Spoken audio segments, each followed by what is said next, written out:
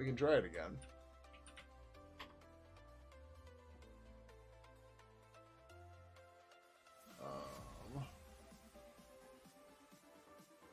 Oh, hey, it's actually working now. So the YouTube is an option. I think YouTube always has transcoding, whereas Twitch doesn't. That's not what I meant to do. No, that's not what I meant to do at all. I'm trying to do that. So YouTube should work, if that's an option for you.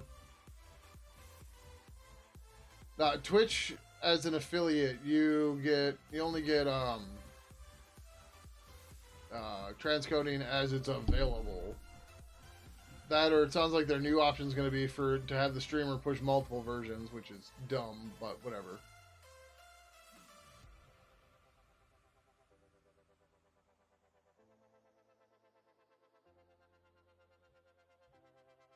Yeah. We're trying to update some old pull requests, but we got yak shaved like 4 times.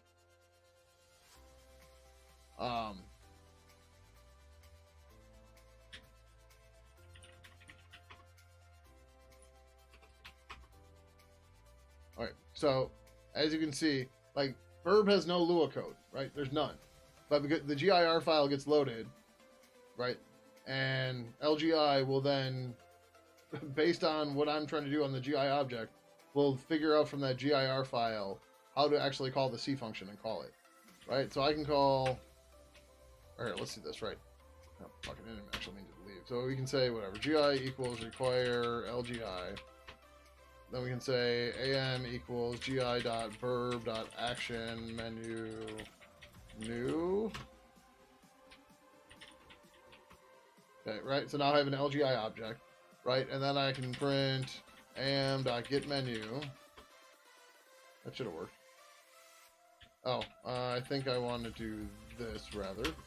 Yeah, right? So that returned the GIO menu for that verb action menu. And I can just use the API from Lua. I don't have to do anything else. It just works because of G-object introspection.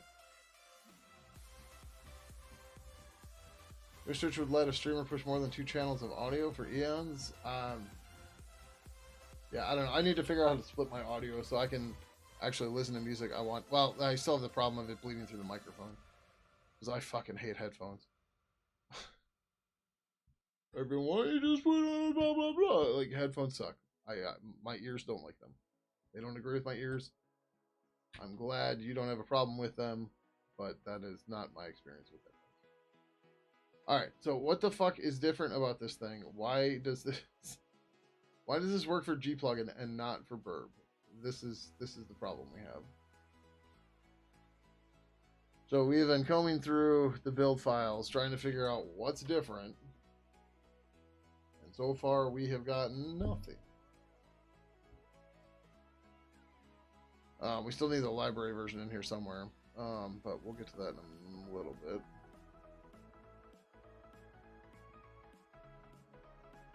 Version constant enums, who cares?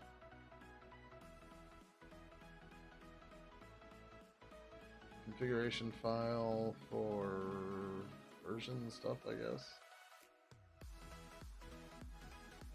That's the single header file.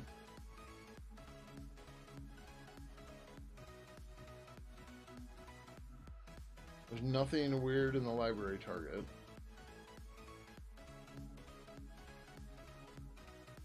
G-Plugin only has a top level include for whatever reason though, but that's fine. And it has the version, which we don't have on Verb yet, but that's okay.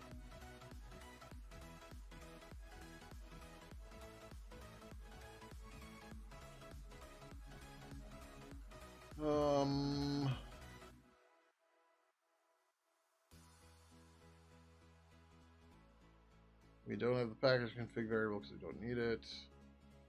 Introspection, which is where you would imagine the problem would be. Gnome.generate GIR. Verb library, G-Plugin. Sources. Yep, that's fine.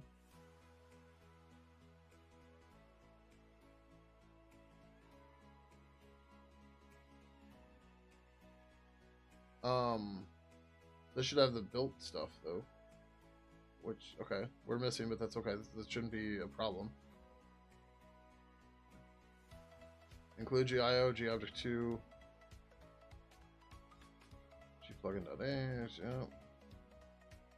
Namespace, gplugin versus burb, symbol prefix burb versus gplugin, ns version, that's namespace version 1.0.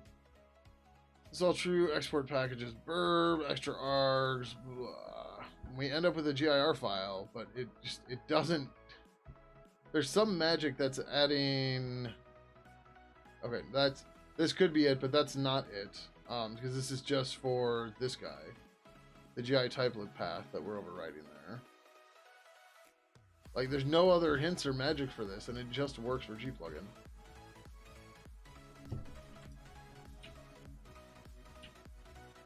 Which is fucking annoying.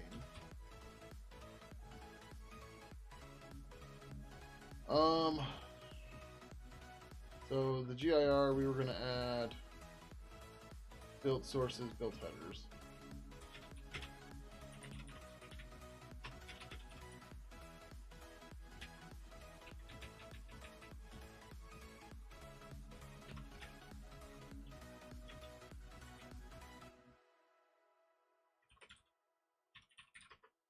The problem is, like, it looks like it's fine here, but when we try to use it from another project is when it becomes problematic. I meant to do turtles, but whatever. Alright, so now we try to do this from Pidgin again.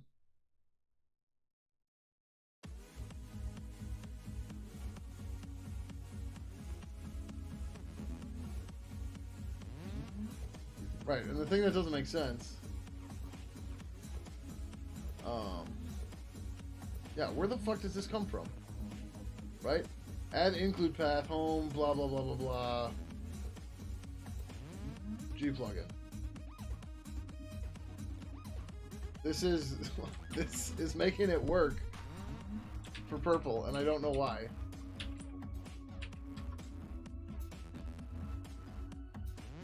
Oh, fuck me.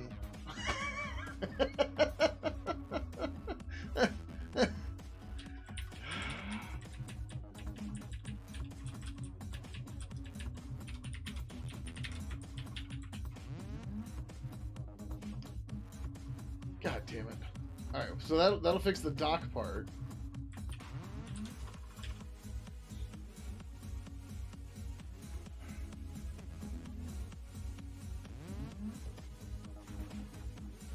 But the GIR dependencies are still messed up.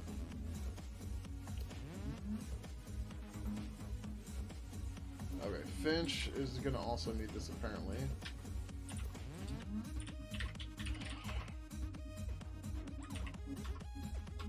Or not.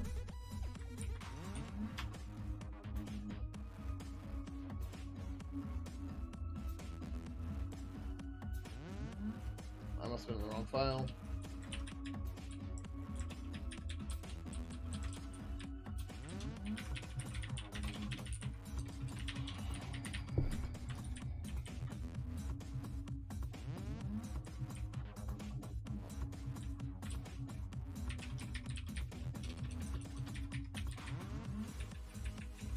Actually, did I get this right on the other one?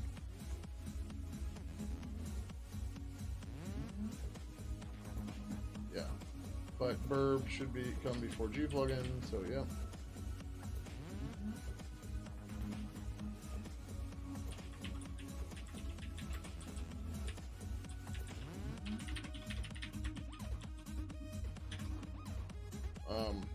That's obviously, we didn't do IRCv3 yet, but has this fixed some of the other ones? IRCv3 failed. Okay, looks like we're written there. Alright, so is this really just the...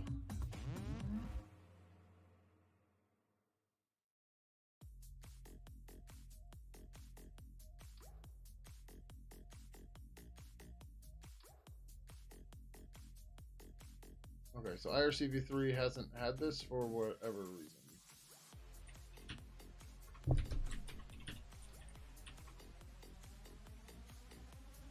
I don't know how...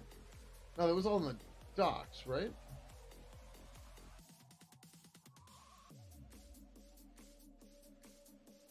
Yeah, that's just for building the docs. We don't build the docs for IRCv3 yet. We don't have docs for it. Um, and this is still not finding that. But wait, why does lit purple work then? Oh, because I'm missing that. Okay, we should get a full build now.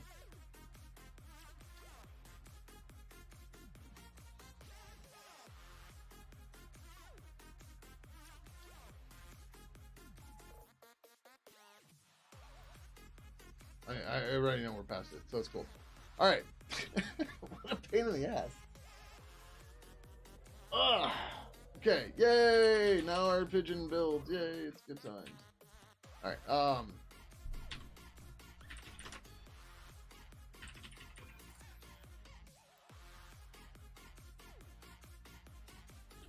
We're gonna add the library version. We'll do it here too. Verb library version equals 0.1.0. I think that's rough LG plugins looked.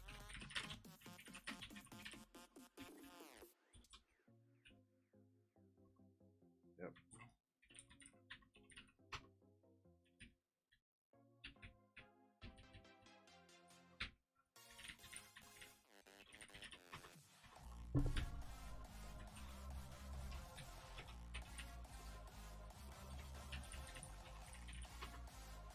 Okay, just version.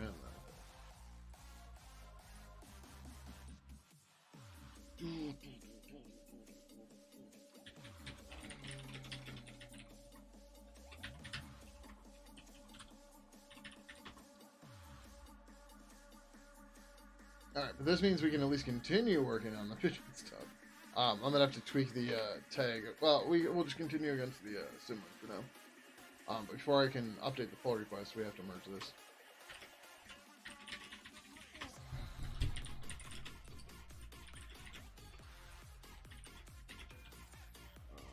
Pull request is this 2917. Oh, anybody else getting severely beaten up by this winter storm crap we've been hitting in the U.S.? We still have snowpack everywhere, and we're supposed to get like snowpack on the roads and shit. My alley is a fucking disaster, and we're supposed to get like up to 3 more inches of snow tonight. So like, what is that, like 7-8 centimeters? Not you anymore. Shut up. Instead, you get to worry about droughts now. Have fun with that.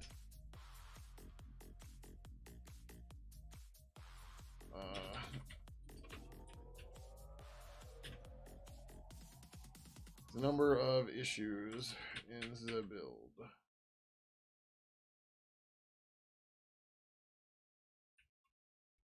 Let's move.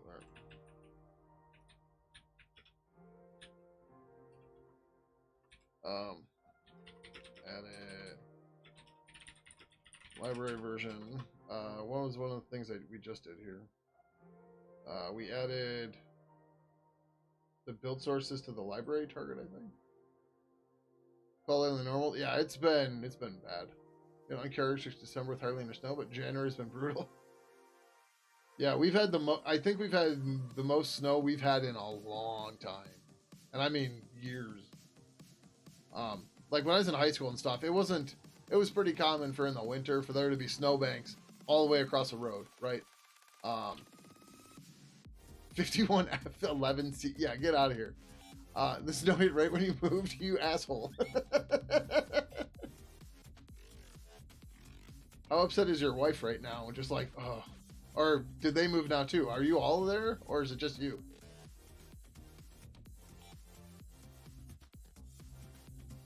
You're not saying it's climate change. You're saying it's aliens. Aliens causing the climate change, yeah.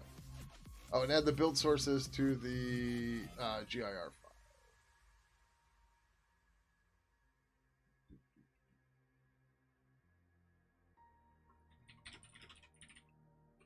Build targets to the GIR file.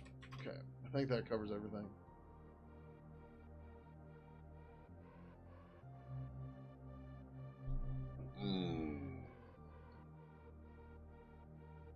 You got so scared.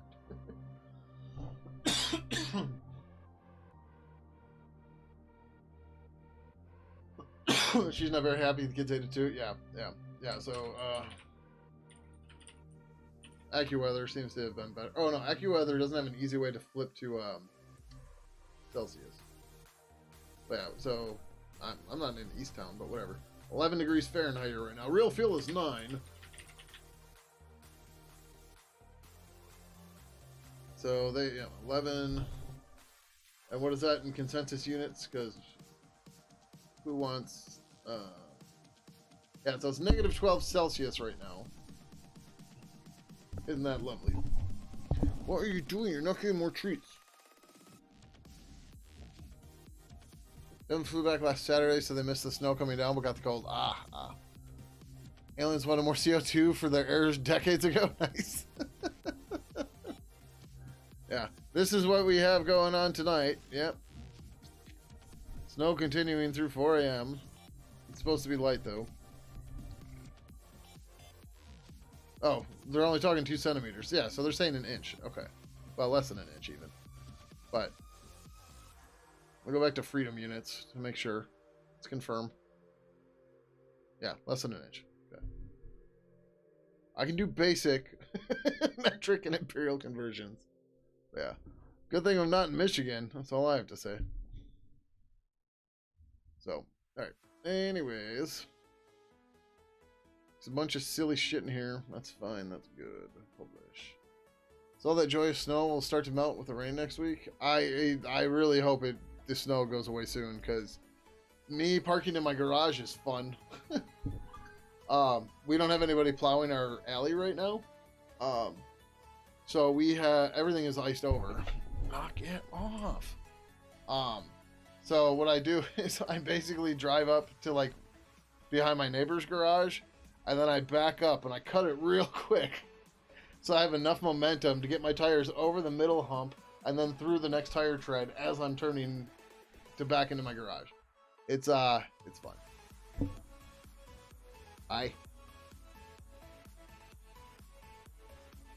Sounds about right for that hair? Yeah.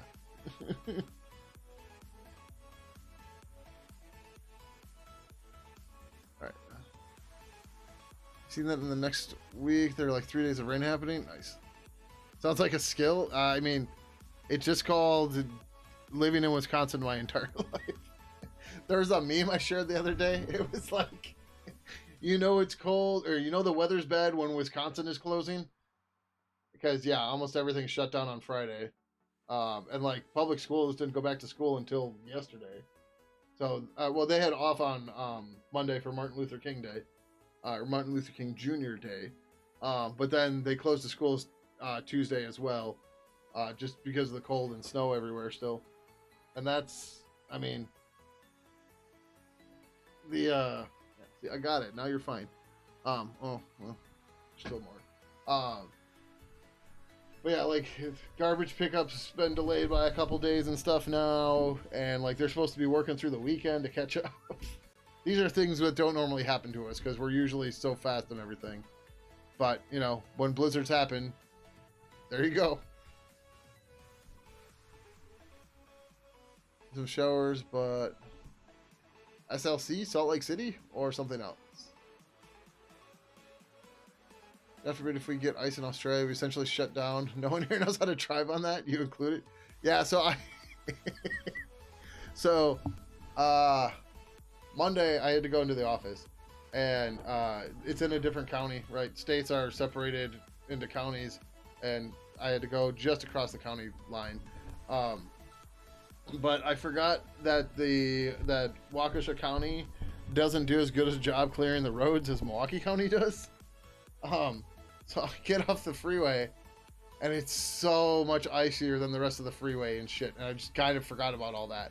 So I'm coming off the freeway ramp way too fast, and I'm hit ice. Lots of ice. And the ramp I got to go on, right? So it goes this way, and then it turns more, and then I've got to end up turning this way.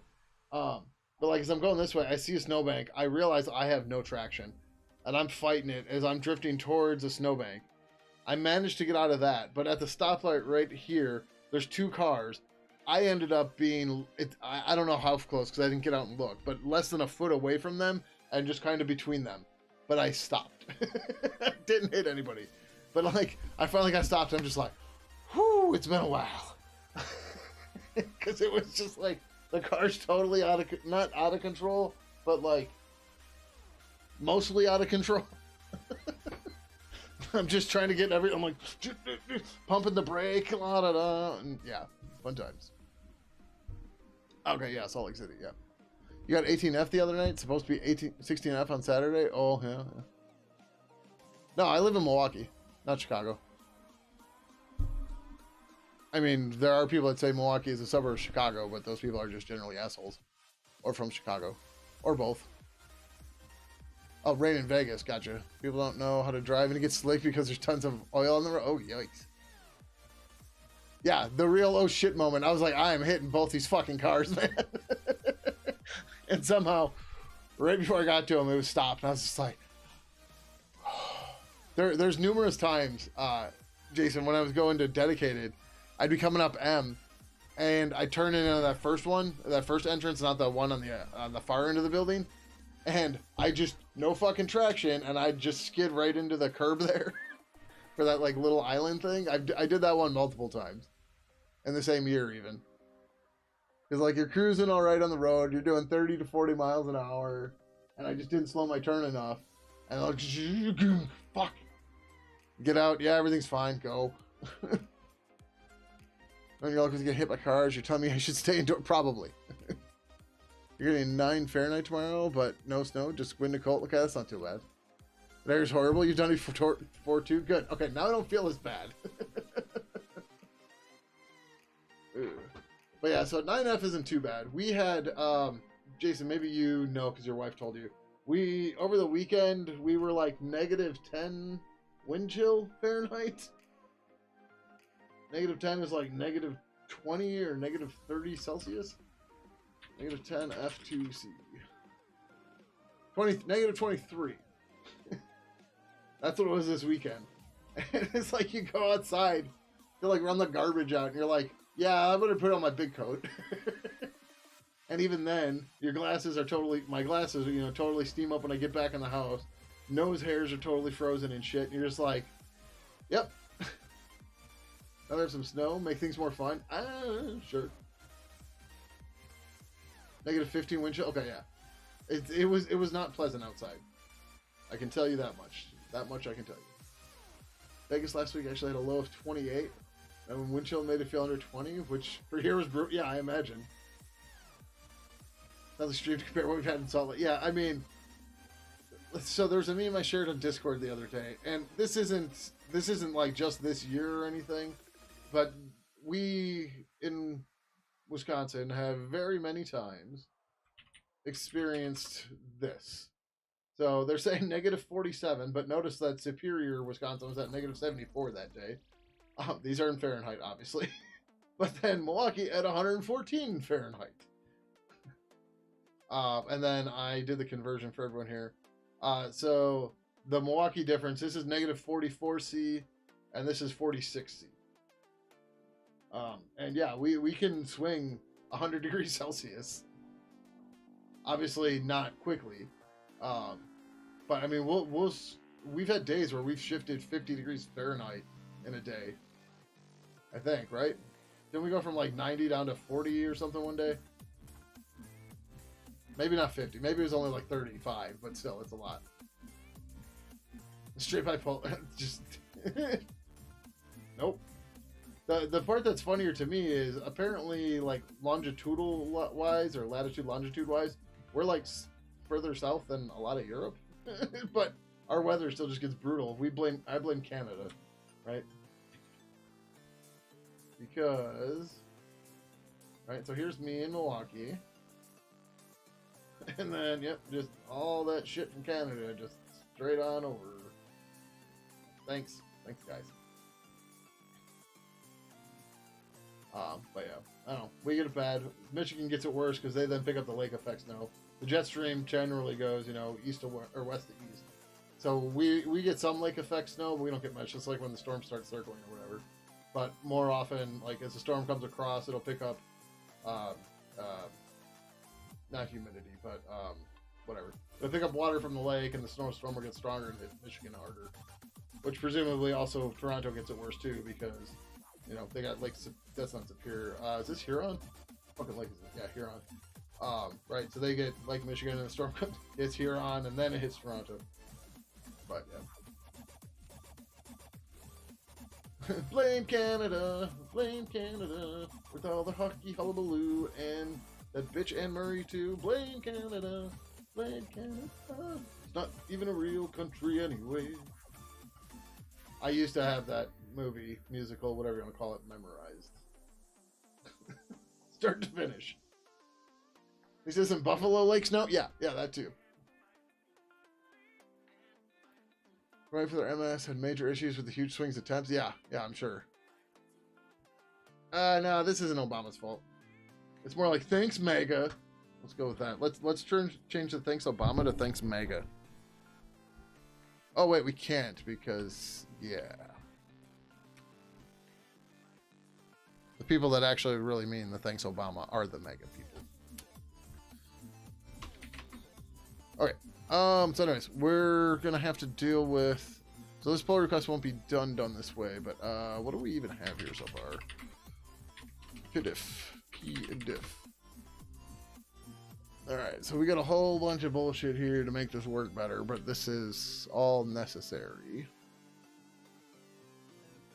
How's it going, Lemon Lass? Welcome. It's been a while. How you doing?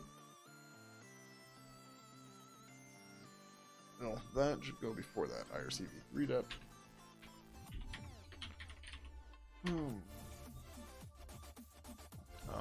What file? 105-ish? Yeah, that's right here.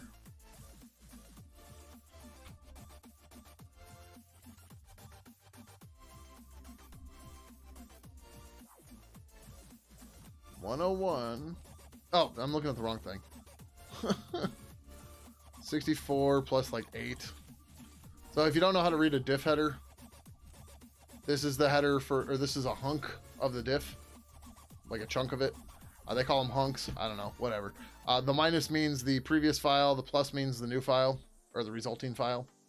This is the starting offset for the previous file. This is the starting offset for the new file. This is how many lines are shown for the old file. This is how many lines are shown for the new file, right? So 64, 65, 66, 67, 68, 69, 70, 71, 72, 73, 74. So I was off. 10 lines down. All right, so line 1 or so line 74 in here. Yep, because I want to put bird depth first. Okay, all right, because then they're alphabetized. Of the Biden is leaning into the dark Brandon memes. I haven't seen that. So this is gonna sound dumb, but I mostly don't pay attention to the stupidity, the dumbness of the like political name calling stuff. But like, so maybe I just read into this too much, but I didn't realize that "Let's Go Brandon" was supposed to be an insult towards Biden. I thought it was more of a joke because like it was. I thought "Let's Go Brandon" was supposed to be a way to like,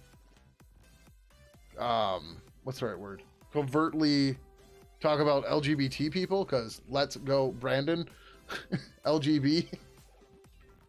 And I was just like, oh, that's supposed to be derogatory towards him. Oh, okay, whatever. But it's just like, this is the level of stupidity we get into with this shit. It's just like, what the fuck, man?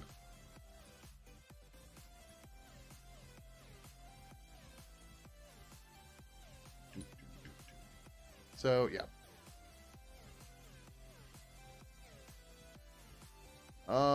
I just did this one, I thought. Oh, no, I missed one of them. I missed this one right here. Like, I honestly can't believe that Trump won. I mean, I can believe, but I refuse to believe that Trump won Iowa in their stupid primary. But at the same time, fine. Let him become president. Let this become a fascist fucking state. And then we'll all just be like, well, we tried to stop you guys. You guys wanted it to happen.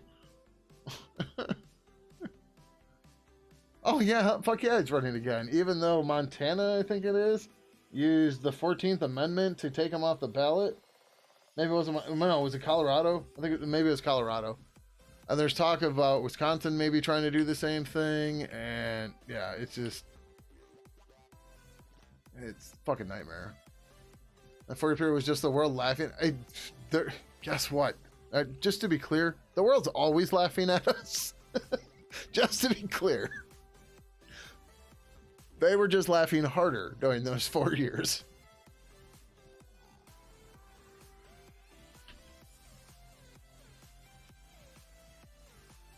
I mean, at this point, like,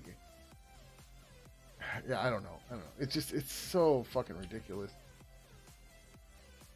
World is always laughing. Sometimes it's nervous laughter. Yeah, there you go.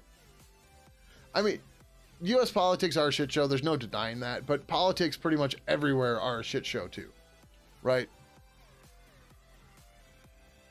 And a liberal or conservative, and like right smack dab in the middle. Okay, I'm way further to the left than most liberals. So, but you know, whatever. Yeah, I mean, the whole world is just not in a good state, and part of the problem is everybody's like there's a definite huge us and you thing going on. When like in the past it used to be, you know, like, hey, I don't agree with you, but I don't hate you. Right? That's gone now. Right? Everyone's just like, oh, if you're not like me, I fucking hate you. And it's just like, Did I say us and them? Nice. Biden is worse than Trump. At least Trump had a good economy until... I mean, the economy isn't decided by the president. I hate to break this to you. It's like, it's just not how it works.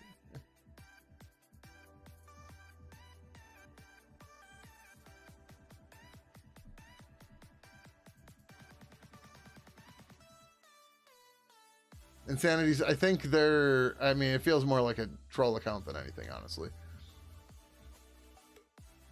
Account created January 10th, 2024.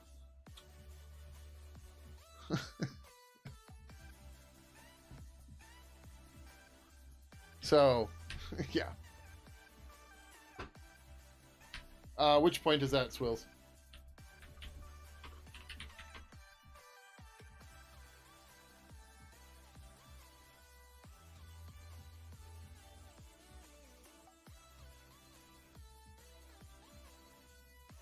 I mean, it's fine that you're a fan of Trump, but know that I fucking despise that piece of shit.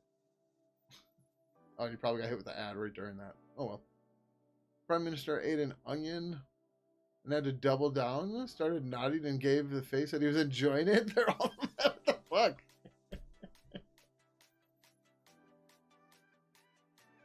I mean, generally speaking, we try not to talk about politics here.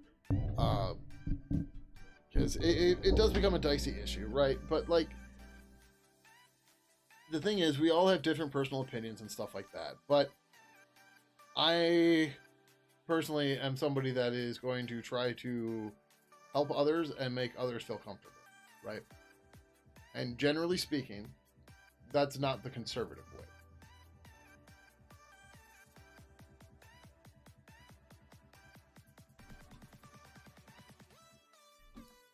I don't know how autocorrect turns Rob into Trump, but okay. Like, just saying. If people used to talk about issues, almost yeah. The problem is there's so much.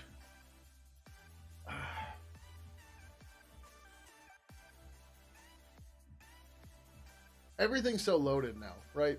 That's what it comes down to, and I think part of that, like. I'm gonna say some stuff and it's gonna make people angry. But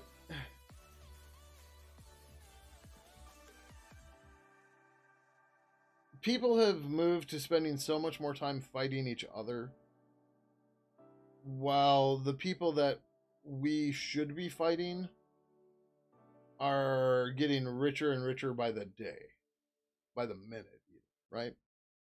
Like the resurgence of unions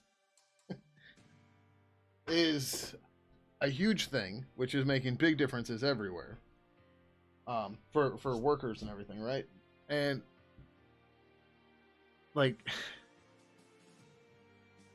I don't know. It's just the wealth inequality gap is just absolutely fucking insane right now. And as long as we as individuals keep fighting amongst each other instead of trying to deal with that wealth gap, stuff like this crazy ass inflation that's going on right now is just going to continue to get worse and worse, which is going to lead to more infighting among normal people. And it's just going to keep going because that's what's been happening over the past 10, 20 years. Now, AI is just fucking garbage. Right? It's just shit. AI is just shit. All sorts of AI shit. Now, AI is not going to eliminate a fucking thing. So, number one, AI isn't... the current generations of AI doesn't think. I've talked about this numerous times. The jobs it has replaced are jobs that probably should have been replaced by a script a long time ago.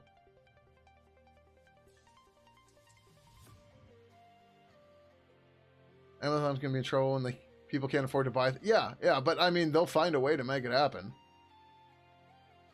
It's like the South Park episode about Amazon, right? Bunch of people at South Park can't find jobs or anything, because whatever, so they start working from Amazon, and then, you know, they get home and they have a bunch of Amazon packages, and now they're completely in the Amazon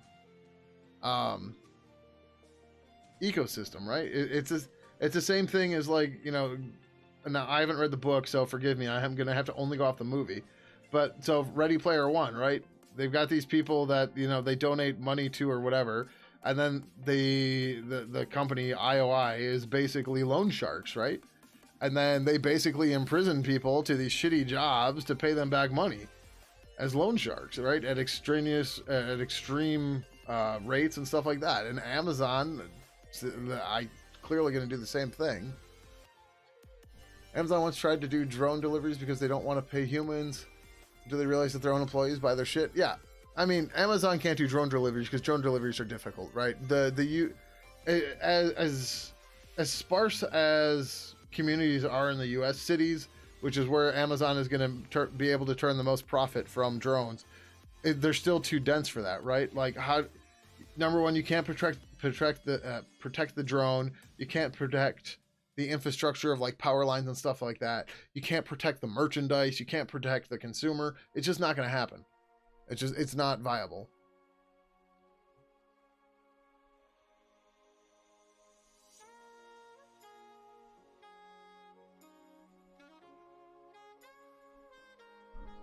High-rise apartments that are all indoors and shit. Yeah, well, I mean, the high-rise apartments are another problem too, right? So, like, you start talking about affordable housing or something, right?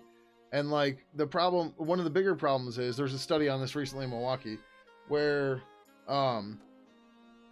we don't have condos anymore. Because why the hell would a condo and a landowner and a developer build condos where they would sell it once for a price? Why in the world would they do that when they can build, what's the right word? Luxury apartments where they can get monthly reoccurring revenue from everybody, right? That's clearly the better way to do it. If you're talking profit-wise, right? So that's why, like, if you look at not all, but the vast majority of new buildings going in are luxury apartments. Like, you don't see condos happening anymore. Luxury apartments are such bad shit for the price too. Yeah, well, I mean, then you got Cat's property, all this other stuff. Funny, I keep forgetting to find out. So when I was a kid, a friend of the family used to manage a building for Cat's properties, and it never occurred to me until much later that might be the same Katz as Philip Katz or Phil Katz, aka the creator of PKware, aka the creator of the zip file format. It's very possible it's the same thing. I don't know that it is. Cat's properties, Milwaukee. But Cat's properties are just, they're not quite No, I want like Wikipedia. They're not quite slums, but they're getting there. Like, I don't think there's going to be a Wikipedia article in here. Maybe like founding or something. Contact us. Juno Properties. Employment opportunities. I don't want testimonials. I want like your fucking company history. No, it takes me right back here. Yeah, so I don't know. It's possible it could be. Yeah, Phil Katz. Phil Katz is from Milwaukee. Well, specifically Brown Deer, but PK Ware is still in town.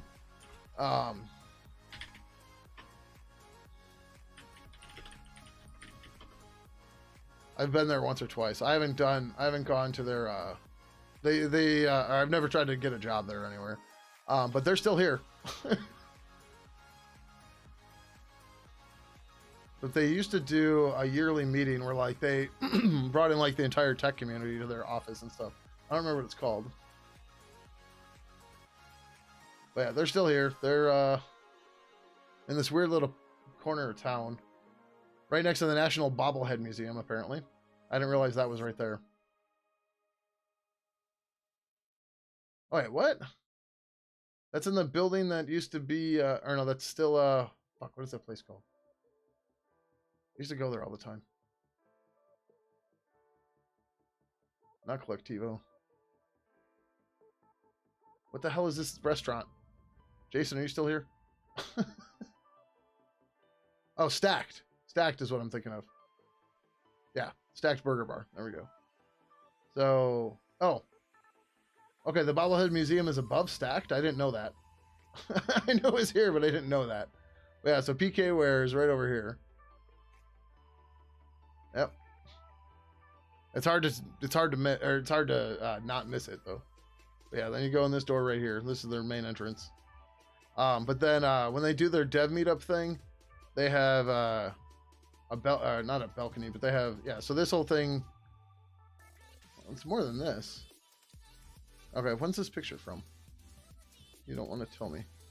But yeah, so there's a whole area up here of like chairs and shit. Maybe they put it out for the summer and put it away for the winter. Although this, yeah, I don't know. When's this? No, this is from 2024. Wait. All right, this is from 2024. This must have been right before it snowed, but there shouldn't be anything. No, it's got to be wrong. Yeah, I don't know. Whatever. So, yeah.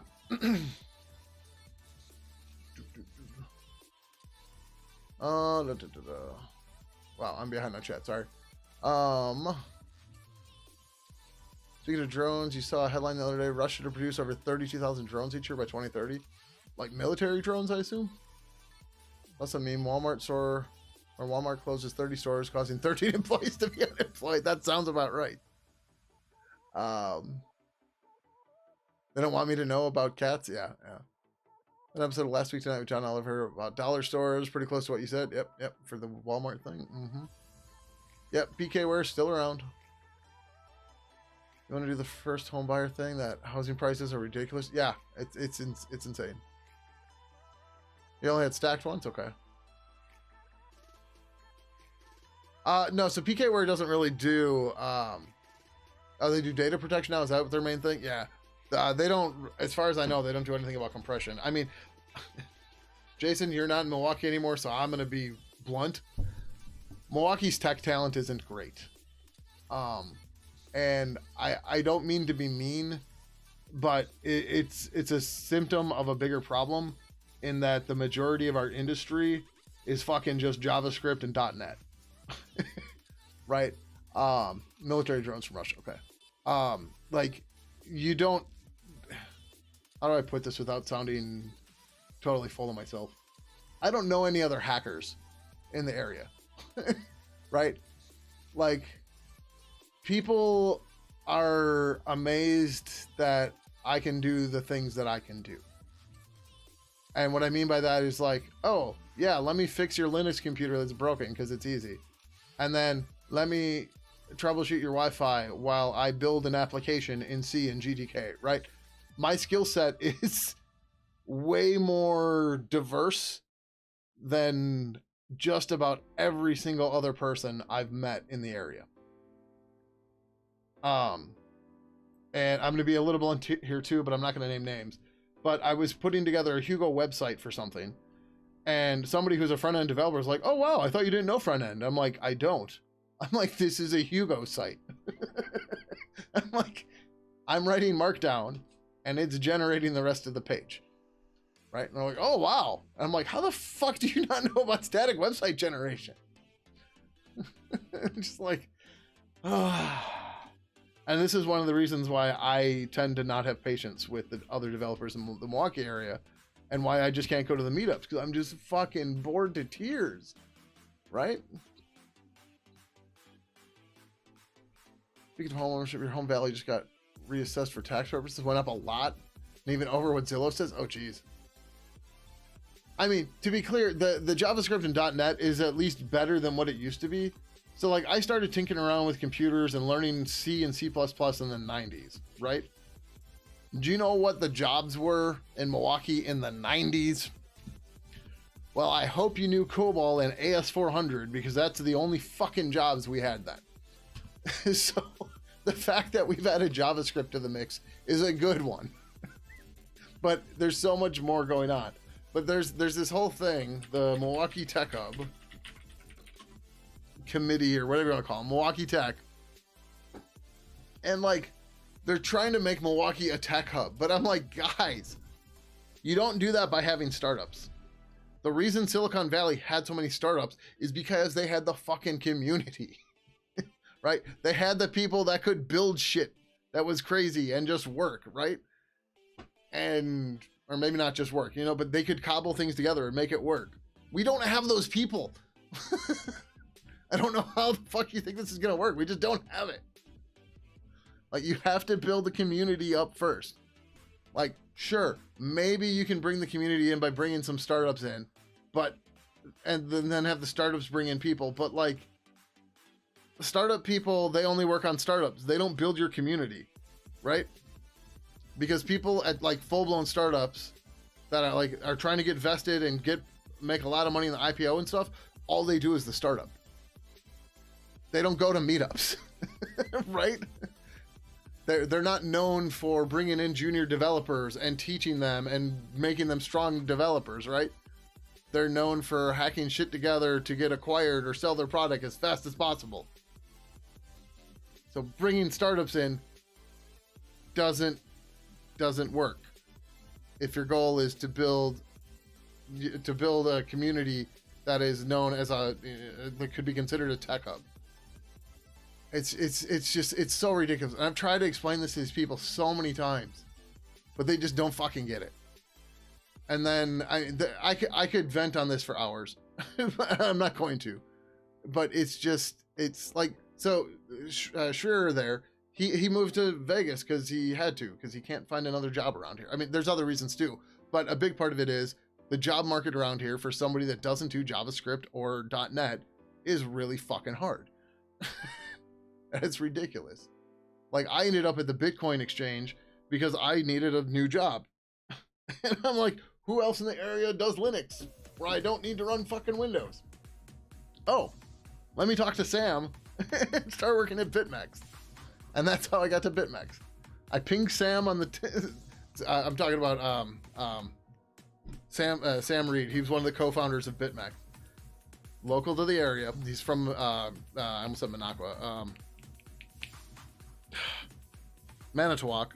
So I pinged him in the Milwaukee Tech Discord or Slack. I'm like, hey, you guys hiring at all? Went to lunch and then I got a job. But yeah, you do web dev for work, but I don't get along with most of them. I know a lot about systems dev and I clash with devs. I have no idea about Linux sysadmin and security. Yeah. I mean, that's one of my problems too, is they just don't know, don't care. And that's fine, but it's also just like, stay in your lane then. You guys pretty neat and it's highly moddable for a static site generator. Yeah. But I mean, like, this person in general was just like dumbfounded that I was doing this with static. I don't know. I don't want to put words in their mouth, but they're just like, oh, I thought you didn't know how to do all this stuff. And I'm like, I don't. I'm using a theme for a static site generator. C++ before C++ 11 is rough. Yeah, that's why I don't do C++ anymore, Lemon Lass. If we build it, they will come. Yeah, but they're not building it. They're just trying to entice startups with shitty like tax breaks and shit. Universities need to teach more than HTML, CSS basics if the area wants to create a community and industry around that. Yeah, yep. It's always your issue when you finally had time for meetups. There were none, none in Milwaukee. So the meetup problem in Milwaukee is an interesting one. And I was going to solve it until I'm going to try not to vent too much here, but I was trying to solve it until people decided they were going to get completely involved in it. And not do anything. And they were just going to basically direct me. And basically somebody chewed me out because I wasn't making my proof of concept open source yet when I had an hour of it coded. And they chewed me out for not making it open source yet. I'm like, you're chewing me out for open source shit, but I'm not going to say what I was going to say because that would have been able to figure them out. But they're very tied to Microsoft. And I'm like, and you're going to chew me out for not open sourcing something? Go fuck yourself. And at that point, I stopped working on the project. But now, doesn't look like, oh no, they did update this. Okay, yeah, they added another group. Like, so I don't know how this exactly works. Because I haven't looked at it, but the idea was to make an aggregator for all the meetups in town, right? So this is the site now. I mean, I wouldn't have designed it this way, but whatever. So one of the problems we ran into was there used to be, what was it, DevWI? Yeah, so another guy local in the area built devwi.com. And you'll notice his calendar is empty or mostly empty. And that's because this used a free API on Meetup. Meetup closed it because whatever. And like the way Meetup structures their API access, it's ridiculous, right? It's not good. Or it's not, the way their API pricing is structured is for you as a Meetup organizer to build tools for your group, not to build a community on it, right? So like if we look at Milwaukee.js here, you'll see this is a meetup site. So like in an hour of research, I figured out that if you look at the page, actually this is not going to be the right page for it. Well, maybe.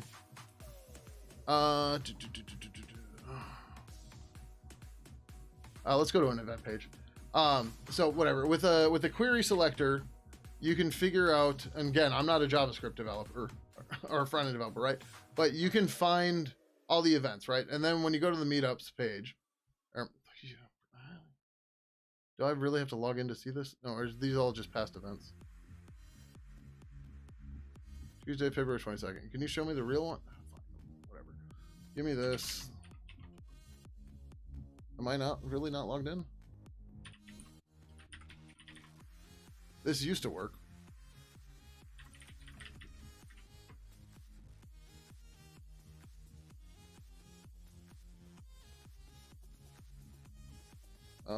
I'm just trying to find a single fucking event page. Oh, this will work. Okay. Okay, cool. Right. So we've got, this is an event page for them, right? Whatever, right? If you go to inspect and you look at the head, so I was going to start building something based off of using Open Graph. I think there's some Open Graph stuff in here. Open Graph is just meta tags on your page. Yeah, so Facebook, app ID, content, whatever, site name, meetup. Like when you paste a link into something and gives you a preview, it's typically using Open Graph or something else that's a similar setup to like this, right? So like here's a Twitter card, right? So you get this basic info from the site by just doing a request on the main page. You parse through the meta properties, look for the names you're looking for, and that gives you the info, right? So like if you paste this onto Facebook, you're going to see it's going to have the title DC414 Public Hacker Meetup Friday, February 2nd, blah, blah, blah, blah, blah. And then like the read more or whatever will say, come join us and blah, blah, blah, blah, blah. And then it'll have this image, right? This is how the Facebook link previews work. This is all it does. But so while digging through this and looking at that, I happened to notice this guy right here. This application JSON, or so like you can parse Open Graph and that's fine, right? But that's kind of annoying. But then I happen to notice this guy, this JSON LD. Oh shit, that's not the right one. So there's one or two of them in here. Script. Where's the other one? Oh, show all. Insert style. Where the fuck's the other one?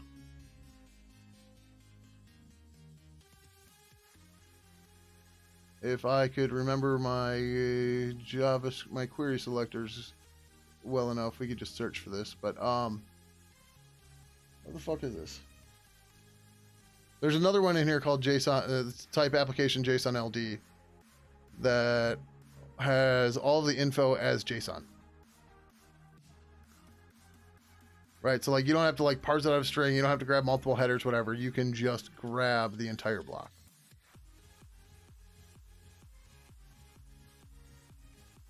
Where the fuck is it?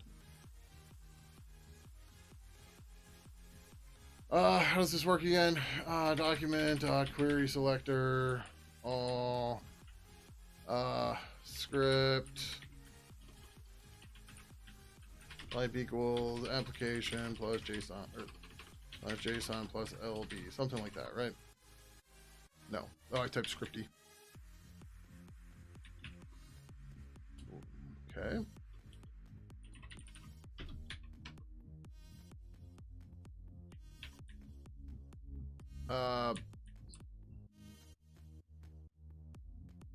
This doesn't have to be quoted, does it? God, I fucking hate this shit. Hold on, let me catch up on chat. We'll go from there. No one wants to teach developers anymore, though? Yes, precisely. Kirby says, you want to teach the junior on your team, but they cannot write C++ to save their life. I mean, you got to work with them then, right? York is doing Golang, C, and C++. You love it so far? Nice. Right, C++ is hobby. I mean, that's where you got to go, right? Am I working on Pidgin full-time? No. Pidgin doesn't pay my bills. Pidgin, yeah, it's not even close. Pidgin barely buys me dinner a few times a month. Conscious is how so many computers out there say they can't find people with skills. Yep. Meetup has become horrible now. Yeah. Meetup just got bought by I think. What the fuck is I think? All your juniors say, oh, I'm intermediate C++, and they don't know const expression, overload resolution, initialization semantics, move semantics. To be fair, C++ has too much going on. And that's from somebody who learned C++ in the 90s.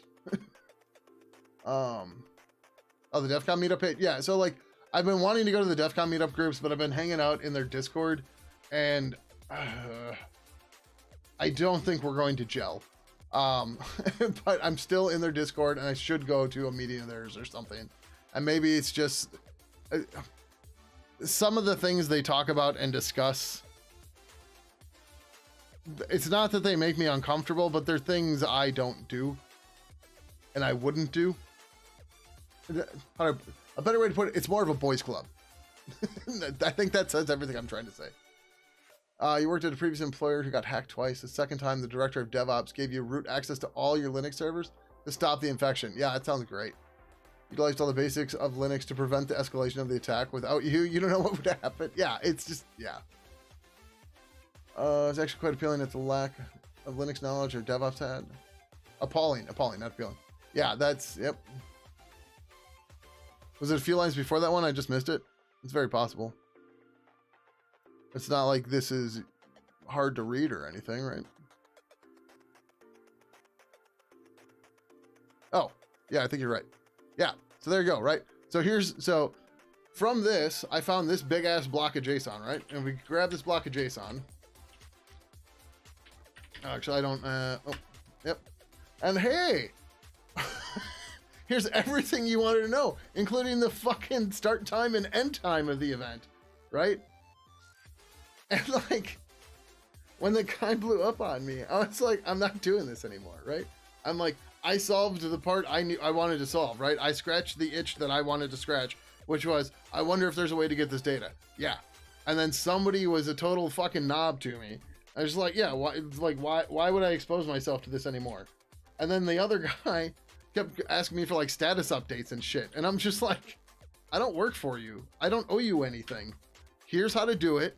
Go fucking do it. Right? Like, I'm done with this. And that's how they went and made this, as far as I know. But like, They this seems to not do any of that, right? Because the idea was, well, no, I know they do part of this in the background, right? But the idea was to regenerate that calendar so that then we could have an iCal file or something somewhere that people could sync in their calendars and they could get updates about everything, right? And all that stuff. And like this is what got built. I haven't looked at this till now. And it's just like, oh, yeah, but whatever. It's not my problem anymore. I don't care. So yeah.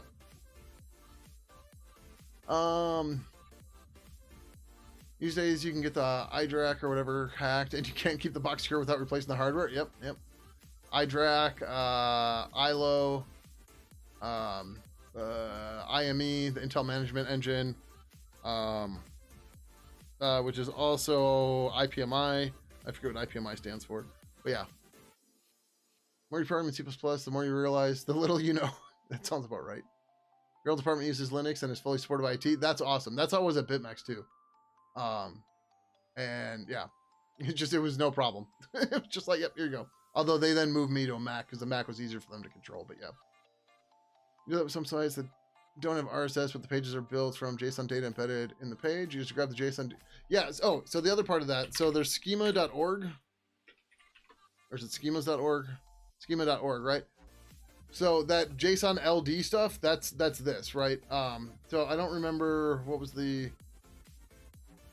So it's supposed to be an event here.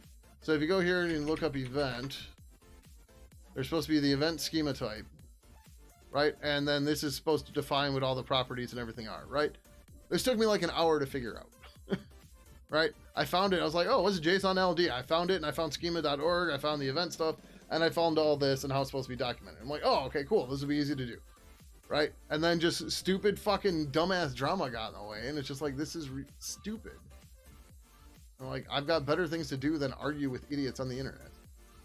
So I walked away. The senior dev here has worked with you when you first started. You knew very little.net. Yeah. Now you're building functionality in the core of the product. Yeah, I mean, that's how it's supposed to happen. Like, just regardless. Bro culture is annoying in tech, but it's almost epidemic. Yeah, no, it 100% is. Like, if you see somebody come in here and they start calling me bro, I am going to give them shit. I'm not your bro. Fuck off of that bro bullshit, whatever, blah, blah, blah. If somebody else, including another streamer, calls me a bro, I'm probably not going back to their stream. Imagine Meetup provide. I mean, it's here, right? Meetup does this, and this setup is fine too, right? But this is the problem, was like, everybody in Milwaukee that was looking at this problem, all they did was look at the official API, right? They've said Meetup API, right? They clicked this link and that was it. But it's like, so like the person that blew up on me about it not being open source, like, well, I have API access. You can. I'm like, I don't need API access because they make it publicly fucking available, intentionally. I didn't say it that way, but it's just like, Jesus fuck, man. Like, there's so many little things that websites do to make things work that people just don't seem to fucking care or understand about. Like, oh, it's got to have an API. I got into this with fucking Josh Breschers and, what's his name? The other guy from the Open Source Security podcast. They're like, yeah, remember back in the day when Chad had to get reverse engineered and blah, blah, blah? And I responded, I was like, what do you mean back in the day? I was like, it's still that way. They're like, well, at least there's API. Like, no, like fucking Google Chat has no APIs. Right? Discord technically has APIs, but you're not supposed to make another chat client out of Discord. Right? We're still breaking tosses. We're still reverse engineering stuff because we have to. Right? Everybody thinks that the APIs have saved the world, just like everyone thinks AI is going to take over the world. It's fucking not. They don't have boots on the ground. They don't understand what's going on. Right? What is it? Discord, the hidden documentation or something.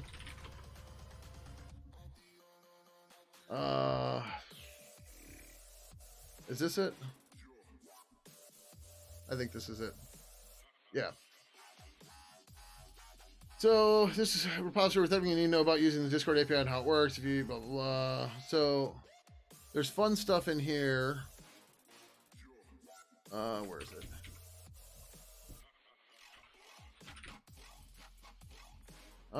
Discord token is authorization for format, something, tokens. The third and final section is cryptographic. Where the hell is this? One of these pages here. Where is it? Oh, okay, maybe it's not this one. Discord QR code documentation. Where? Google. Or no, fix it. Oh, that's the support page. How long?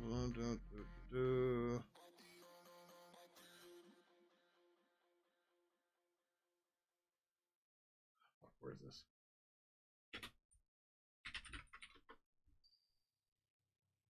That's not it either. This probably.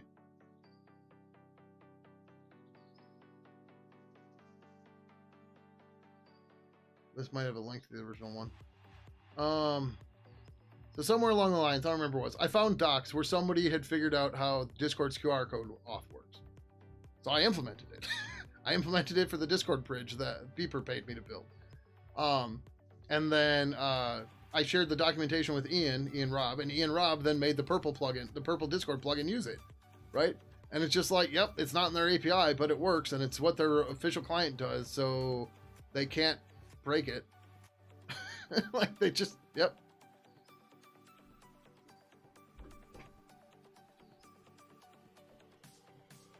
I mean, it's not even so much real rule followers. It's more status quo followers, right? People that like don't even want to believe that there's a way to do, like people that don't even want to believe that there's a viable way that you can't get in trouble for that's not the official way, right? Was it maybe this one? No, this is what we were just looking at. Right, but like the whole meetup thing, it's like, yeah, everything that's here is fine. There's nothing wrong here. Like you're not, like you're crawling the web page, right? That's it. Like that's absolutely it. Look, where's this page? I didn't bookmark this, did I? I don't think I did.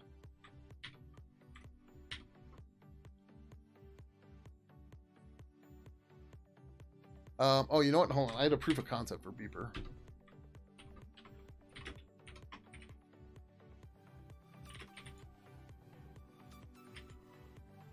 Or did I?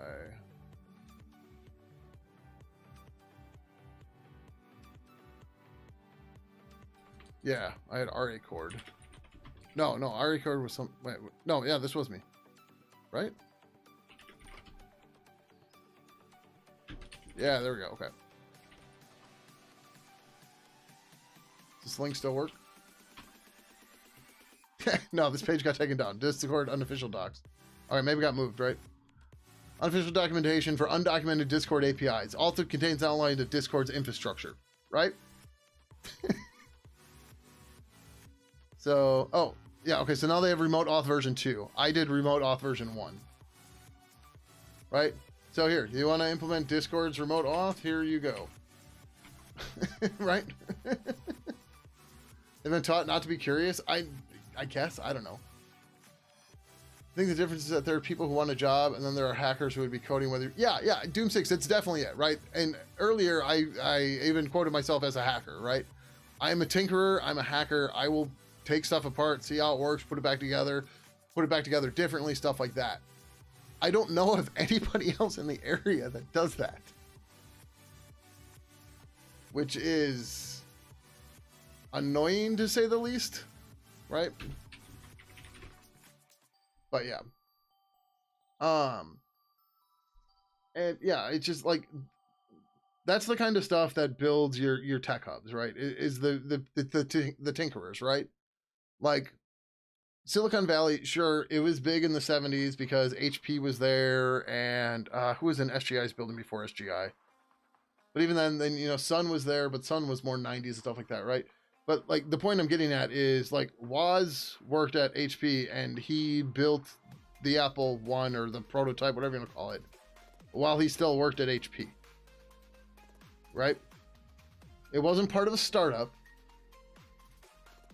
He did it for fun, right? And that built a ginormous industry. No, I don't want to say industry. Well, no, yeah, industry, because he, you know, before the Apple, personal computers weren't really a thing too much, right?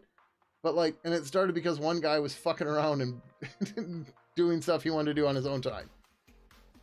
And like, you don't get that from startups, because startups are laser focused on their product, right? If you create a community of hackers, you will get startups out of it. If you skip that step, it's like planting like a perennial or an annual in your garden, and you're just like, why did it not come back the next year? I don't know. And those that don't know, an annual only grows one season and then it dies. It never comes back. A perennial will come back again and again. Why the names are weird, I don't fucking know, but yeah. Berkeley LSD, nice. I'm really surprised there hasn't been like a Lucy BSD or something like that. It just runs like some crazy window manager with crazy graphics all the time. That would actually be kind of fun. One's got supremely ripped off because his own friend was yeah. I mean, this happens. We all know this. I mean, that happened to me in Milwaukee too. Right? I've all told you the story of how somebody stole Convey from me. Or attempted to steal it from me anyways. Let's see. Yeah.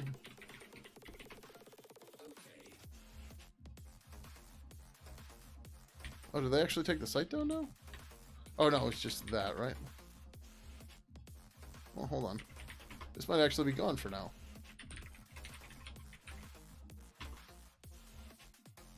Nope, that's not right.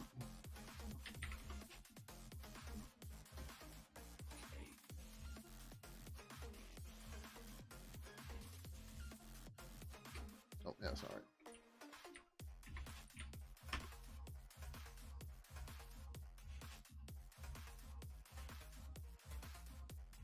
Oh, he finally archived the project. Oh, no, that's the old one. Okay, hold on, wait. Yeah, it's still around, but he hasn't touched it in 5 years. Like, here's the thing. If somebody you know is very involved in open source, and you decide you're going to build something off of their project, you should probably talk to them about the license, at the very least. Yeah. Like, here's the funniest part of this whole thing, right? So the entire time I worked with this kid, he was a kid then, he's not a kid now. He would refactor stuff ridiculously fast in Go. I now know why, right? He just fucking found another implementation and hacked it apart to make it his own and went from there, right? And you want to know my other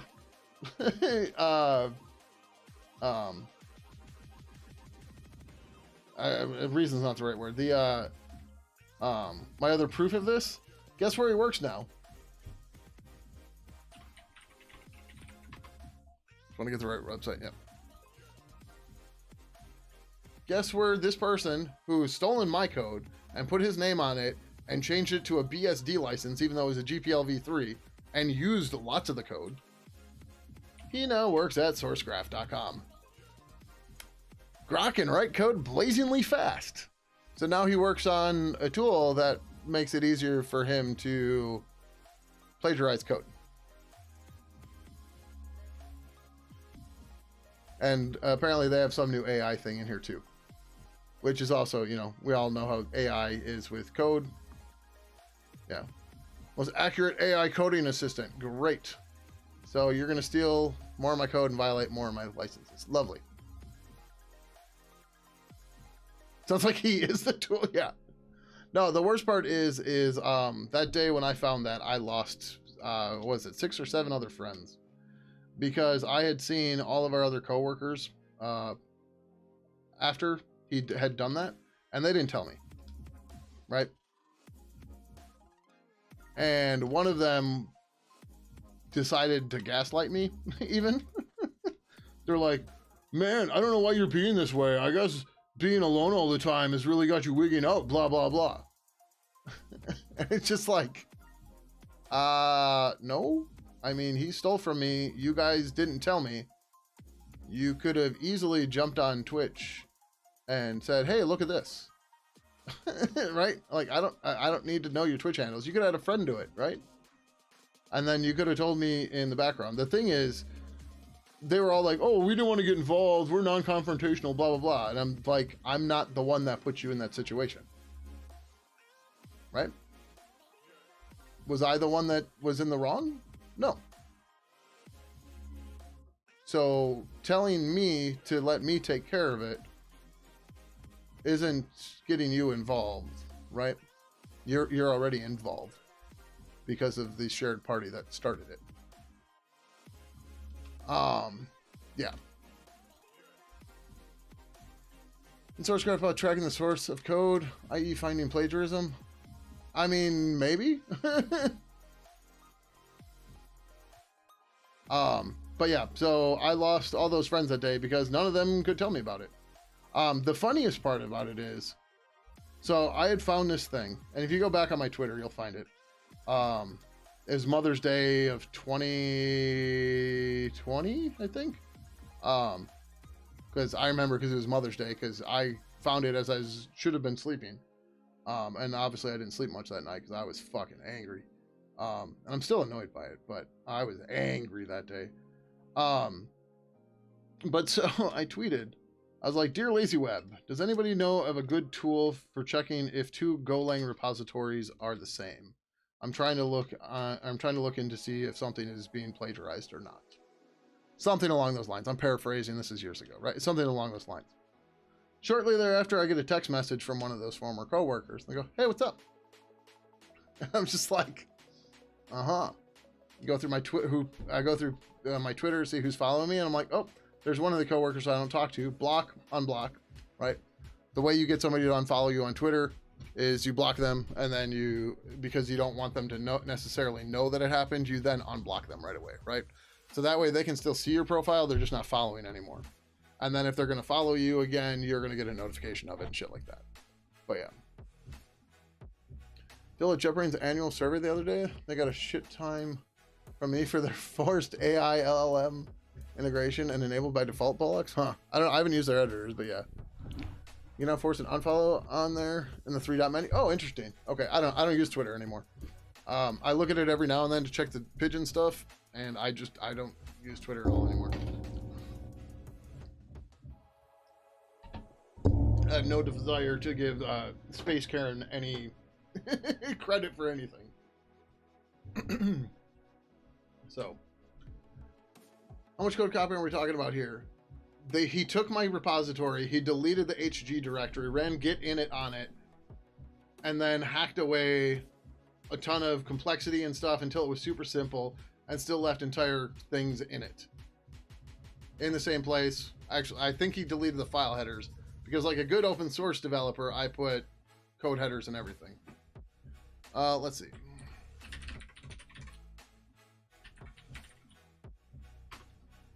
Yeah, so hold on, I have to find it again. Yeah, I mean, of course he did, right? Why would somebody ever use Mercurial, right? They're just not going to.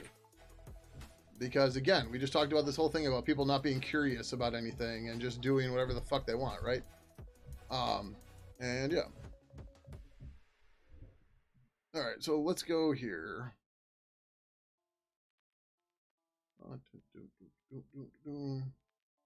Now, I don't remember if I was using Go mod or not at this point.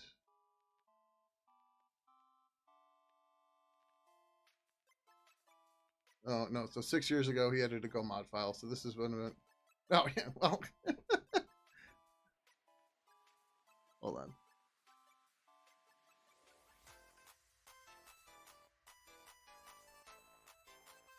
Okay, so there's nothing obvious in here, but here. I'll give you this from the require block. This is the very first Go mod for this project. I'm not giving the whole thing, but...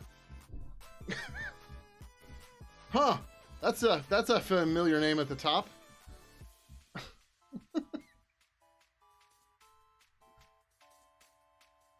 right? And we go back and look at Convey around this time, you'll see all the dependencies will match.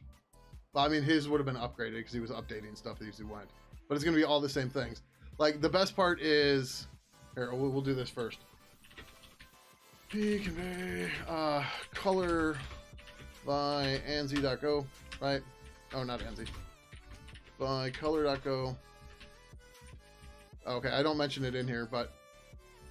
Alright, so package colors is a simple API for picking colors for display purposes. I use the hash FNV and sync package for this, right? The sync is just used for a lock. I use the lock so that I can update the color map if I need to or whatever. Right, and then, you know, we just figure out a color based on the colors that we have in here and go from there, right? There's nothing to it. Knock it off. You're not going over there, right? So, he has this exact same file in the early versions.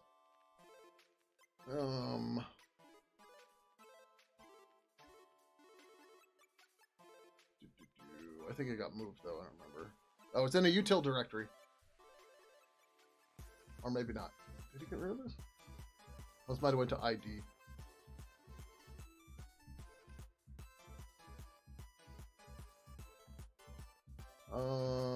Maybe he got rid of this. But I know it was here. At some point. So what I did is, instead of looking at, you know, everything at the end, I looked at the first commit. Because that would be the one that would have the most work in it, right? But like, I just git grepped and for convey, and I found it. Just like, oh, yep. In the very first initial, oh no, hold on. That's the real way we do this, right? Hold on, you're gonna love this. So because I'm trying not to make this a bigger deal than it needs to be,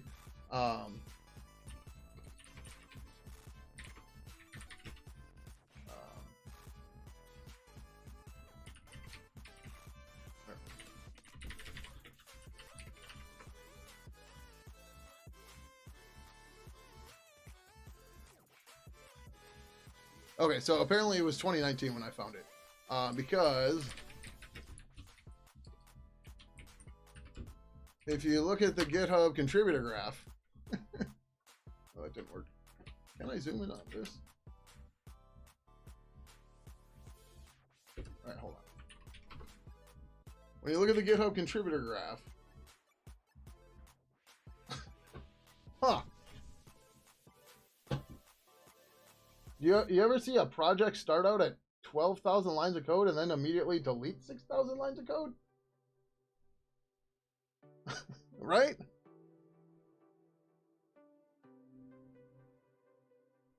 Like, I don't know about you all, but that's definitely how I start a project. That's for sure. I'm being facetious there, if that's not clear. But yeah. But yet, I'm the asshole here. I'm the asshole, remember? But no, so here, this story gets even better, right? So, at this point, I've told all of them to go fuck themselves, right? Like, you guys can't tell me about somebody simply copying this, right? So, as we saw before, did I still have it up? No. But as we saw before, I was using Bitbucket at the time, right? So this guy goes off to SourceGraph. The rest of my team, where do they all go and work? Right? Where do they go work? Motherfucking Atlassian on Bitbucket. Now, these assholes know I already don't trust them. Because I can't trust them, right? They've proven they are not trustworthy. So now I find out they are all... this is now the nightmare scenario of I can no longer trust my code host. I can no longer trust my hosting provider, right? Because all of them, who I know I can't trust with my code, now work on the code that runs my code hosting stuff, right? And even more so, they all ended up there because the team lead that was at the company that I worked at there with, he moved to Atlassian first, and then all of them followed when they shut down the Milwaukee office here and all that crap, right? So when that guy, that team lead, when we were all still at that company and that team leader already moved to Atlassian, he used to use my user and my repositories for testing out database queries and stuff like that, because like that's how I know I was in the top 1% of Bitbucket users, right? The people that was using Bitbucket the most, I was in the top 1%, because he would sit there on read nodes trying to gather data on the platform, stuff like that, and he would constantly look at my stuff for it, which means my private repos aren't private anymore, not to the infrastructure team, right? It's not even necessarily that like they're gonna go like inject a commit or anything, but they can see my private repos, right? I know this has happened already because of the guy that was there while I was still working with the other assholes. So the other assholes then go and work there and nobody fucking tells me. And then one was like, hey, how's it going? And I'm like, you know, I want to kind of mend this because, you know, they were friends, stuff like that. We go out to lunch and then I find out they all work at fucking Atlassian. I'm like, are you fucking kidding me? He's like, what? I'm like, you guys know I don't trust you with my code. He's like, yeah. I'm like, you all have infrastructure access to my code. He's like, well, it would be audited and blah, blah, blah. I'm like, I don't see the fucking audit. Right? Like how, and like, what the fuck? So working with Atlassian sounds like the right kind of punishment. So while they were there, I talked to one of them recently at a hackathon. And apparently Atlassian's gotten worse. He said it used to be like a free-for-all, whatever. And I was like, well, I could have told you that. I'm like, I've had friends at Atlassian's before you guys went there. And yeah, I mean, so most of them were working out of remotely out of the Austin office. And I knew a bunch of people in the San Francisco office. So there wasn't a lot of crossover or anything. But like, I'm like, yeah, when this one manager got let go, everything kind of went to shit. They're like, what? I'm like, yeah, the guy that bought Twilio. Like, he bought Twilio for whatever bullshit reason, and like he started causing all these other issues and shit and blah blah blah. I'm like, and then he got fired like 2 years ago. He's like, yeah, it's kind of when things started getting worse. And I'm like, yeah. I'm like, I could have fucking told you all this, but no, you guys all know better than me. Just absolutely fucking ridiculous, man. But yeah, this whole thing, like, I don't think I acted in the wrong or was wrong about anything. I'm annoyed that it happened. And I'm annoyed that people think I should be okay with it. Because it's just bullshit. Back in 2019, before dogfooding near beach, you found so many bugs in Jira, you kept reporting them. A few weeks go by and I started finding weird tickets in your Jira board because they started replicating the issue on your board. Yeah. I mean, so to be clear, these people I knew, they were all working on Bitbucket, right? But like, so the whole reason I knew, those of you that have been a long time stream viewer or whatever, you may know that I got an early notification that Bitbucket was removing Mercurial support, right? And that's when I started working on HG Keeper, right? So if we... So in April of 2019, this is not long after all this bullshit happened, right? Because that was, no, actually, no, this should have been right before that. Yeah, Mother's Day 2019. What day was Mother's Day in 2019? So that was May 12th. So a month before this happened, I find out that Bitbucket is shutting down Mercurial support, right? Bitbucket remove Mercurial.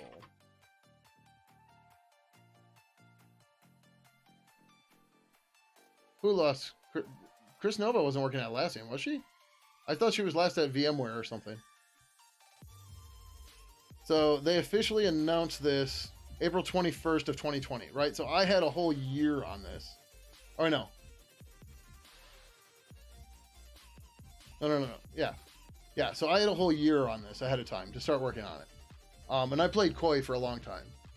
But then, you know, a month after I find out about this and I've started working on HD Keeper because I had to, I then find out that my CI tool was stolen by these people. Just like, what the fuck, man? Oh, was she GitHub? Okay. I know she was at a couple places. I didn't know where she was last.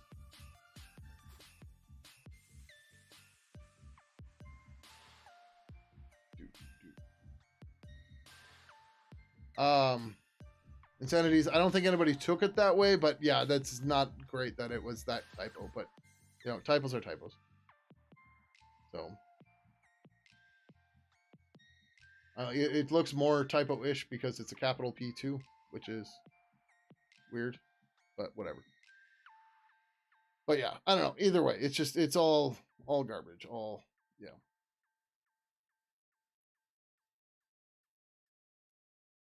But yeah, so when you see me getting annoyed with people and stuff all the time, just remember this back history, right? That's it. I've been trying to do a lot lately to manage my own mood. I'm probably gonna go start seeing a therapist again soon just to get some venting out. Because again, like the the problems I have aren't so much that like, I mean, like most people, you know, there's the whole like anxiety about how I handled things in the past, stuff like that. These situations, it's not that.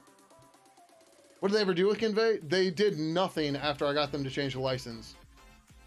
Because, okay, Swills, because you are who you are, I will link you to their website.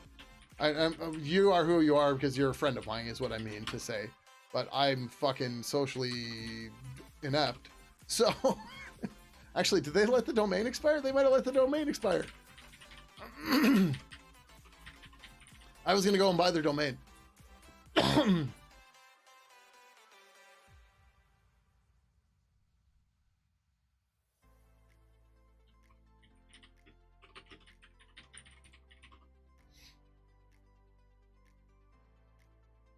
No, he still has the domain.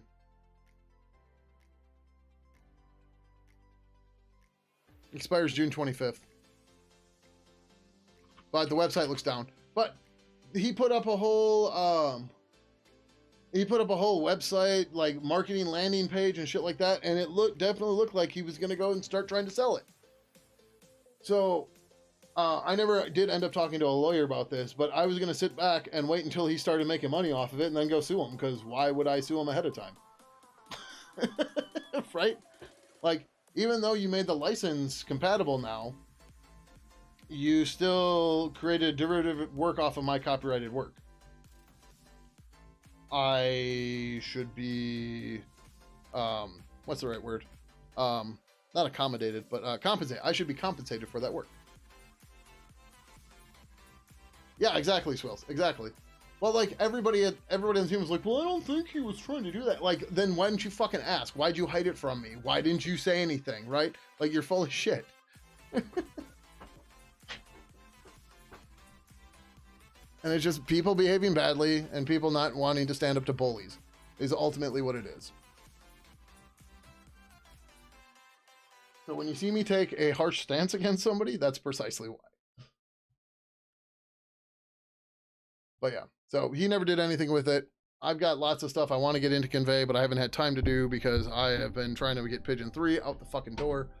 But yeah, like, his whole justification for it was, well, you seem really busy with your new job in Pidgin. And I'm like, excuse me? I'm like, I'm pretty sure I'm the only one that can make that call. And on top of that, my projects have a license that you need to follow. Right? Programming market real shitty for anyone right now? You can't find shit? For, what do you mean, jobs? I mean, it's the beginning of the year. People don't necessarily want to spend money at the beginning of the year. So it's not that surprising.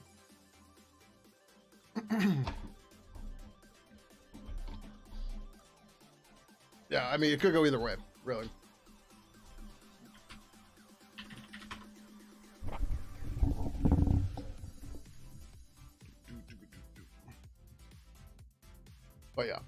But yeah, Swills, more to your point about why burn all that goodwill and not get anything out of it. The guy was like 24 at the time. Fucking kid. Don't know what they're doing kind of thing, right? And even though we had worked on numerous projects at that company and we worked well together, that's the way he chose to go. And now he can just go right on and fuck himself.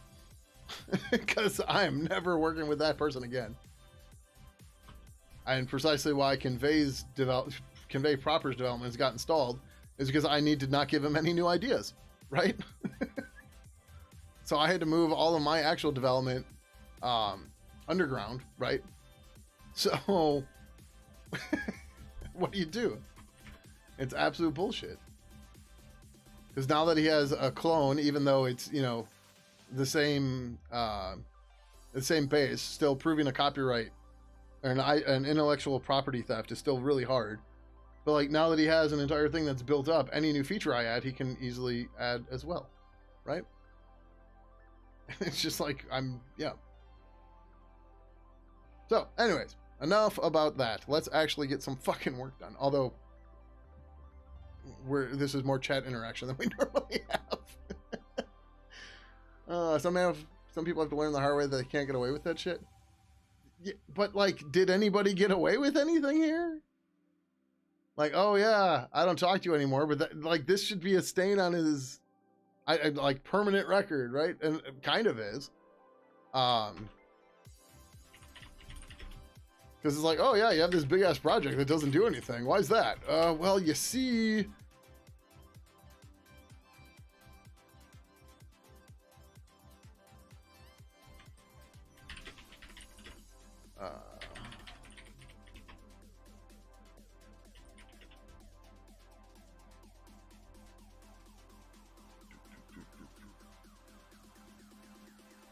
okay, so his VPS is still on, well, his DNS still points to DigitalOcean. But yeah, it's just, I don't know. Actually been pretty happy with GitLab Runner and Kate's. Okay. Turn off keyboard settings. Hopefully no more typos. Can't get away with it, but he thought he could. Yeah, I don't know. The whole thing's fucked, man. That's all I know. The thing that, so one last thing I'm going to say about this, and I should really write a blog post about this too, is I don't know what it is, but people don't seem to value, and bear with me here, but people don't seem to value my opinion. Right? And they don't, like, what I mean by that is, now I'm not trying to sell myself, I'm not trying to boast myself or anything like that, right? Just, I've been around a long time. I've done a lot of things. I have a lot I can give people as advice and stuff like that, right? So many people just throw it away and just don't even want to hear it. They don't even ask for it, right? Like in this scenario, right? If you were going to fork an open source project, why wouldn't you talk to somebody that has been doing open source for 20 years, right? They're direct contact. We were direct contacts. We were Facebook friends, for fuck's sake, right? She'd be like, hey, I'm thinking of forking this project. Is there anything I should know about blah, blah, blah, right? Oh no, they just know everything, right? It just overconfidence shit, right? But you'll see this all the time too. Like, one of the reasons why I don't tend to go and interact in other programming streamers' streams is, like, when I can add something, it usually gets dismissed by somebody who's giving bad information, right? So at that point, why should I bother? Right? It's the same deal, right? And like, this shit happens all the time too, where people are like, why don't you rewrite Pidgin in Rust? Why did you decide to continue using C for Pidgin, right? Whether or not people are trying to be fucking assholes, they are being fucking assholes, right? Because those kinds of questions, aside from the fact that they're know-it-all-y and just garbage questions, there's an assumption that's made by the simple act of asking that question that I didn't do my due diligence on looking at scenarios, right? And that's where I'm saying my opinion just gets completely disregarded, right? So like this whole thing with Finch, one of the reasons why I haven't really announced that I'm going to delete it, because I'm going to, is I'm going to have to deal with a fuck ton of this. Well, why don't you just this? Why don't you just that? And my response is, why don't you just shut the fuck up, right? Because here's the thing. Why don't you just is just like gaslighting to at 1,000, right? Like, the fact that these people don't know anything about the problem space, and they're assuming that there's a simple solution, which is why it's, why don't you just, right? Like, I can discuss a complicated technical problem with somebody without any issue, right? As long as we're both mature and we know what we're talking about. Because, or even if we don't know what we're talking about, right? Because we're gonna be like, hey, could it be that? I'm not really familiar with this backend, but is there a possibility that, you know, something here could be a problem? And they'll be like, well, I don't think so, but, you know, we can have that discussion, right? Because there's no assumptions. People are being honest about what they know about, and even even if they're like wrong, right? Like, you not, even if they think they're right but they're wrong, they usually own up to it right away, right? And that's how you do things productively. That's how you discuss and work things out. You don't do this by like, what's the best programming language? It depends, man. What are you trying to do? Right? You get scoffed at by web devs when you warn them about network security issues. Everyone dismisses it as tinfoil hat shit. Yeah, exactly. Because they don't know. And that's fine. But like, at some point, they're going to get hit by it. For every problem, there's a solution that is simple, neat, and wrong. Yes, yes. I like that. That's good. But like a good example too is when I was doing the Linux Downtime podcast, I was hanging out in all the chat rooms and stuff like that. And one day on the IRC chat room, somebody was asking for IRC clients or something. And I generally stay quiet here, right? Because I'm not trying to toot my own horn. I got better things to do than try to get an ego boost off of something silly like that, right? One person responds with, Pidgin's garbage. So they don't know who I am. And, you know, they're entitled to their opinion. That's fine. Right? And if they want to shit on Pidgin, that's fine too. Just be honest about it, right? But, so I poked the bear. I was like, well, what's shit about it? Like, I don't know. Have you used it? And I'm like, yeah, quite a bit. I'm like, well, I'm paraphrasing here because this is like 3 years ago now and I don't remember precisely what it was said. And like, I'm just trying to get them to like give me one valid criticism, right?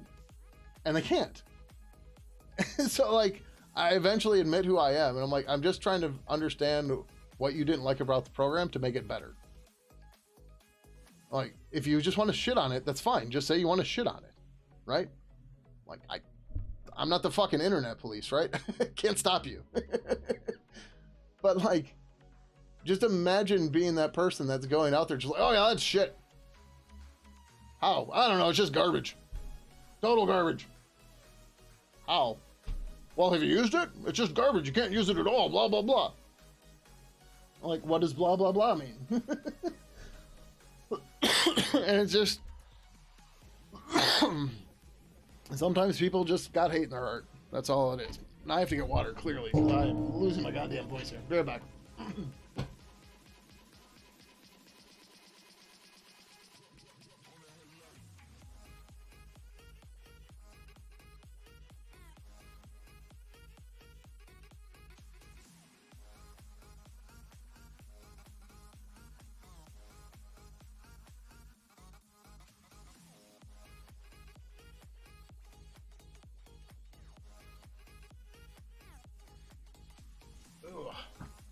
All right, much better. Ugh. Yes, thank you for your intelligent and valuable input. No. It's like the international greeting time or whatever it's called, right? Or universal greeting time, right? Because the internet is worldwide. Idiots on the internet is always not at a specific time. People just lack common sense. No, it's not even common sense. It's cognizance, right? Like they don't realize the things they're saying. They just say them. You don't know about something, you just shut the fuck up and listen to what they have to say. Same reason here. Yeah, apart from entertaining, the interaction is what sells. You guys do amazing stuff. The computer's great for learning, enables great. Yeah, exactly. But like, there's so many times when people just like get involved in shit, and it's just like, what? Not common sense. They just thought they had a thought. there's two brain cells. Well, no, I mean, we don't even need to get into that stuff, right? Like, this is why I wanted to talk about it in like terms of being cognizant of your actions, right? Like, so like that whole like, why don't you just thing? Part of it can be people are just, you know, completely blind to things, right? But the important thing you have to also realize is, if it's in text, it's very possible, well, I mean, more than text, but in text especially, it could be an English as a second language speaker, I should say, right? And then most of the connotations go away, right? Not necessarily all of them, but many of them. But it's just, yeah. Why don't you just use the paidmeetup.com API? Yeah, exactly. Right, that's the thing. Like, the second I see, why don't you just, I don't want to say I'm on the defensive, but I'm like, this person doesn't know what they're talking about, right? Yeah, their awareness, right? Like, being cognizant of something is being aware of it. And sorry, cognizant is the word I always use. I don't know why. It's not to like flex or anything. Some people do that shit, but that's not me. Oh, I had a typo on that. Damn. What was the typo? But yeah. Glaba. Hey, QLogic, if you're sitting around, our next project name, we got the name. It's Glaba. We're just gonna start naming projects after my typos. You don't get people like that if they don't explain or don't take the time to explain their issue plainly. How do they imagine anything will ever improve? Yeah, exactly, right? And that's why, like I was saying, like that example of that user in IRC, like if you just want to shit on it, that's fine, right? I have no desire to please everybody in the world. It's perfectly fine, right? I know Glob is a good name. Like, it's a good name. But like, if you want to shit on it, right? Just like, oh man, I used that thing, I didn't really care for it. I don't remember, or like, even if it's just like, I don't remember precisely. I just remember it being not good. But like, all right, thanks, but like, okay, so let's back up, right? Let's look at that as a case study against me, right? So I am very vocal about not caring about Rust, right? It's not necessarily that I have anything against the language. I have stated again and again that the problem I have with Rust is its supporters, its evangelists, right? They drive me nuts because they come in here and they exhibit all these bad behaviors, and I just want no part of that, right? But the other thing I will say is, when it comes to the language itself, my opinion is invalid. Like, my opinion is based on the language 5+ years ago, right? I don't have enough information to give you a valid critique, right? Whereas this person that hasn't used Pidgin in 10 years is like, yeah, fuck that piece of shit. Like, have some humility, understand that things change, and you don't see everything? Like, what the fuck, right? Herder, I'm a sheep. Yes. Your favorite Linux kernel name? I forgot that they still name the kernel all the time. It's possible you were just hangry when you tried to use it? Yeah. It's just, I don't know. People are people, and they don't make anything easy for anybody, right? And it's one of those things where it's just like, fucking why, right? I'm gonna plug it again because I seem to plug it all the time, and maybe I should do a follow-up on it. But I wrote this blog post a while ago about our code base being scary. And in it, I talk about, like, we talk about how the code base is scary and why it's scary, but we don't really get into the details of that. We talk about more about how it affects other developers, right? And how other developers treat other developers, right? That's the premise of the entire post. And like, the entire point there is, you don't know what other people are going through on a daily basis, even the assholes, right? But if the assholes just need to like go invent and do whatever, Like there's different ways that you can go and do that. Bit like Glava? What's Glava? It's not in Debian. It's safe. But yeah, like just, you know, everybody's at different points in their lives, in their careers, and everything all the time. Like there's no reason to just be an asshole to be an asshole, right? Like I didn't quote it in the post, but one of the things that just fucking grinds my gears is you'll see in chat, like, I don't mind when people correct mistakes in my code in chat, but like the compiler's generally going to catch them unless they're typos and, you know, stuff like that. But like when when somebody chats for the first time in Twitch chat, it puts a box around it and says first time chatter, right? Is their first message ever in the chat. And it's like typo on line 67. And I'm just like, I already don't like you. Right? It's like you have been sitting here this entire time waiting for me to make a mistake to say something. Because like you didn't say anything before that at all. But I make one typo and you notice that, like, whatever, it doesn't matter the context, right? I make one typo and you're like, jump on that shit. Just like, oh my God. And you're like, dude, what the fuck? But, you know, somebody who's been here, they're chatting, they're having a good time. They see me make a typo, not a big deal. It's fine, right? But like those people that first time chatters, oh, you made a typo. They never talk again. They never talk again. Even, and I'll be like, oh, thanks. Yeah. And they never talk again. They're just sitting there waiting for me to make mistakes. And it's just like, go read a book, go do something better with your time and like improve your situation. Because clearly you're not where you want to be if you're getting enjoyment out of correcting others, right? Like, just go fucking do something else. Like, we're good. Right? Maybe I'm wrong. I don't know.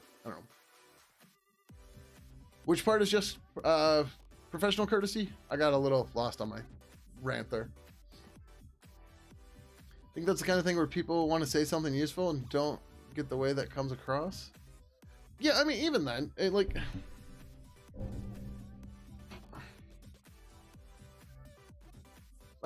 you don't have, like, you don't have to be useful. You can just come and chat, right? They're just actually really bad at social. Okay, it could be that too, right? How you treat others, especially if you're working with them. Ah, yeah. Yeah, what is Glava?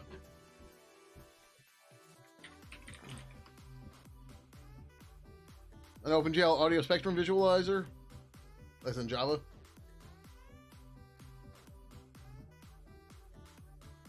A free open source audio visualizer for Linux desktop. Oh, I don't want the video. It looks like it's Java though, at least according to the one thing I saw.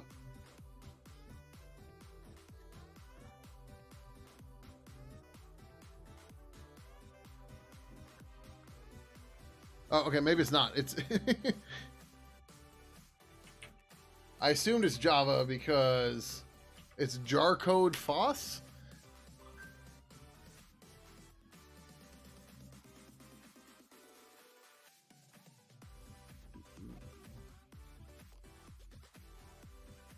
You hear about people? Yeah, like, I don't mind people correcting me, right? It's fine. Like, I like, where was this discussion happening the other day? It might have been on stream here. We were talking about how people, oh, it was on Togglebit's stream. We were talking about how people seem to self-identify with their code.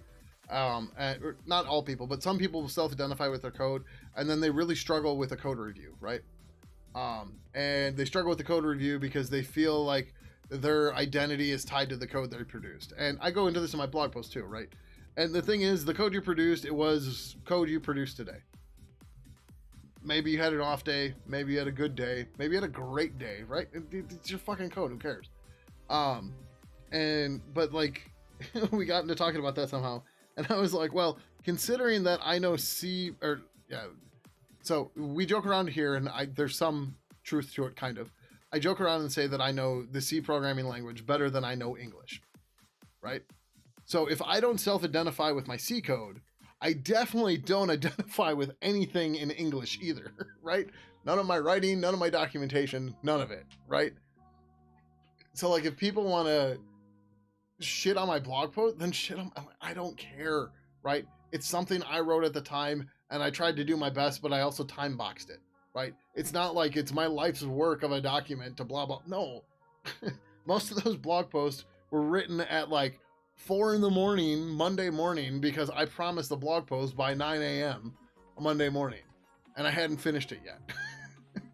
So like, yeah. And I haven't written a blog post in a while because I'm struggling to find topics or topics that I can just write, just go and start writing. You never package it? Oh, you package it? Okay. Well, so the user's name is just jar code? Oh, that's what I was doing here. I see a make file. Ugh. Okay, it's in C. Oh. I wonder why this isn't in Debian.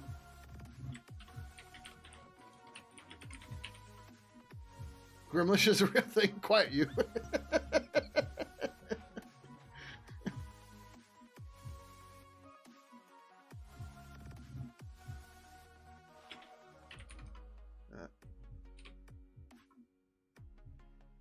It's actually a lot more enjoyable building things than tearing things down. Just tearing down the things that, yes, exactly. Well, it's another reason why it should probably be in Debian. Maybe it was in Debian and it's no longer in Debian. Nope. There was an IT. Oh no, this is the Debian ITP stuff, not actually. Yeah, I don't know. I'm not gonna package it. I got too much other stuff going on. And QLogic, I don't know how you do all the stuff you do, honestly.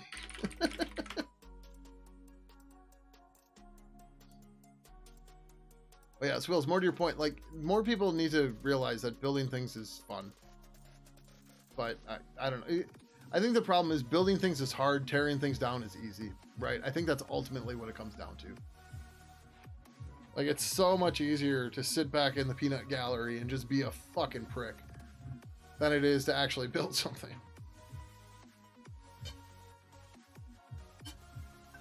People are just haters and shit on everything, saying like they've just never built anything. Yeah. Like, somebody buy them a fucking Lego set. Like, I'm joking, but I'm also 100% serious, right?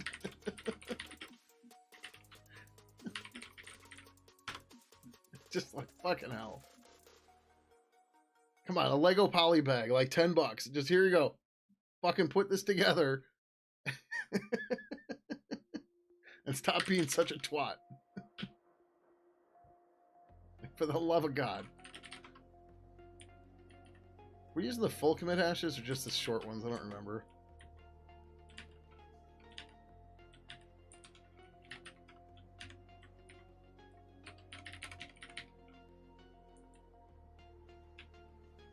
Oh, it's burb.wrap, not so project. I guess we're using the short ones. Okay. Ugh. Ah. rm burb. Move burb.normal to burb.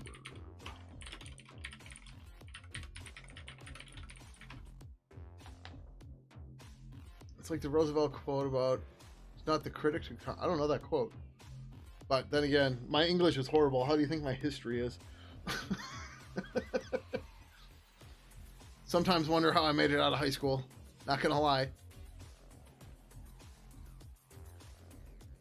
I'm not saying I'm dumb or anything. I just did not give any fucks. Yeah, I could, like, so I always had, I'm not going to try, my high school had this weird scheduling thing. I'm not going to try to explain it. But so I always had math classes first hour, and we always had like a homeroom time at the beginning of the day. And I would do my math homework for that day 20 minutes before it was due. All 4 years of high school. And like I was in almost all of the like accelerated math classes. I didn't get into honors 3 because whatever reason I fucked something up and I don't remember. But like every single fucking math assignment, I did it 20 minutes before it was due. That in a nutshell describes me in high school. Right? It's just like, I was having too much fun with guitar, girls, and programming. That I was just like, everything else, don't care. That, and there was drugs in there for a while too, and cigarettes for a very long time. But yeah. Alright, anyways. So our build is back to normal. Here's one of those, do my homework 20 minutes before it's due types 2. Nice. Like, the shittier part is, like, I didn't sleep, like, it's similar to now, I don't sleep much, right? So, I'd go to bed at, like, I don't know, 2 in the morning, I'd be up at 7, in class at 8, or whatever, in school at 8, and I'm doing math homework of, like, trigonometry, I'm, like, 5 hours of sleep, and, yeah. Ah, shit, a new dock warning to fix where? Catch you later, Doom6. Thanks for coming by, hanging out. Did I just I couldn't have just introduced this. Where's the new dock warning? Oh, are you saying here in Pidgin? Oh, yeah, I think I thought I was going to fix that and I didn't or something. Because there was something else I was looking at for this, because if I'm not mistaken, what the fuck is Def Help? On another monitor, apparently. Or closed, I guess. There you go. Oh, okay. So there's no longer a get child. There's a get child visible, though. I thought I saw somebody mentioning this in the GTK Matrix room. About there being a widget get child. And I was like, shit, do we need to tie into that?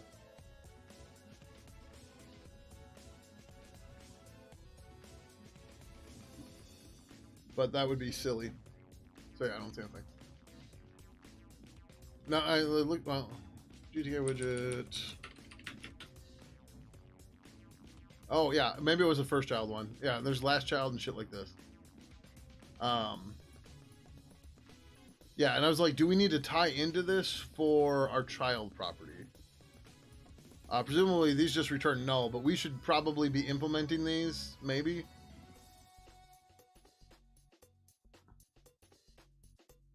Like, it's not clear to me on whether or not we should be implementing that, right?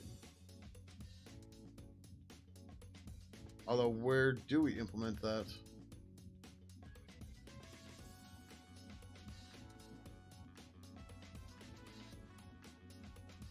Set focus child.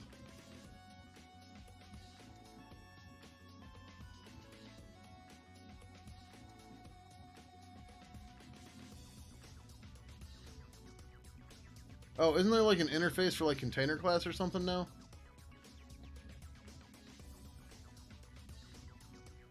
How does this work?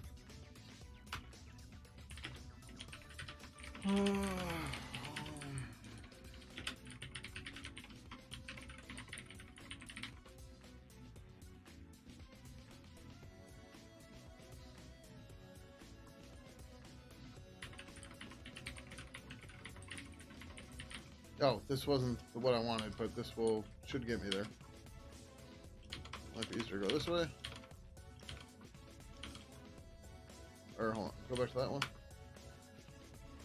So there's GTK widget for all. It calls get first child, and then they do all that. Okay, so GTK keeps track of this internally, I guess. But the get first child part is the weird part.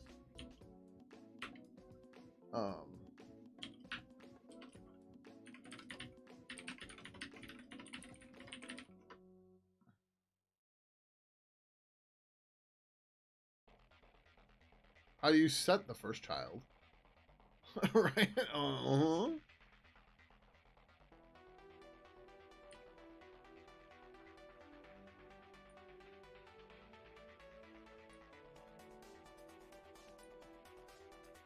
I guess this doesn't matter because GTK internally keeps track of stuff when it got packed, right?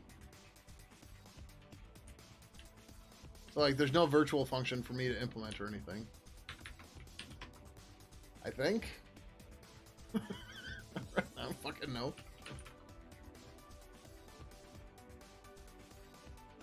But like when they do like GTK, you know, whatever, we pack a box. We're a box. We pack that box into there and stuff like that. So like it just magically happens or something. I don't know, right? We just don't have to worry about that API.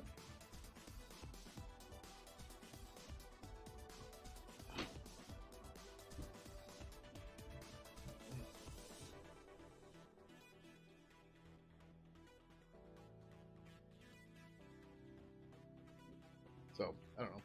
All right, we should probably finish up this book. Yep. Catch you later, Swills. Thanks for coming by.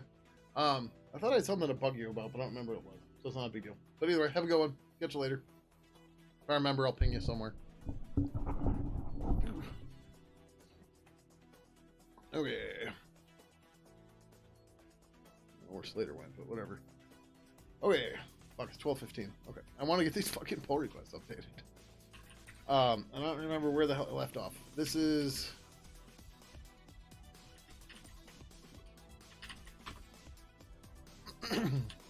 So this is fixing burb with all the things and using burb. Like, there's a lot more here that needs to be here, but because we pulled in burb, a lot of shit got weird because of it. Like, I could add burp as a dep and do the other stuff, but, like, then this pull request is going to be real small, so it shouldn't matter. This...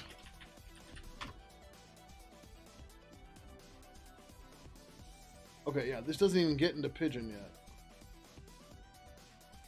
Right, that's what the other pull request is for, right? So this adds the stuff to it, and then with unit tests for it. And then... No. Oh, right, that was the plan, right? No, that should... Wait, what? Oh, right, okay, so...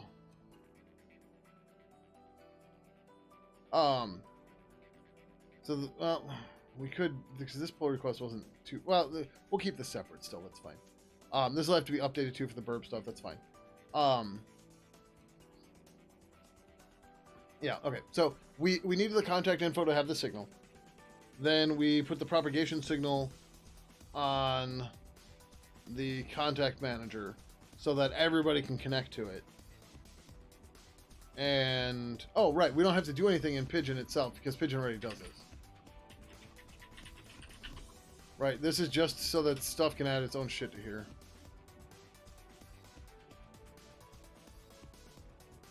Why isn't this dark?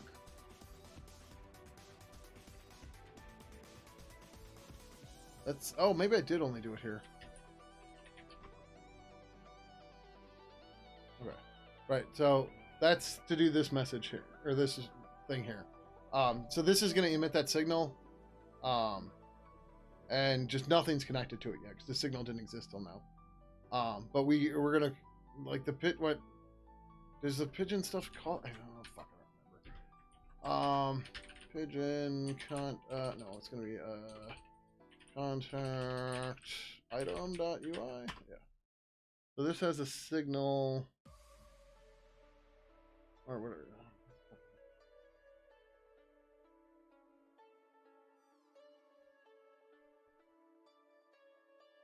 Contact list callback.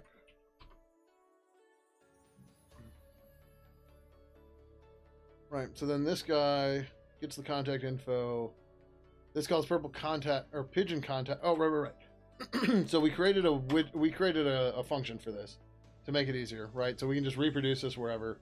We just call this guy, and then this adds.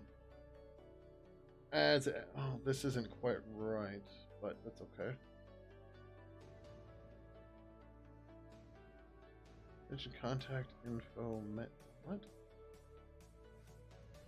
Oh, right. This gets the default action group stuff. Yeah. So this stuff for here. Okay. Yep. Right. Disable anything that aren't supported. Then it creates a new G menu. Then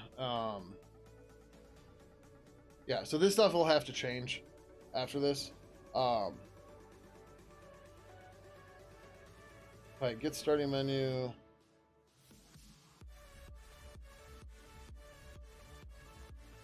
Oh, right. This part doesn't actually have anything implemented yet, right? But so, we have our own G menu and all that shit, blah, blah, blah. Then somewhere in here, we're going to do the signal emission thing. So purple contact, so in the new code, contact info.h, we're added, where is it? It's probably at the bottom. Yep. So we've added purple contact info get menu, and this will give us back the burb action menu. So this will emit the signal contact info, populate menu signal, blah, blah, blah. So then on the Pidgin side, when we're going to pop that up, we call this. This will give us back a burb action menu. We'll merge into the rest of our menu, and then we go. And that's the way it goes. That's the plan.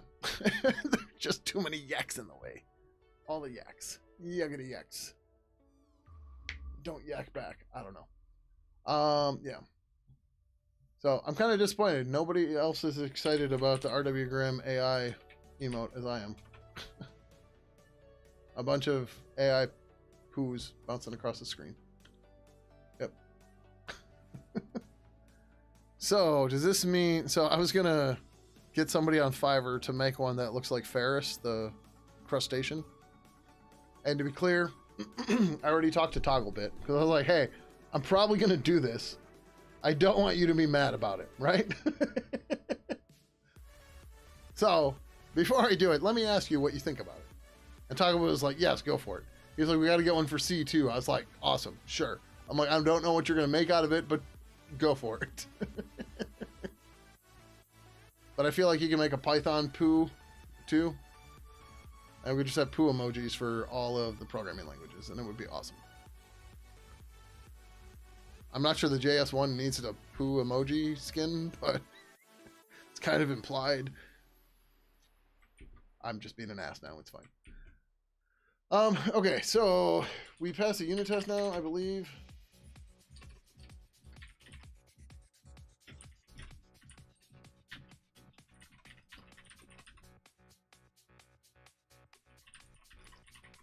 I think this is it.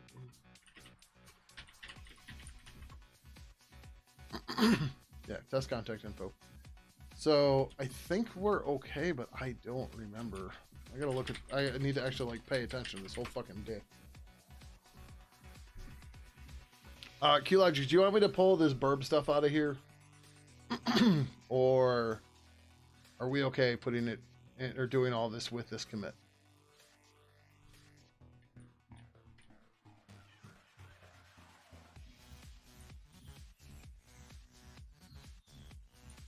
Like, it's just a lot of noise, but it's also not difficult. It's mostly -1 +1s. Oh, right. Okay, so we do not need 2 signals anymore. I think I was just using populate menu. Yeah. This is to update the this guy, the not the propagation signal. This is to update the add purple contact info get menu and the populate menu signals. The problem is when I pulled in burb, because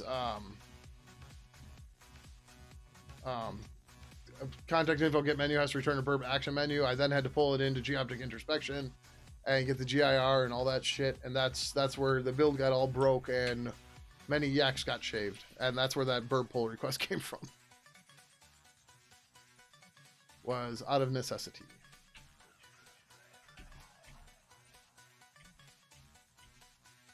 So it's not like a ton of stuff, but it's also not great. We can leave this up. Actually, we don't need it. I've been trying to troubleshoot an issue with a user on Windows, and my solution right now is, sorry, you're screwed. That's all I got. Because apparently the Scram Sassel mechanism doesn't work on Windows for whatever reason. I don't know. I can't make it work. Seems fine, probably. Okay, cool. The pull request isn't too big, but it's like I said, it's a bit of extra noise here.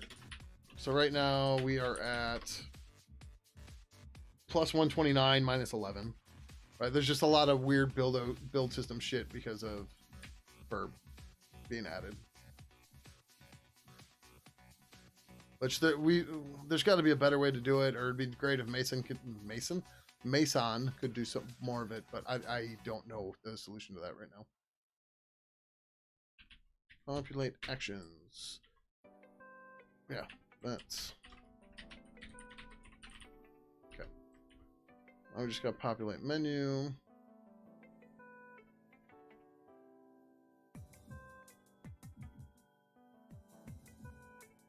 Is that all in this song? I think so. Sounds like a bunch of sirens and shit, doesn't it?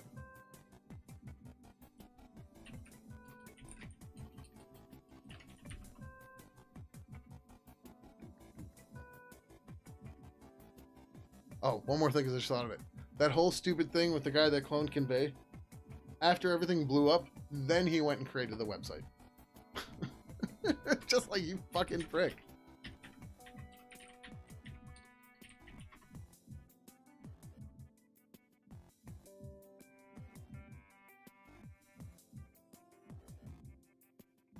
Yeah. Creation, June 25th, 2019. Yeah, nope.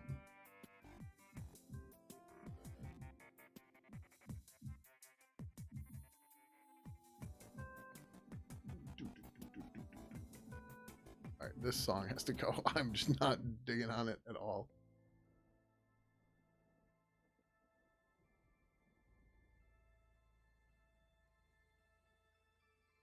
Presence change, populate menu.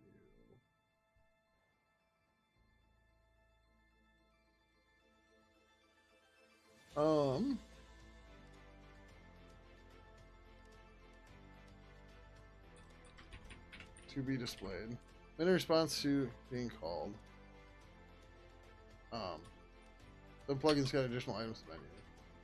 I want to add a bit in here that says the user interface is responsible for displaying at menu, which means it can add additional items as well as lay them, add additional items, hide items, and lay them out however it pleases. Alright, there's zero guarantees here. Morning, Ivanhoe. How you doing?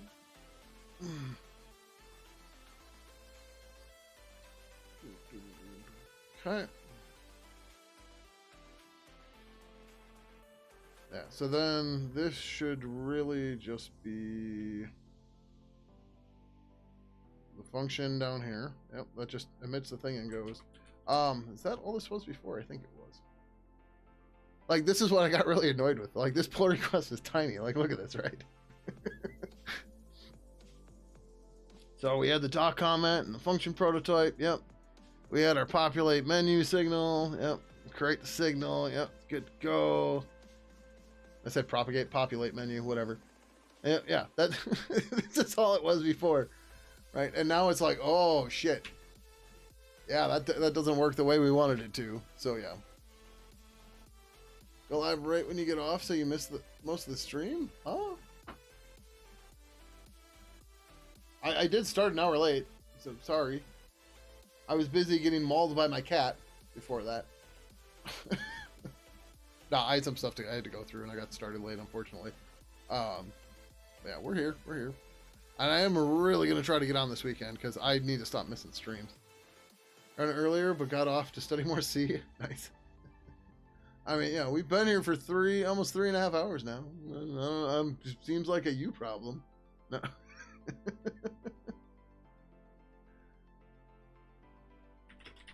Alright, let's look at this again. PDIF. Actually, wait. Yeah, so if we just diff what we currently have changed. So we got all this burb bullshit. Excuse me.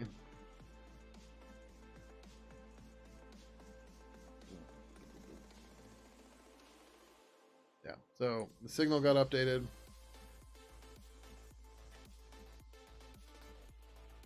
Yeah, so wait, where the hell is populate actions? Oh, I had started populate actions, but I didn't put it in the pull request yet. Because when I started doing the populate actions, that's when I ran into a problem because this is in lit purple, and look, GTK widget, and like I got this far, and I was like, fuck. And then I just committed it because I was like, well, we're gonna leave what I have and go from there. And then we created the burb action menu to work around this.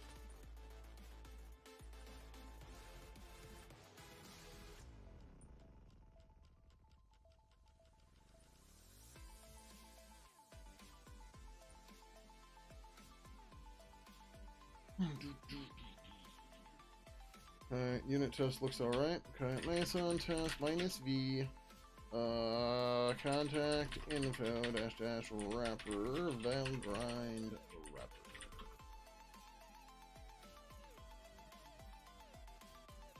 That didn't look good. Oh no! Unit test is leaky. Where are we leaking?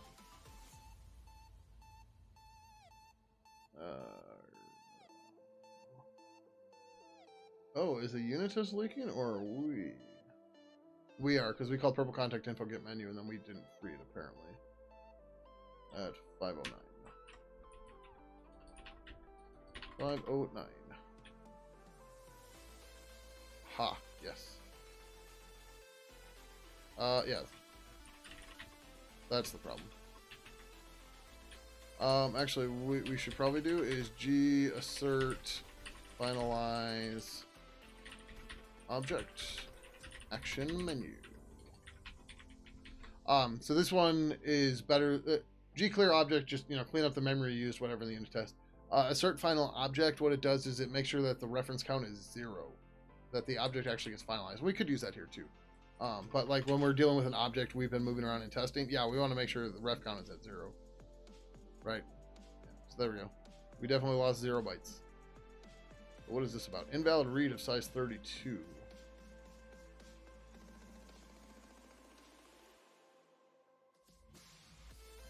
Is this new? If this is new, how is this new? Oh, fuck.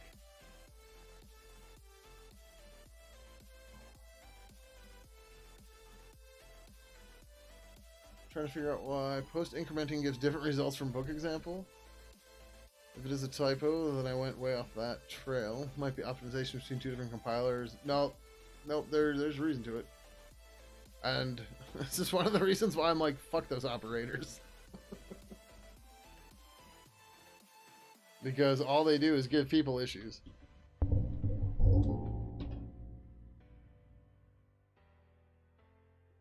But people get real annoyed when they see I equals I plus 1.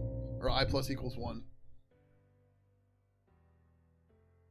Ask me, you're still learning. Like, no, hardly anything of what, yeah. The order of precedence comes after the examples. I was just practicing. But, gotcha. Yeah, the operator precedence is a bitch. That one, the plus equals, yeah, plus equals.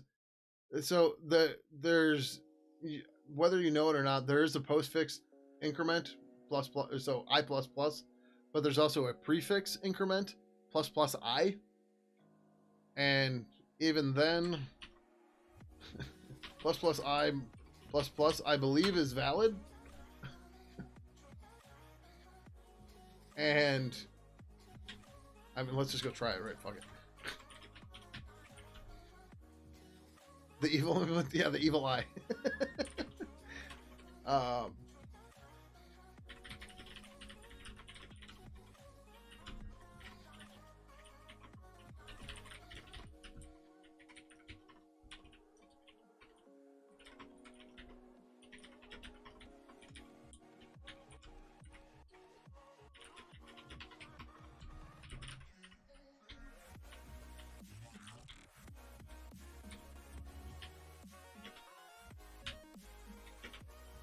Oh, I want to only do this once though. Oh yeah, we'll do it here, right? So we're gonna say plus plus I plus plus, and then printf I.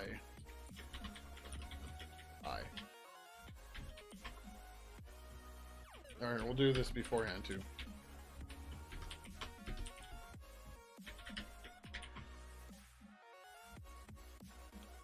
Oh, okay, you can't do that? Awesome. So far you got this. Next session. What the? Yeah. We stumbles into a rabbit hole. Yeah, like C has like it. It's not bad once you start learning it, but it's also weird and funky at the same time. There, we'll do this. I J.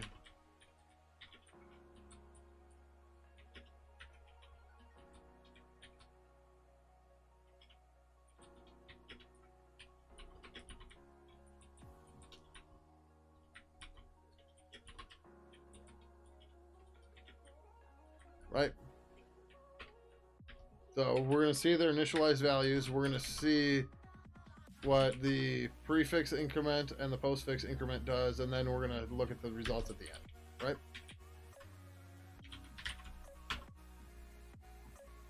Confused yet?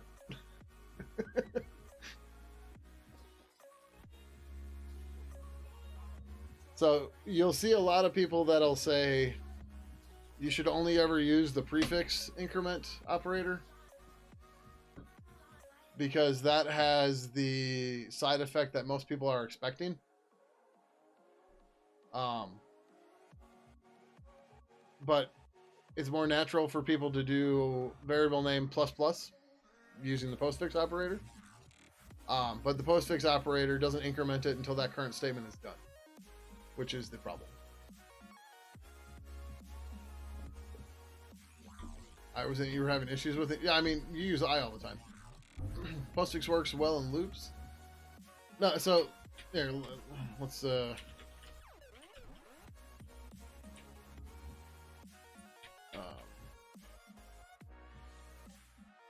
do I want to say? Initial.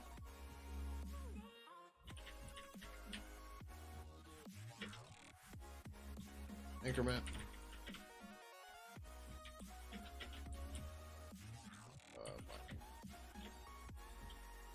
Right. So we do plus plus on I. We do plus plus I, and we do J plus plus.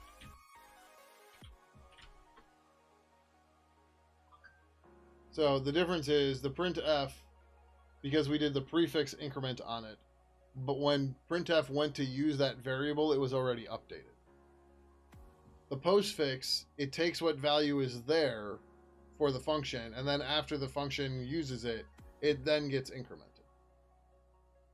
But on the next statement, they're both incremented. Yes. End of current statement. I'm not sure how this does with nested stuff because I honestly don't want to try it often. I can't think of a good way to do that. We'd have to call a function or something, but yeah, they're weird and shitty. Right? That's why I'm just like plus equals 1. So much easier. And people give you shit for it, but it's fine.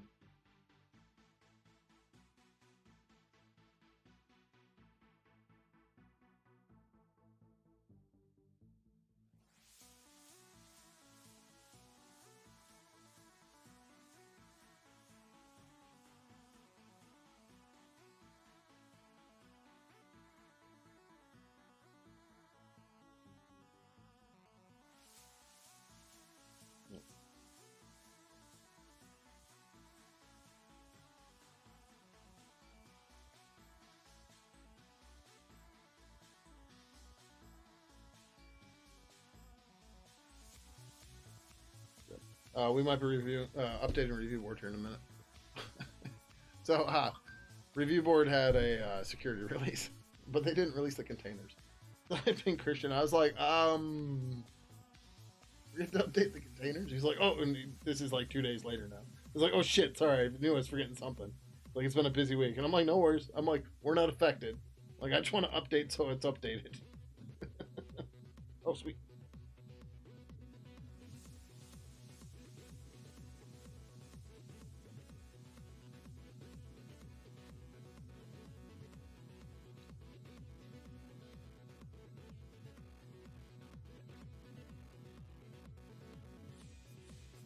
Okay, so we're gonna go update review board now.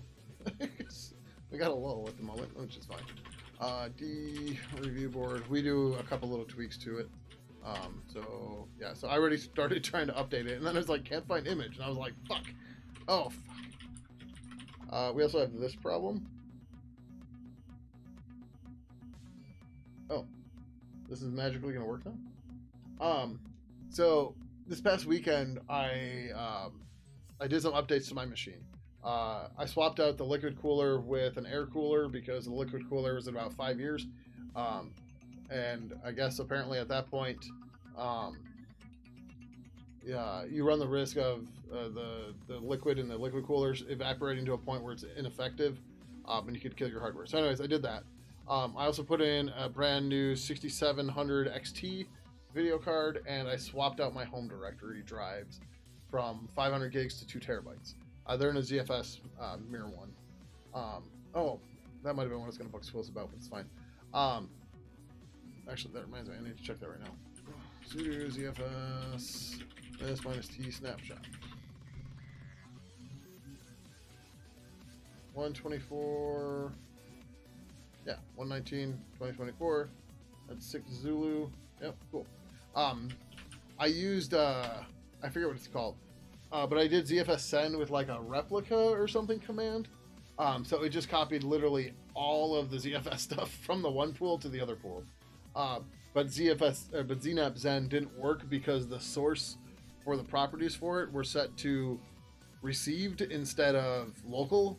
So I was curious if you had any thoughts on that. But anyways, as a side note, somehow my containers got busted. So like if I podman run ergo, I get this thing. Podman start ergo. I'm like, I don't know. And I'm getting this with other containers I had running, and there was something else I tried to run, and it died with some weird shit that way too. But yeah. Yeah, this is i3. Yep.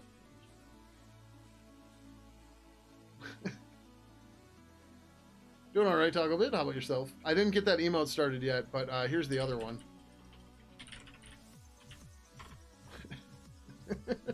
I mentioned to people that I talked to you about the Rust poo one. The idea is if people start going all that, we can just start spamming AI poo messages. No, not yet. So like, I don't know if people are getting hit by ads, so we'll wait a minute here. But yeah, let me get this finished up. Yeah, okay. Update to review. Update to review board 6.02.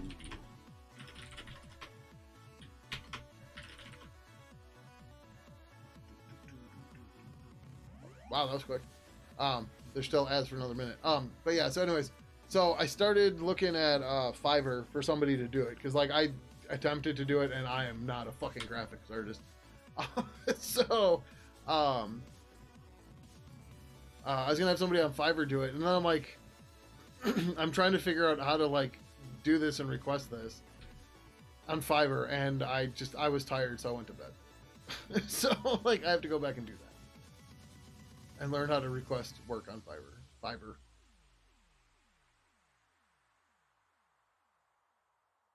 Move on to the next now. Figure out read the book as a type. Yeah, it happens. Oh, we're doing all right. In program art is even better. Ask AI to do it. Yeah, that seems kind of counterproductive to the entire point, though. What the fuck is this doing? Is this broke for anyone? Like, this is fine, right?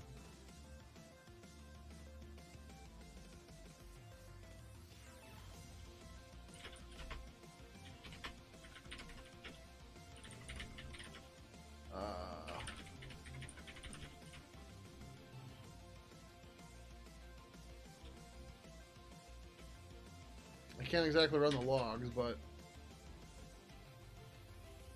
there's no builds going right now. What the fuck is going on?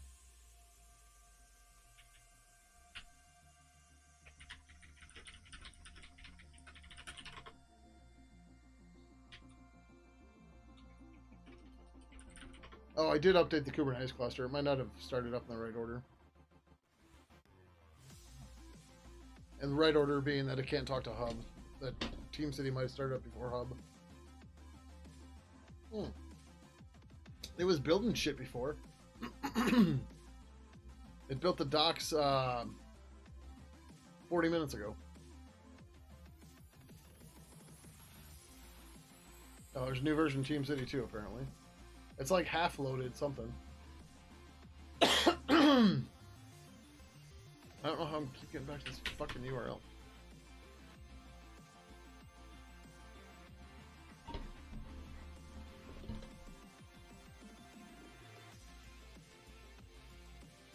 Okay, that's better. There shouldn't be maintenance though, since I didn't upgrade it.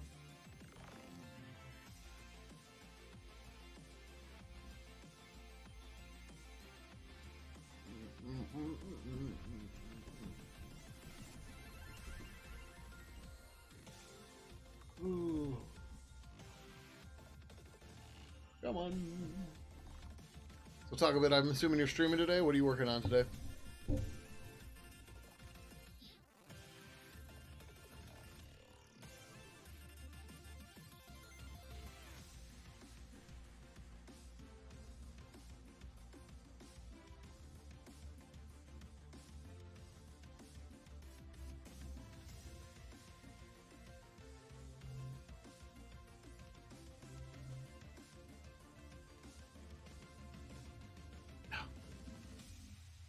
Stream today. You're creaking it seems a bit. Actually, talked about eating babies. Were they sugar babies? Those things get caught in my teeth, but I still love caramel or caramel. Just gotta suck on them instead. There's normal babies. Okay. You can deep fry them. Put a little pickle juice in there. So, do you remember back in the day? Did you ever frequent Rotten.com back in the day? You thought you were the only one. The response is something, yeah. So on way back in the day, Kool-Aid pickles, huh? Like, how's that work, Fortuitous Traveler? I am an avid pickler, so what do you do? Like, what flavor Kool-Aid are you mixing into your pickle brine? Or are you just are you adding a bunch of salt and maybe some vinegar to the Kool-Aid and then putting the pickles in it? Is the Kool-Aid the preservative? I mean, there's enough sugar there, sure, but you probably want a little vinegar to make it sour.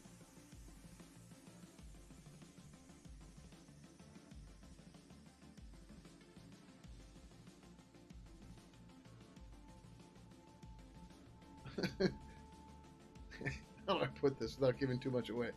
So when I make pickles each year, I'm using my great grandma's recipe for pickles, and there is more sugar in a batch of that pickle brine than there is in 2 quarts of Kool-Aid. I can tell you that much.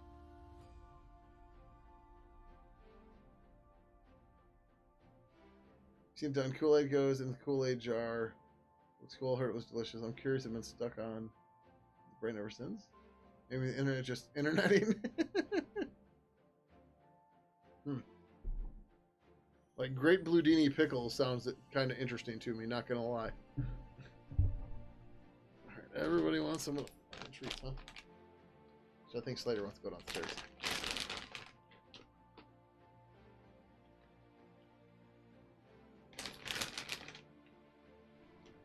But yeah, like, I might consider buying Kool-Aid, but like, I can get a much bigger jar of Gatorade powder for much cheaper than Kool-Aid, and then it'll have electrolytes, right?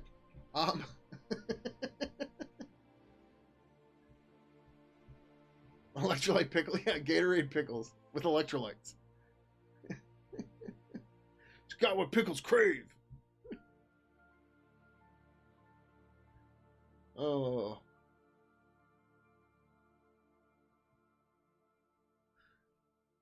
Add some caffeine to it, and you can sell it on some nerds. Oh, it's a good idea. It's got what plants crave. Yes. So when I was quitting soda a while ago, I bought caffeine pills, like a big jar of them, and it's 200 milligrams per pill. And I have a fuck ton of those pills left. And I could pop them open and make some caffeinated pickles. That's an interesting idea.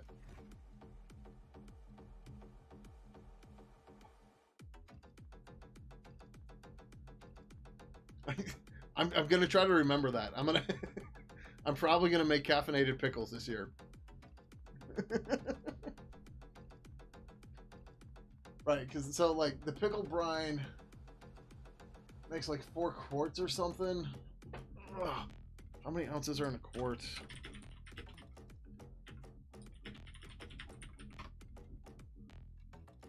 $32 ounces. So 32 divided by 12 is 2 2/3, right? So yeah, that'd be a little high, but it wouldn't be a big deal, right? So a typical 12-ounce beverage in the U.S. has like somewhere between 45 to 55 milligrams of caffeine, right? So if I put a 200 milligram caffeine pill, just pops it open, put the caffeine in directly, obviously not put the pill in. Although if I put it in while I'm boiling the water, it should melt. Or dissolve, rather, not melt. But yeah, so that would only be a little bit higher per 12 ounces, right? So assuming... Oh, no, this is 1 quart. Fuck. Yeah, so if it's 128 ounces, divided by 12, that's 11? No, that's 8. Oh, sorry, not 8. It's 10 2/3. Yeah, so whatever. I can do the math and figure this out. But yeah, I might make a batch of pickles that has caffeine in it. Power pickles? Oh, that's... Yeah, oh. There's a...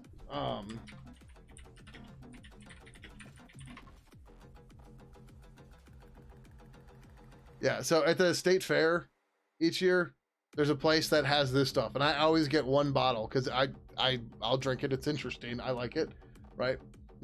But it's just pickle juice, scientifically proven to stop muscle cramps. It's like $6 for a bottle, and people give you weird looks as you're walking around the state fair drinking pickle juice.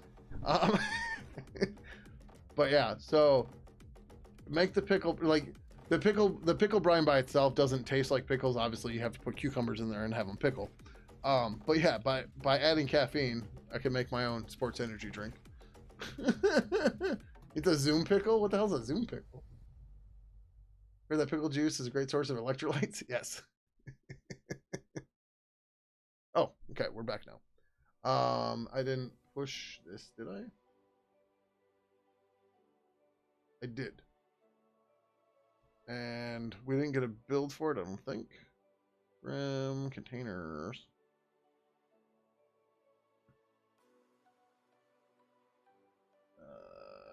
Where the review board there? Oh, 1 build running. Sweet. Go to the build. We should probably update Team City today too.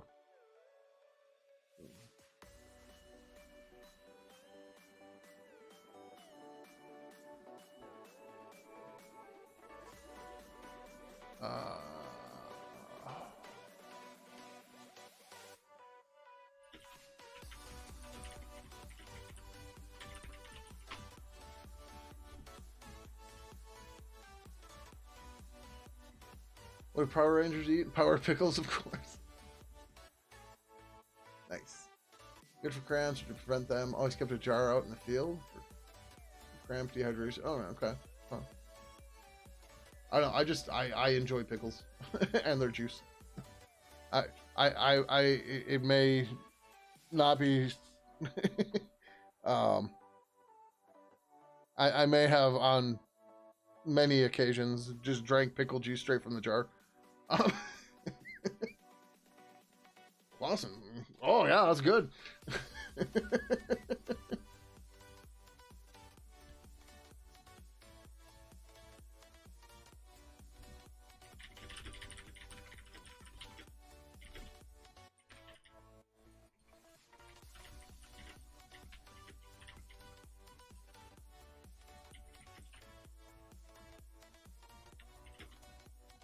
Do, do, do, do, do, do, do.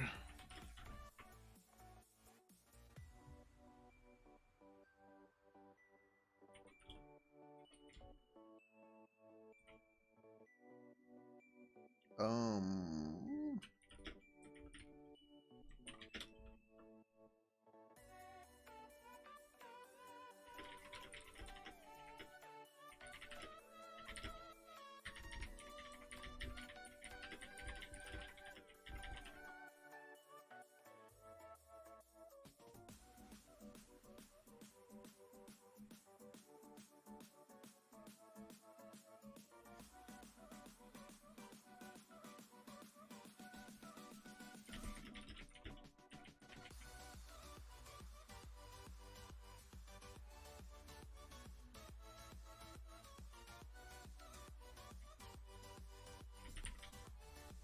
Yeah.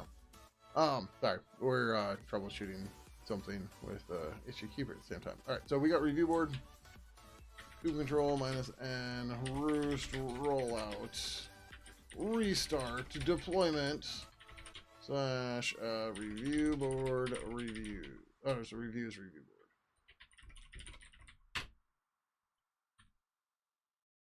And then we should get 602 here in a minute.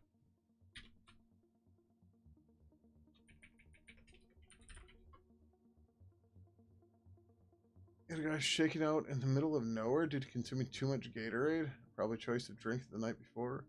Got him shaking while wetting. Turns out he was drinking only Gatorade in the heat. He's close to falling out. Gave him pickle juice and a pickle. Then water was go with. Oh wow. Welding. Okay. I'm like, maybe it's something I don't know. So what's the problem with only drinking Gatorade? Is it just yeah, I don't know. Like you gotta realize, like up until like 5 years ago, maybe a little more, I used to only drink soda. That was all I drank. Well, then sometimes Gatorade and whatever stuff, but like I almost never drank straight water. Now well, some soda again, but yeah. Merlin with the 37 months. Thank you very much. Greatly, greatly appreciate it. Used to be a Dr. Pepper fan. Yeah, so so I'm kind of doing caffeine again, but I'm using the store brand. I'm drinking the store brand soda.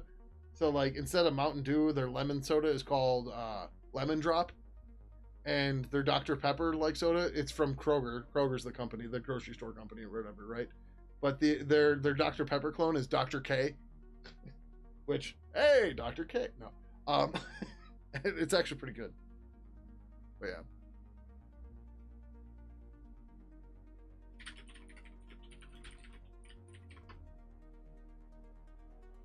You want Dr. Phil the soda? That sounds like it's got too much drama in it. You can just taste the drama in that soda. Now with extra nonsense, yeah.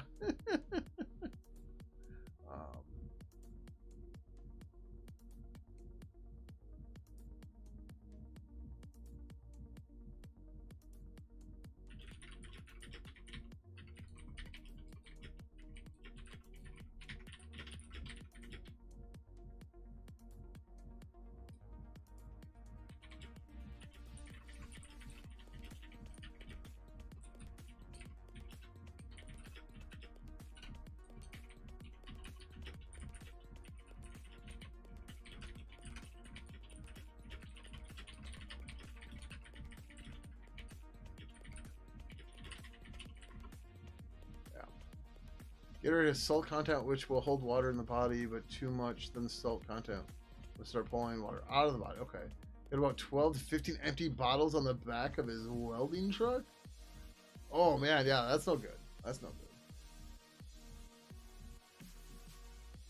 Like I generally will drink maybe like a pint of Gatorade real quick when it's like, all right, I just need to get like water and stuff in me real fast. I'll drink one of those just to, kind of rebalance whatever, and then I go right back to water. Working in triple digit heats matters more than, yeah, I'm sure. Long days, oil field, plus gear and heat. Yeah. Totally understandable.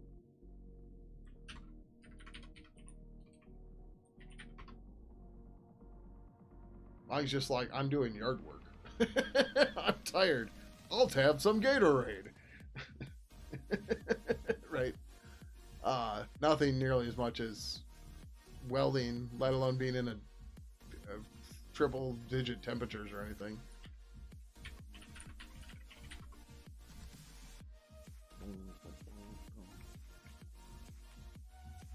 Let's update the Team City.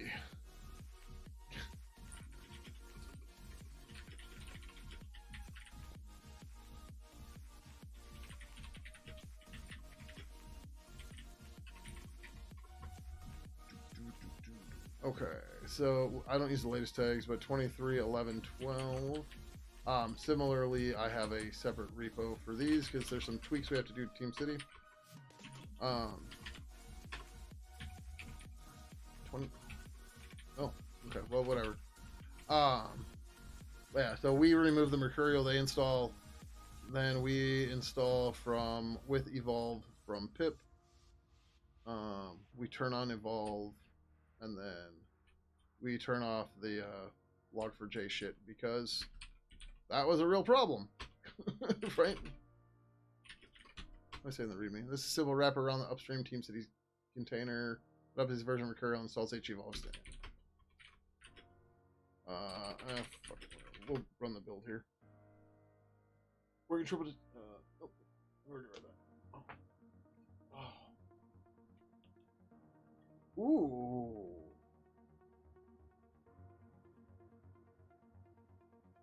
I just so oftentimes in Twitch chat, I'll start rereading something I already read because I have no way to know it except just context. We should have a Pidgin plugin where you can manually mark that.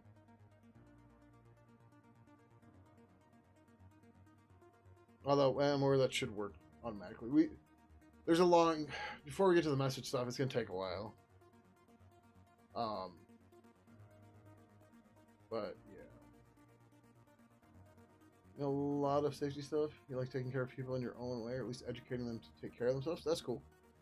Planning and implementing things too is fun. The rest of the job sometimes was poopy. Yeah, sounds like most jobs.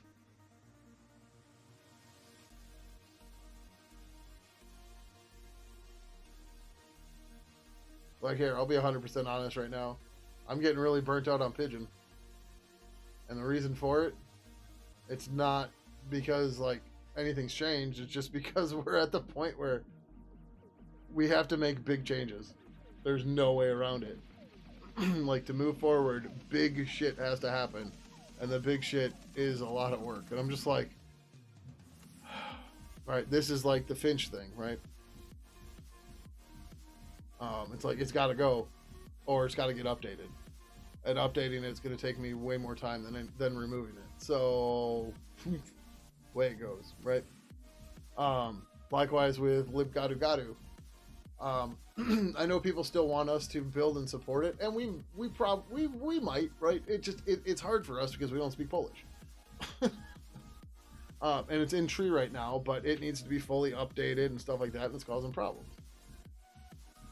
And it basically needs a rehash and overhaul and stuff. And it's just like, oh, dude. But then, like, the whole stuff we're trying to do right now with the present stuff so we can get rid of the rest of the old status system. It's just fucking one thing after another, right? Like, the big problem is we've gotten through most of the low-hanging fruit for getting Pidgin 3 and Purple 3 updated and finished and stuff, right? That's most of the low-hanging fruit's gone. And everything there is the big shit that's going to take forever, and it's going to be a real fucking pain. That's why it's like, damn. Yeah, I have no idea if Dr. Phil is still on. Oh, I mean, even if we need that thing we removed 5 months ago, we got version control, right? So it's not a huge deal. All right, build looks to be fine.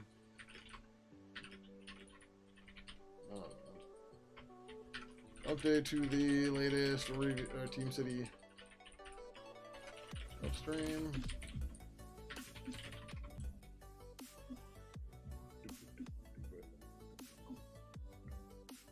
I'm just gonna hit the button right away because I don't want to wait for it. Run, mister. You need downstairs? Yeah. Alright, we're gonna, while this is building, I need to pee, so I'm gonna go do that. I'm gonna take Slater downstairs. So, all right, I'll be back in a few minutes. Morning to Gramick. I will be right back. Yeah. So hold on. Missed the mute button.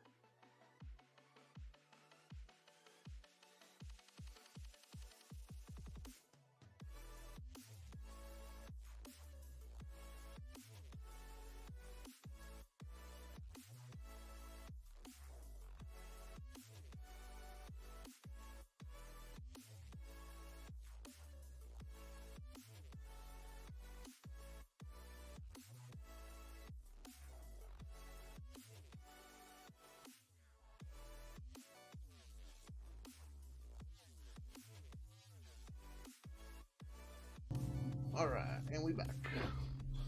I'll grab fruit snacks because minus the wrappers, you can't hear me chewing. I don't like eating on stream because I don't know about you all, but I don't need to hear somebody's food noises or eating noises, right? You don't really get that with fruit snacks.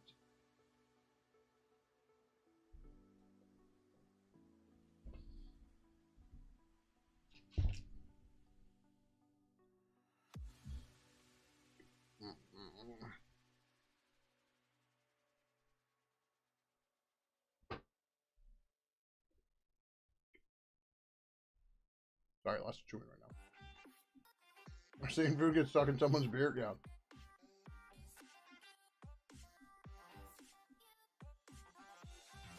Like, I've seen streamers who are like they'll like duck off camera to like put food in their mouth and stuff. Like the whole time you hear like a fork banging against a plate and shit, and you're just like, what the fuck? I'm like, just go take a few minutes, go eat. Right? It's fine.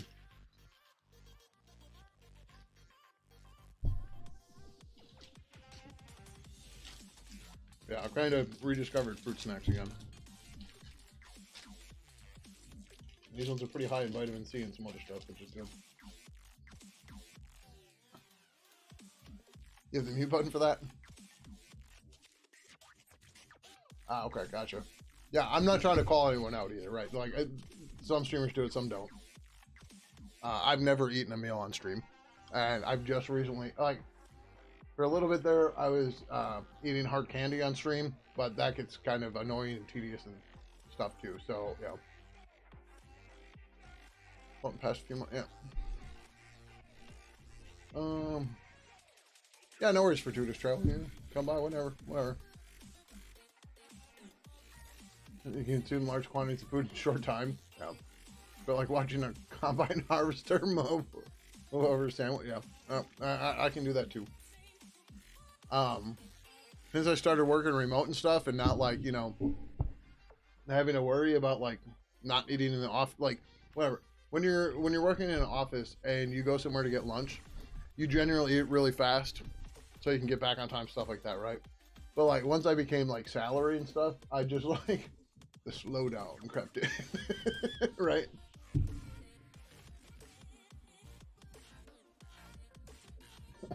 The soft thud when she fell off the desk. Yikes.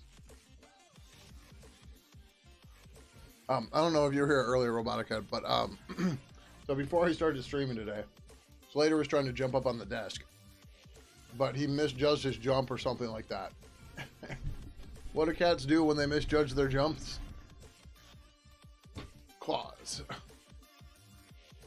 What was in the way of his claws? Me. So I screamed kind of loud. I'd show you, but I'm not going to show my gut on Twitch. But I have, so whatever, you know, cat's claw normally, claws out, it's like this, right? And then I have 2 inches, not that big obviously, but I have 2 inches of him falling with his claw in my stomach. And I'm just like, ah, right? But like, he also had his claws in my leg and like further up, like near my chest. I'm just like, oh my God. So my scream scared him. So then he like jumped up to the desk and then jumped away. But I'm just sitting here like, oh, it hurt so bad. Your kid once grabbed her head to study yourself. Nice. Whatever, your head. Are you trying to say beard? Yeah, it's supposed to be beard. Yeah. Yeah, no worries. I was like, wait, no, he means beard. Oh, this finished already? Wait.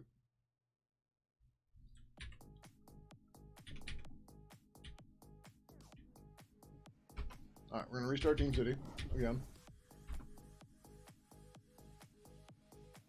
Yes. Hey, you don't have to explain typos to me.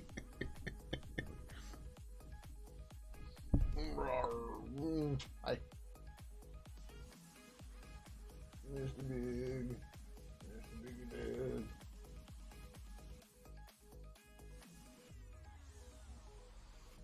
Yes, spelling is very hard. Typo Damon. That sounds like a fun April Fool's joke project. Oh man, that'd be great. Actually, hold on. So forget it being a daemon, right? Like in GTK apps. That's not what I want. Oh, this isn't gonna work here though, is it? It might not. I don't think it will. Maybe it will. Yeah. Oh shit. How do you select the input mode in GTK 4? So here, let's do this.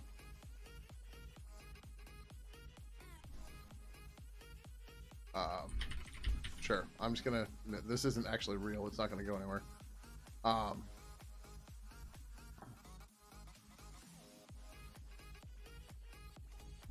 So this is not a real message to toggle bit, but so here you can do. Oh no, where the hell is it? Anyway, so if you like, you can change the input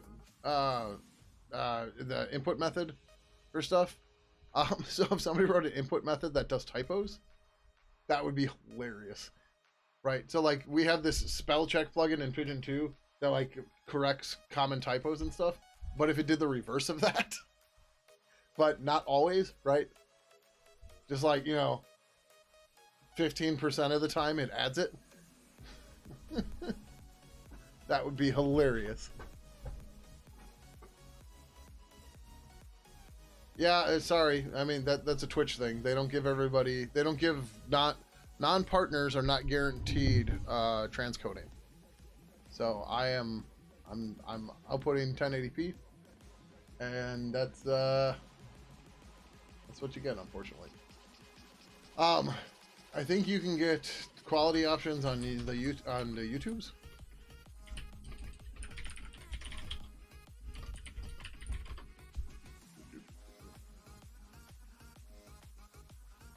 That's a great picture.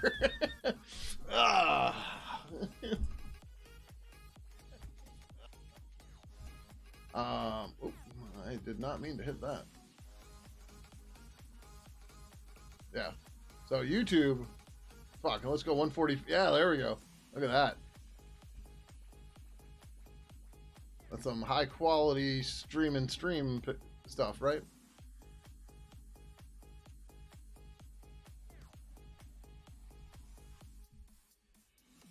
No, I don't stream my stuff, so when shit fucks up, they know it wasn't me. No. And I fuck shit up all the time, too.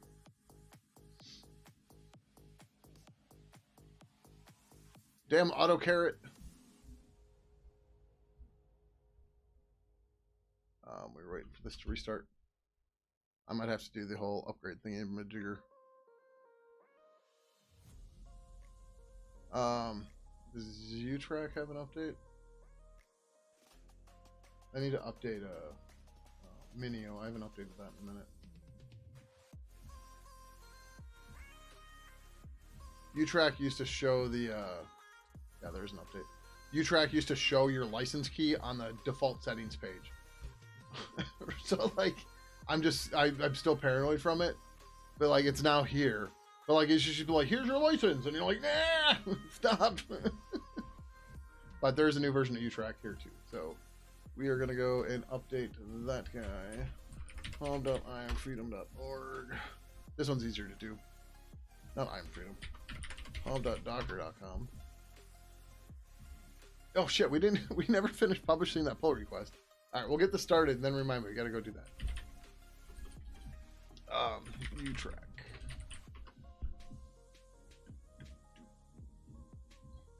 LinkedIn doxed you on stream? It's like, is your phone number? Yeah.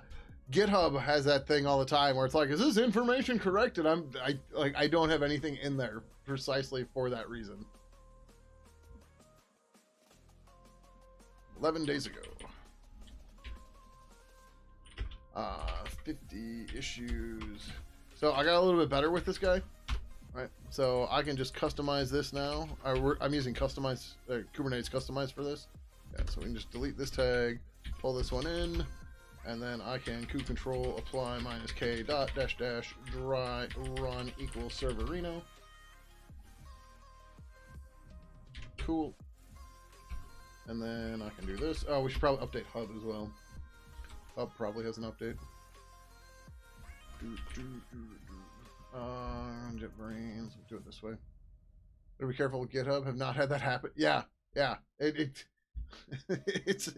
a bummer. Like I think they started doing it after I started streaming, so I never got doxxed that way. But yeah, it's just like, oh, dude, come on.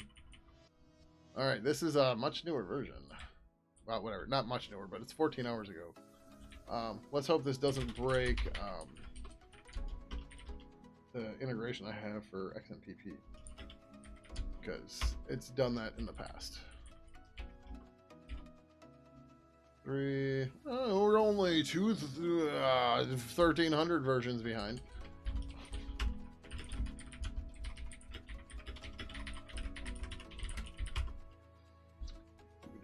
Happens quite often with your GitHub account, where it pops up, or you get doxxed for it. Like, it pops up for me all the time, and I have no idea why. But it, yeah.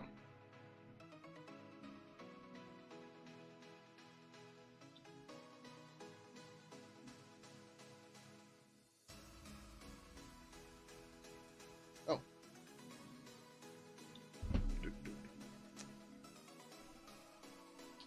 Okay. It's like every other time I go. Yeah, it's pretty often for me too. Let's see. Nope. Not today. Not today, Satan. GitHub Satan.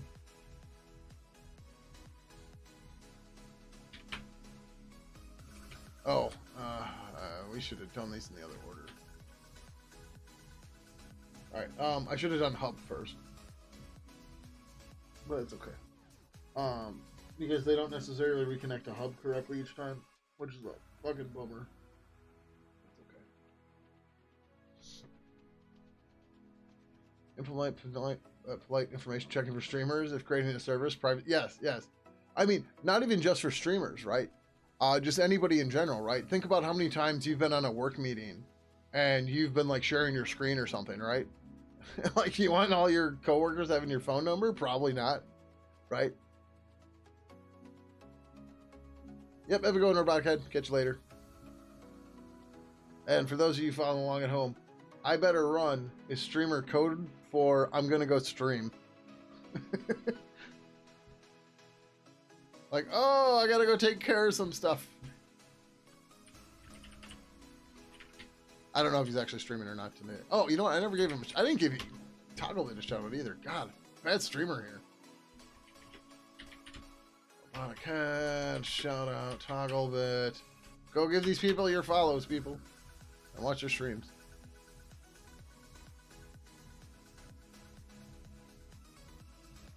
Well, when there's some pop up in your browser, it shows your email address. Yeah, that's a good one too. You feel shouted at? Follow Togglebit.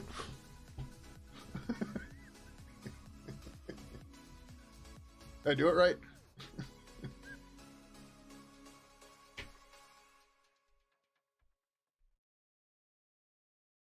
I should record those. That'd be funny. This is where you hide when you're not streaming. Aw, thank you. Oh, I wasn't trying to do Arnie. Arnie would be like more like, you know, go follow Togglebit.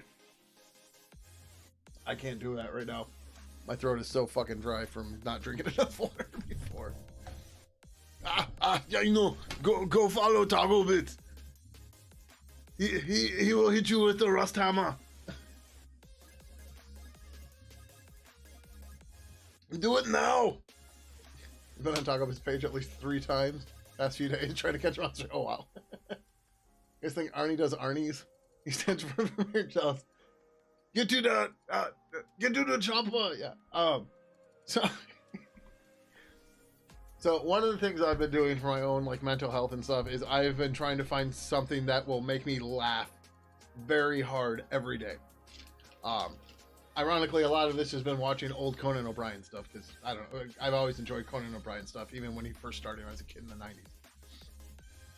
But so apparently, Conan O'Brien, for those of you who don't know, before he was a late night talk show host, he was a writer on SNL, and then he became on Saturday Night Live. Then he became a writer on The Simpsons, and then he got his talk show, or his late night show.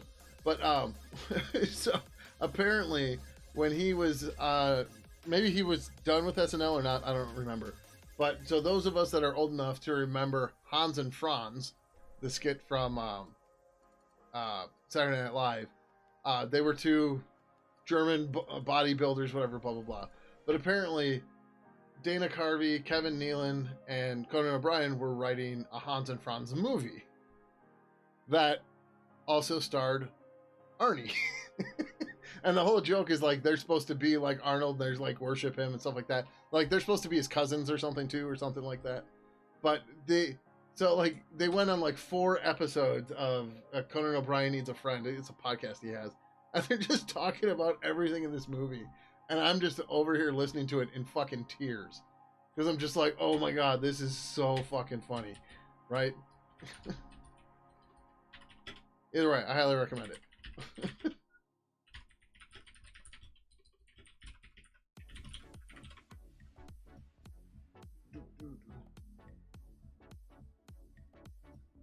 But yeah, does Arnold make fun of himself? I'm sure he does. Arnold seems like one of the most down-to-earth people, famous people that there is. And if he finds a way to be funny or whatever, he will take it and go with it.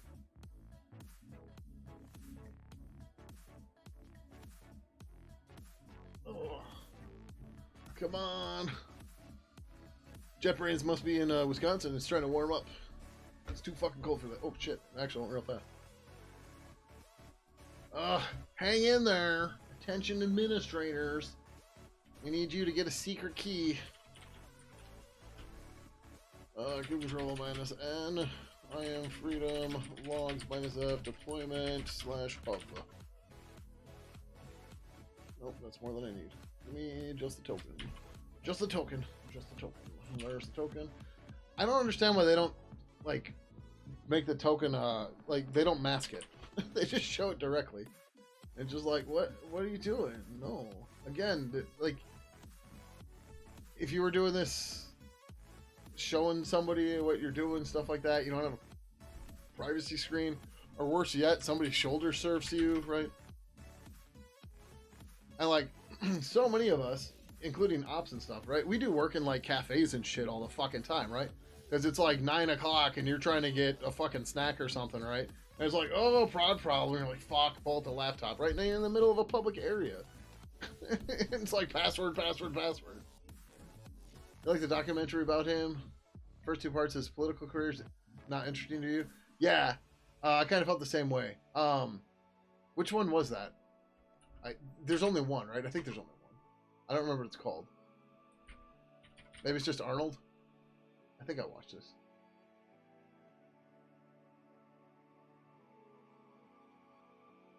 Yeah. Yeah, I watched this a while ago. I don't know when I watched it, but yeah, this is really good. I enjoyed it a lot. The third part was okay. Like that was all the politics stuff. Like it wasn't bad, but it was also like eh. But like that guy has a serious addiction to smoking cigars. Yeah, it's just titled Arnold. Yeah. It's like, yeah, we put the tent up outside the office so we could smoke cigars, and it's like so many ideas came out of here. I'm totally not doing the Arnie voice anymore either. You know, nothing of the political stuffs. I just go, I want to do what now? Oh, that makes sense. Or finally something. Yeah. No, so like Arnold Schwarzenegger became the governor of California, right? Everybody started calling him the governor, stuff like that. He had 2 terms, or is it 3 terms? I don't remember. And he did, from my understanding, pretty well,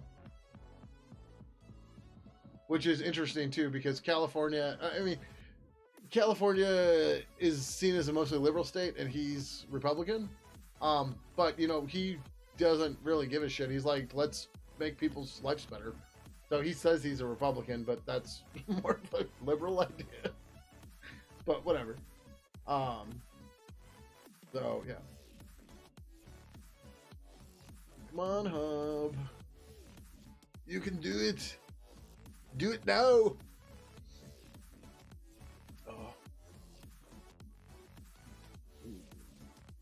Yeah, I was gonna update Minio a while ago, and there was something weird with the updates I didn't want to do. Oh, we have to do the fucking port.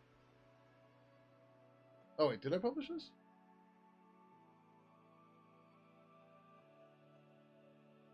No.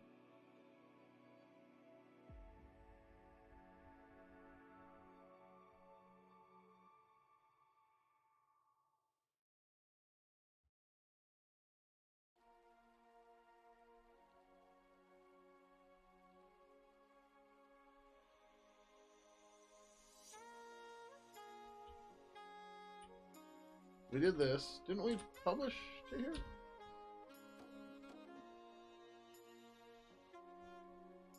I don't see any drafts.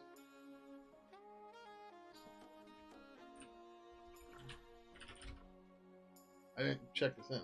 That'll do it.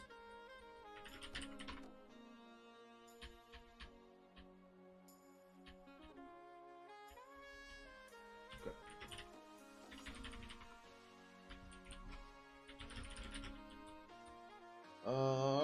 2837. Jesus. No, not 28. That is 2837. Jesus. I seen him was a pic on the net of him on a bicycle with a tropical-like shirt. Someone pointed out he kind of looked like Master Roshi. I don't know who Master Roshi is, but okay. Yeah, apparently he takes a bike like all over the place though too, especially when he goes back to Austria and shit. Like in the documentary, he's riding like a road bike with the real fat tires. I don't know what they're called. Yeah, he's having a good time. It's fine. Cool.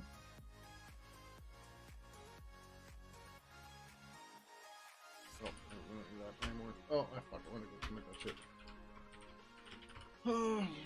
50, keep. Oh, not keep. We don't want to update keep yet. Wait, what are we changing keep? I need to look at that. Issues. Update to the latest version of UTrack.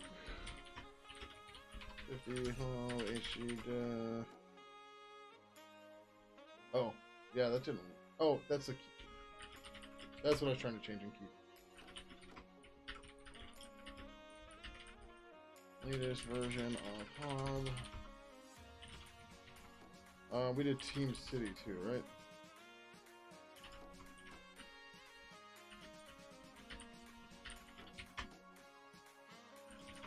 Okay, are we already committed to that?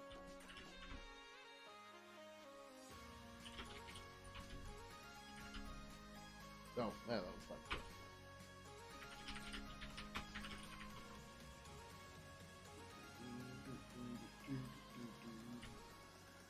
On.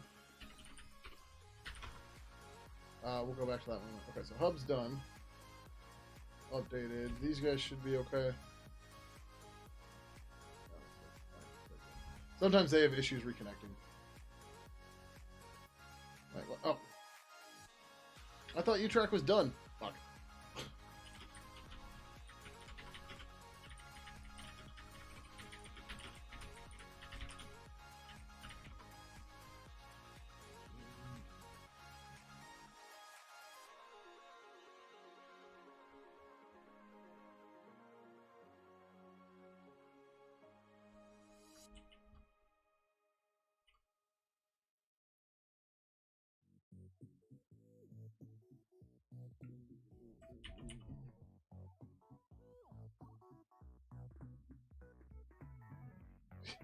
Good thing I have the privacy screen up because there's most of my license key.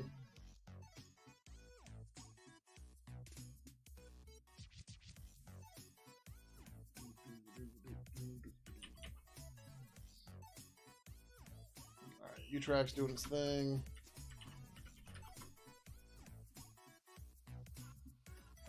Anything else we want to upgrade real quick? Oh, what the hell?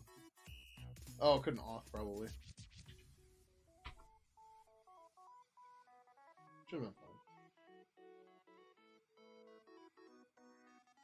fine. Other names, enjoying the stream? Yep. Have a good one, fortuitous traveler. Catch you later. Get some rest.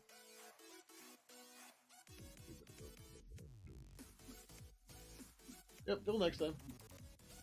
Have a good one.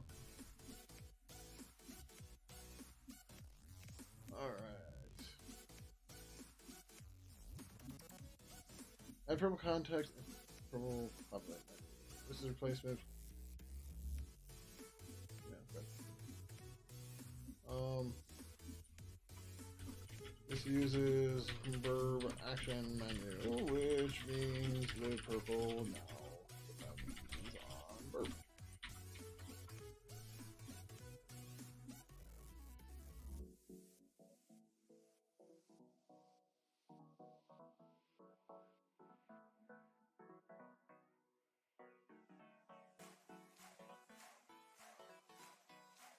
Oh, we should have gotten. Yeah, a new orphan change it. I gotta rebase that in a second. Use verb to do the things.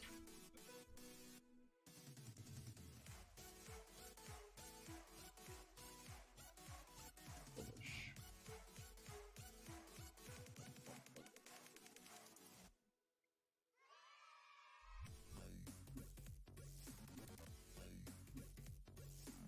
I don't know where a fuzzball's coming down on me from, but okay. I'm not, where was I? Maybe I was here. One day, somewhere, I don't remember where I was. I was just sitting here, and all of a sudden I see something come down. I'm like, ah, spider! Just like, no, you don't, Mr. Spider. It's not cool.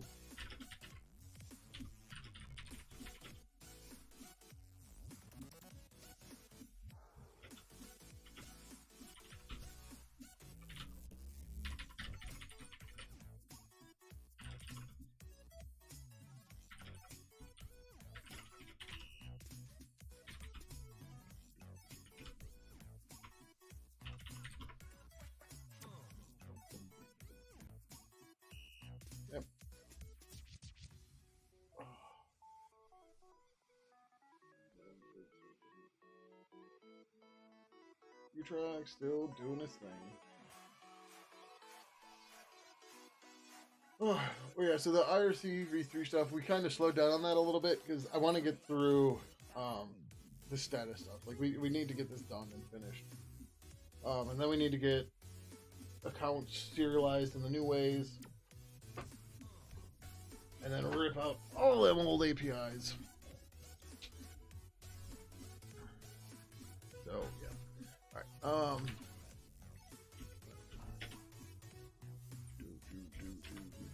Contact manager. Let's see, save ninja.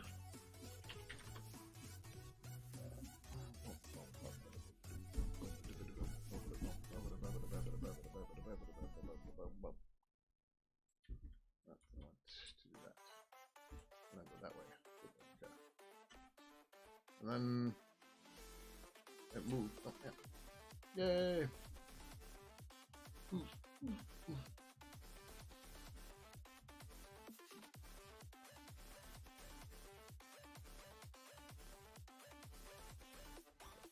Staying stuck. We should have gotten a warning. Where was the warning then?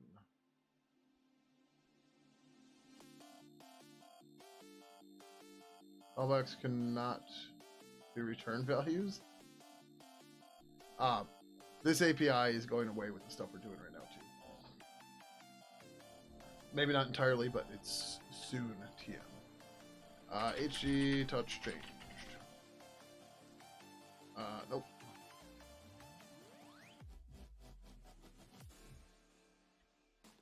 What the hell's my alias for that?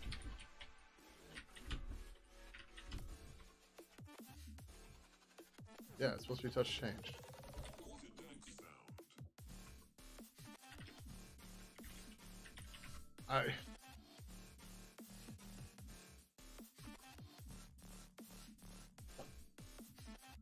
Great successor is identical to the predecessors, but the change set ID. This is used to resurrect change sets. Why? Well, all this is supposed to do is... Oh!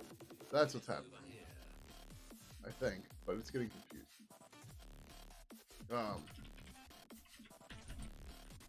I can't do that here because I have to do it this way. Is it test contact manager that changes? It's gotta be. Oh, right. Because the other stuff's not going to call it; it's just going to propagate the signal.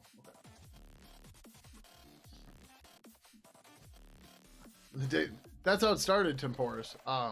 So years ago now, we used to do bid wars to change my terminal colors. And we went to the Borland color scheme, but it turns out if you use that blue, it is just too bright. So we dumbed it down a lot, and that's where we got to where we are now. And I don't know, I like it. It works. It's fine.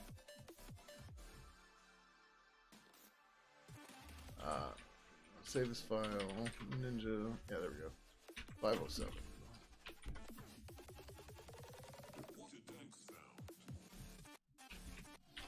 Verb action menu. Menu equals. We'll name this action menu.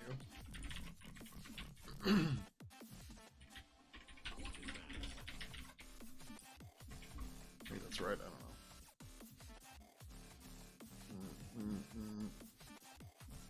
Action menu.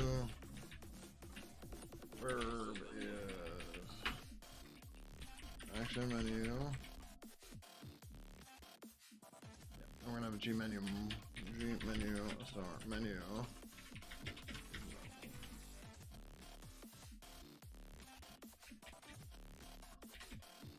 G assert finalize object. Action menu. My phone bleeping.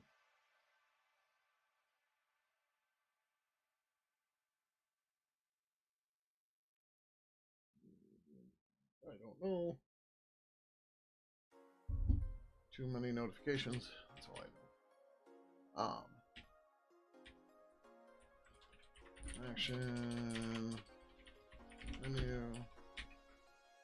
Menu equals G verb. Action menu. Get menu.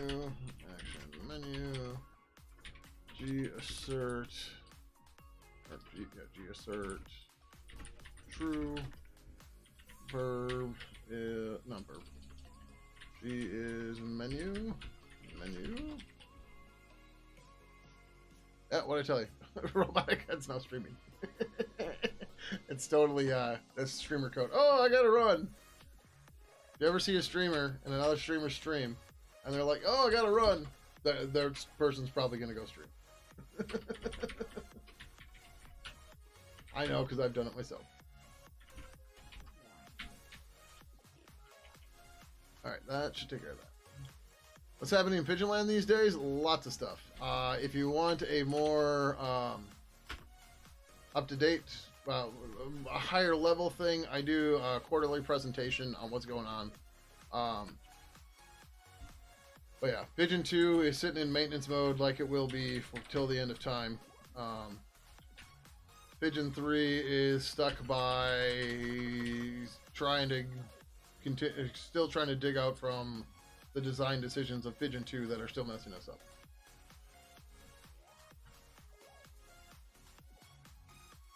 But Pidgin 3 looks nice, but it doesn't run well. And, I mean, it doesn't not look nice.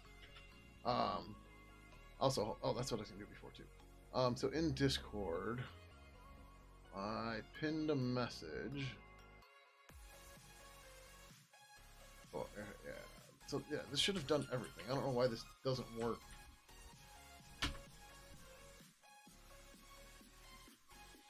I don't know why that's not working here. Because it did work here. Yes, I want to use the inspector. I want fucking...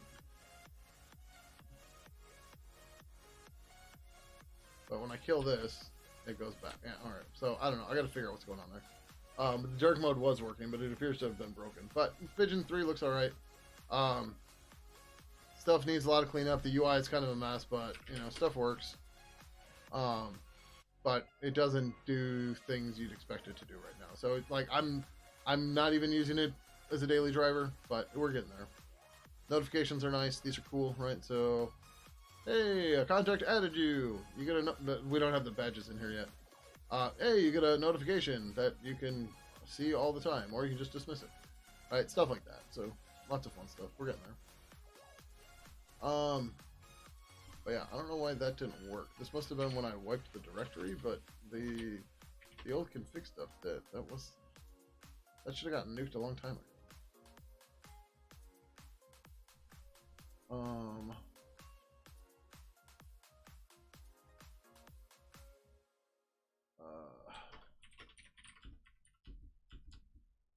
GTK 4.0 cat settings.ini.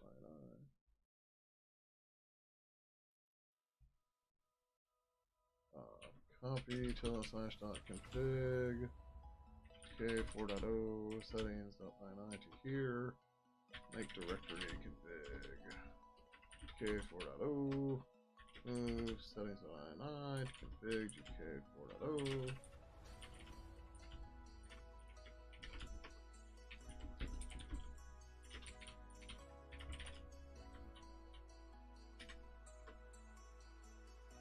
Oh, that's not doing it. What the fuck?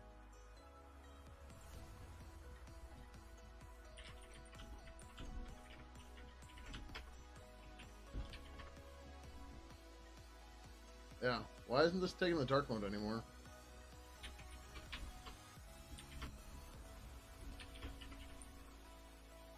Oh, is there an Adwada config we maybe need?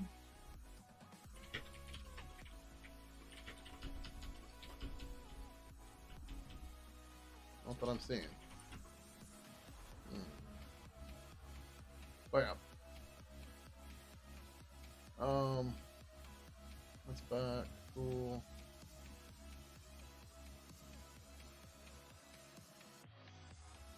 All looks good. Get rid of that. Don't need that anymore. I can go away. All right. So in theory, this does its thing. All right. So what do we do here? We get the manager. We connect to populate menu on it. we create a contact, we add it to the manager, we ask that contact for its menu, and then we make sure that our counter got updated and called and everything. Yeah. All right, yeah, that looks fine.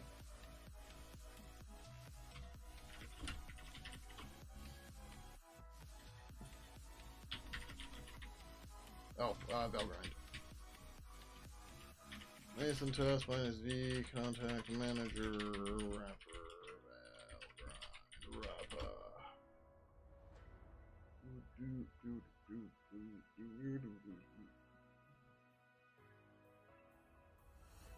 What?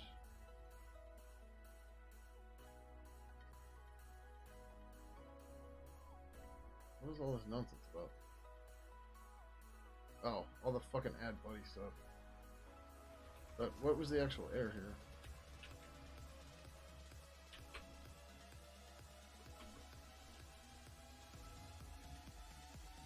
G is menu should be true. Oh, I might have not coded that right.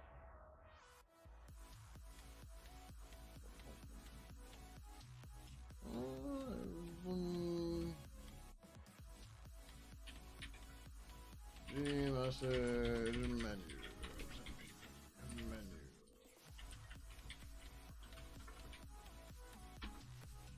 Not sure why that's failed.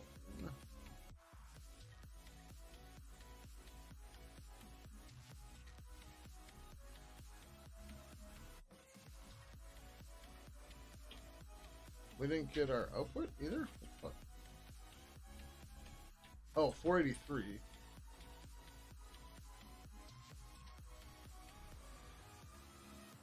Aha! Verb is action menu.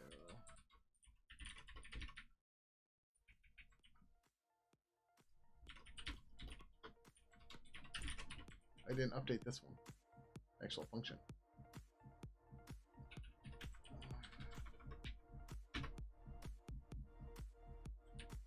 Or 35. Right. G menu, star menu. No. Menu equals verb action menu get menu. Action menu. Quantum Apprentice with Raid. Welcome, welcome. How you doing? How was your stream tonight? What were you up to? Welcome everyone from Quantum Apprentice stream. My name is Gary Kramlich. I am the lead developer of Pidgin's Messenger. Maybe you've heard of it, maybe you used it, maybe you used to use it, maybe you still use it. Either way, we spend an inordinate amount of time, basically all our time on this stream, working on it. One day we will get Pidgin 3 released, and there will be much rejoicing.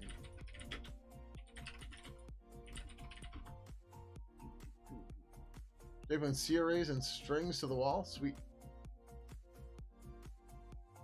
Any advice on landing an entry-level position in cybersecurity? Networking. And I don't mean TCP, IP, or UDP. I mean talk to people. Find out if you have a local DEF CON group or maybe even a 2600 group.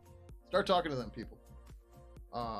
And they're more likely to know about jobs in their companies or know of other companies and stuff, or just in general.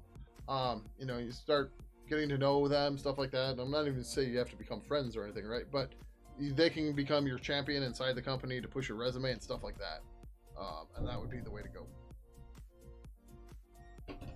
I had way better advice than you did. Okay.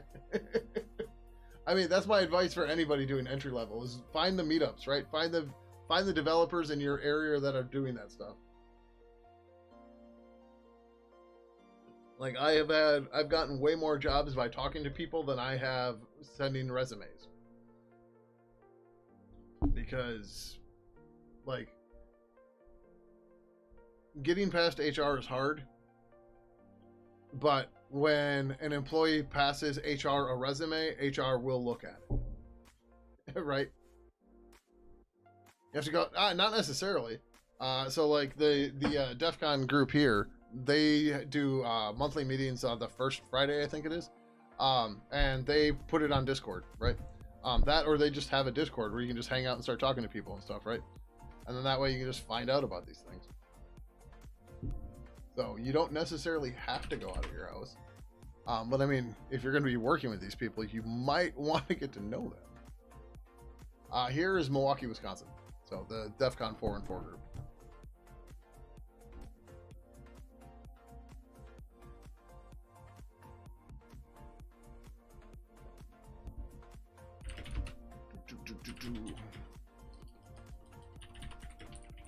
Oh, no, I have to update that too. Okay, yeah. We didn't update this guy. The propagation signal is going to be a little whack at the moment. It's working, but it's wrong, and QLodge is going to yell at me in the pull request if I don't fix it. Populate menu should now have a verb type menu.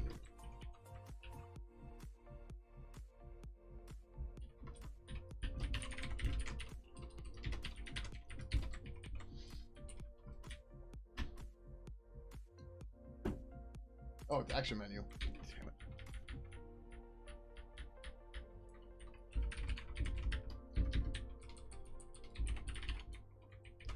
Why are you always in the way, mister? Always in the way. Got into cybersecurity field thinking it was going to be an easy hire, and now you don't even know what to apply because everything is 3+ years experience. Have you checked out Grim? I don't know their actual website. No, not the TV show. Grim Security. A buddy of mine works there. But I'm not gonna push. I don't know you well enough to push your resume. Let's go with that.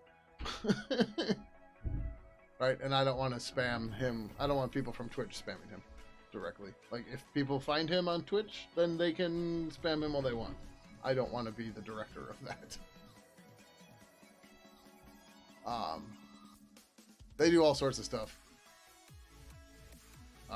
He's actually in Chicago. I know him because of Twitch, actually. Ooh, but yeah. Wait, come here. You got a big one right there. I got part of it. You're trying to extort some treats from me, I can tell. You're like, yeah, I'm just going to stay in the way. And I'm like, yep, I'm just going to more aggressively pet you.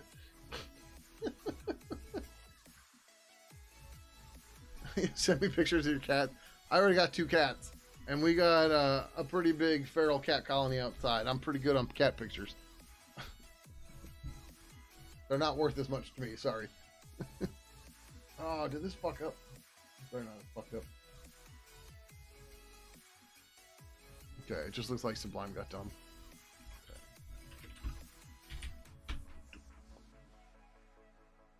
Okay.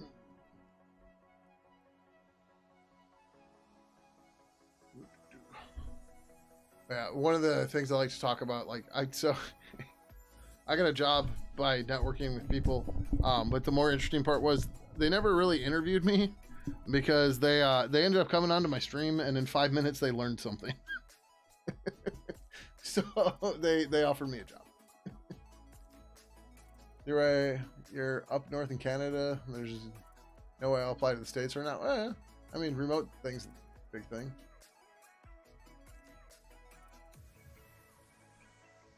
We don't really talk about Rust here, Temporis, because it leads to all sorts of fucking whiny little bitches. Why don't you rewrite Pidgin in Rust? And they don't like my response.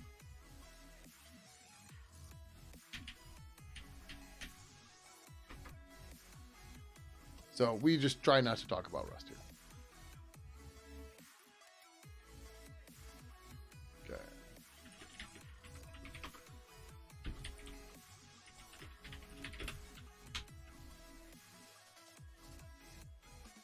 So I'll write C++ because I'm a Chad. No, we don't have to go that way. And the whole Chad thing is fucking stupid too.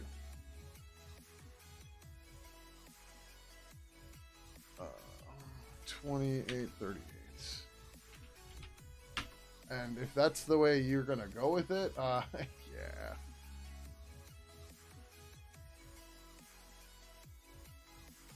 I find stupid with fun. Yeah, yeah, but it's also a giant fucking time sink. Is the problem.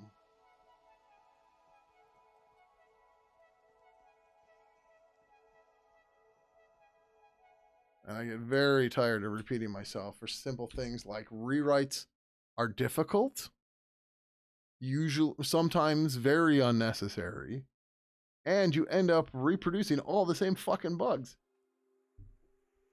No matter how memory safe you are, you're still gonna write fucking bugs in whatever language. But it's memory safe. Yeah. And like there's tools called Valgrind that'll help you with a lot of that. Or, you know, you can just write a fucking symbol spewed puke garbage language like Rust. Well, this doesn't have the right trait. I don't know what's going on. You produce completely non-before seen bugs. Yeah, yeah. Somebody fucking asked the one day, they're like, any reason you're sticking with C? I was like, any reason you're sticking with that fucking attitude? And they're like, huh? Any reason you're sticking with your significant other? They didn't get it.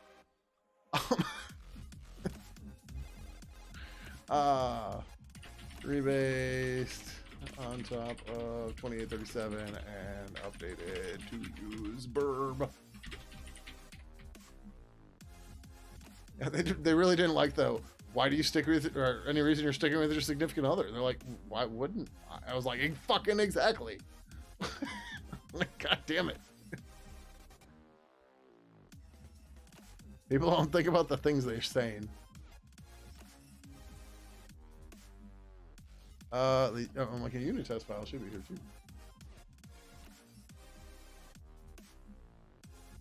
Like, I literally had to explain, like, you realize people don't just like rewrite their software in a new language they're learning, right?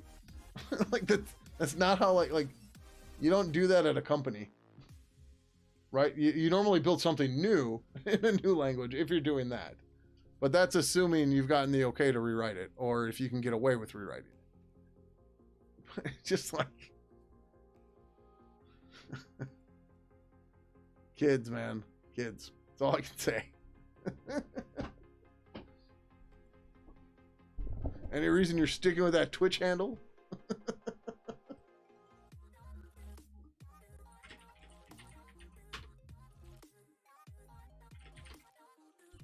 All right, that should be good for the moment. What else have I even had on branches here? Oh, the info pane documentation thing. We got those Zeme warnings, QLogic notice that were not necessarily warnings, but quick little fixes that need to get done.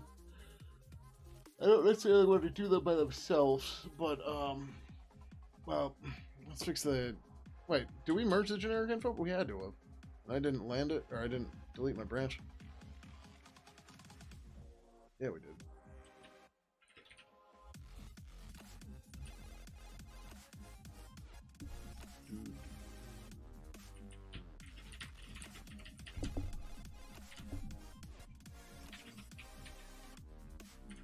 So one of the reasons why like these dock warnings and stuff like that'll sneak in is we have, I don't want to say warning fatigue, but we have warning fatigue. So well, it's hard to determine when a new warning gets added. As you can tell, look at all them warnings. Yeah. This is a dock warning though, so it wasn't that one. Where I thought it was a dock warning. Oh, it's in Pidgin. Where's the bench? Where the fuck was this? That's purple. Did Pidgin get built or no? It was a dock warning, right? I think it was. Oh yeah, get you out. Turn value missing transfer notation. Yep. Pidgin info pane.h. Get child. This is should be transfer none, I believe.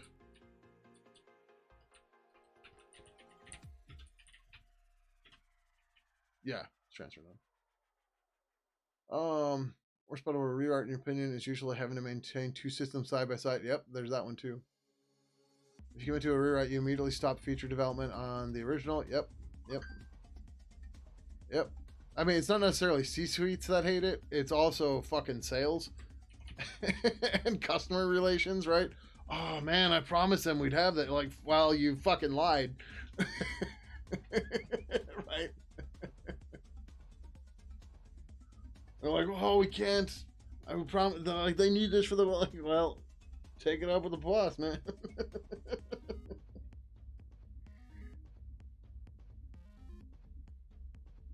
Not that that's ever happened to me or anything. Like, sales would be okay if they would just stop fucking lying.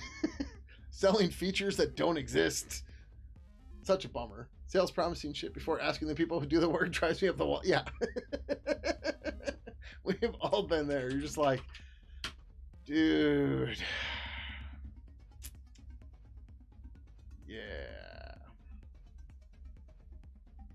Like, come on now. Oh, actually, now that this is here. Um. Oh,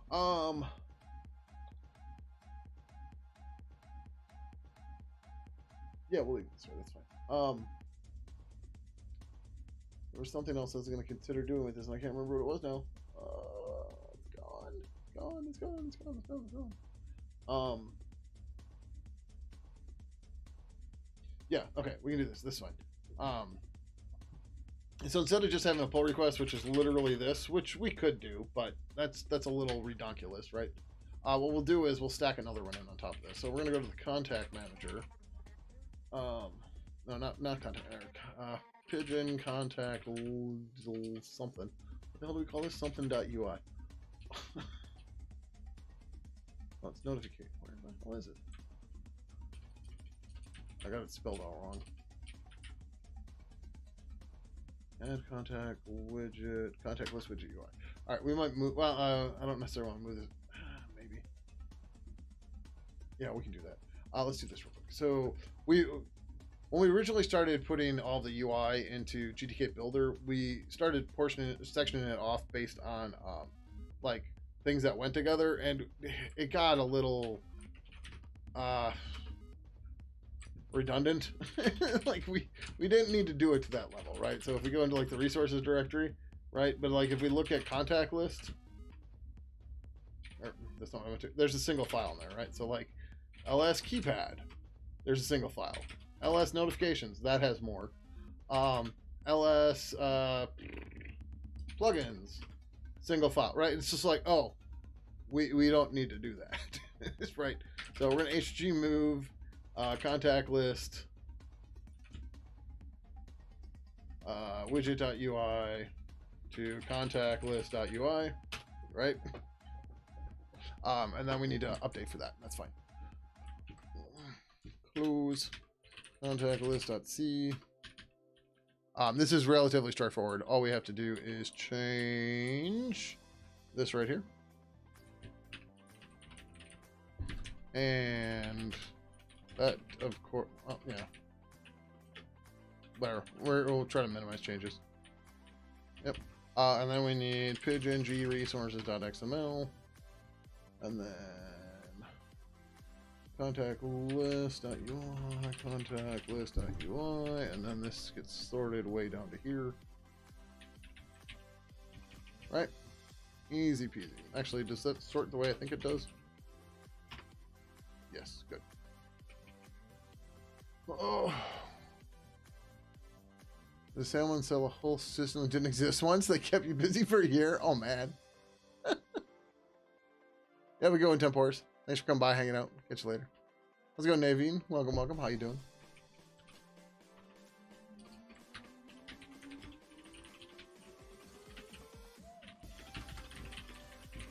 Just gonna build Pidgin 3 itself. I don't want to build the docks. Pretty fast build. Good. Okay, still working. Raps, thank you for the 8 months. Greatly appreciate it. Thank you so much.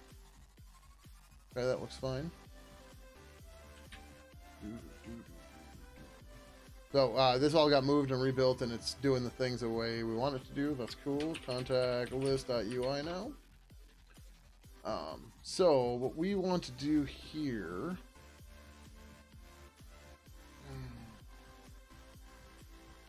Yeah, it should be doable.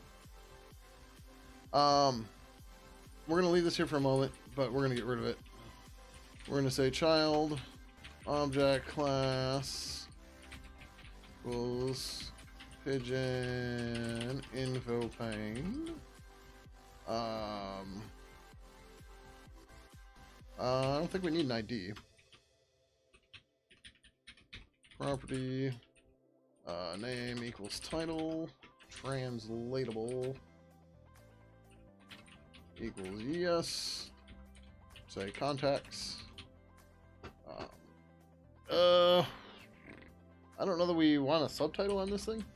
So let's see how this looks. What music is this right now? This is a channel from pretzel.rocks.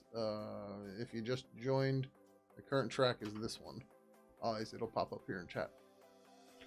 All right, cool. So now we got an empty contacts thing here. Sweet. Yep, and search should still, yeah, so search still works. What we're gonna do is we're gonna move the search bar into here, or the search box into there, and then we can start doing some other stuff. But that's just what we're gonna start with, and that'll be fine. We're not gonna put an icon or anything in here yet. We need to figure out exactly what we want to do there, but we'll get there. It's okay. But then we're gonna say property name equals child object class equals GTK search entry. Yeah, actually, we should just be able to copy this whole thing.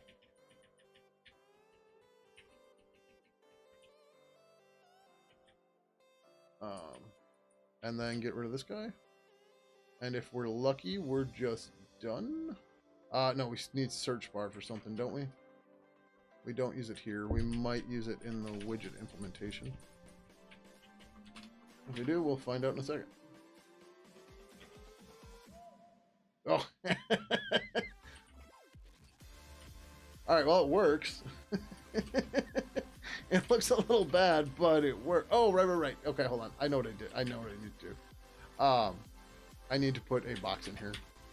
Object class equals GTK box.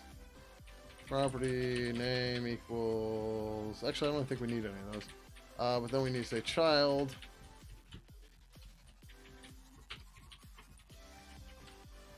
That might be enough. Oh, we probably want to set spacing, but we'll see. No, why didn't that work right? That should have worked. Oh, yeah, okay. We have to say property name equals orientation, horizontal. Beeline center, you think? All right, yeah, we'll try that. Oh, hold on. Why don't we try it in the inspector before guessing and having to recompile all the time?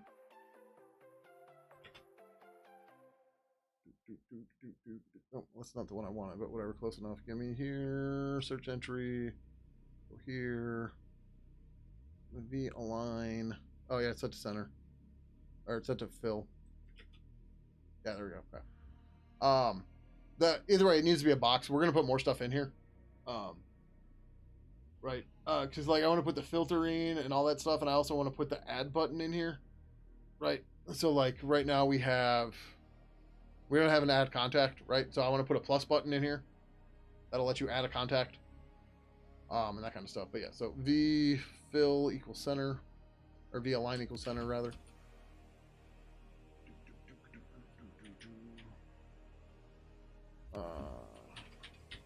Property name equals. Oh wait, yeah, I've got to do it on each widget, I believe. Right, but then we also want to add a child object class equals a GTK button. I don't care about that. That's fine. Do that. Do that. Property.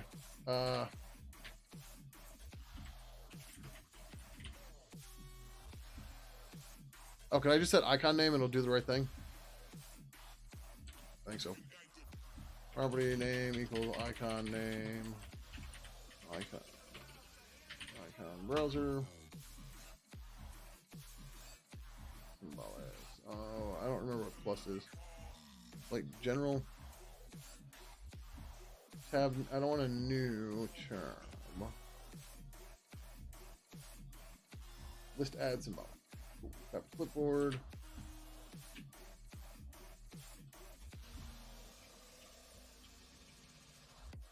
we're lucky, that'll do what we want it to do.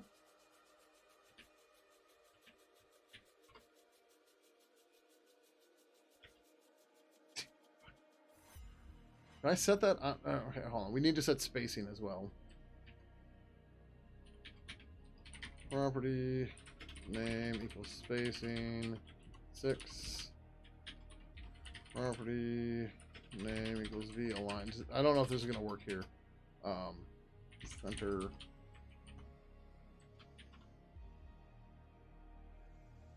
Yeah, there we go. Okay, cool. Right, that looks much better. Right, so you'll hit plus here, then it'll pop up the thing to add a contact. We have a widget for that now, I think. I don't remember. We started doing some of those, and we did, or some of the old dialogues to replace them. All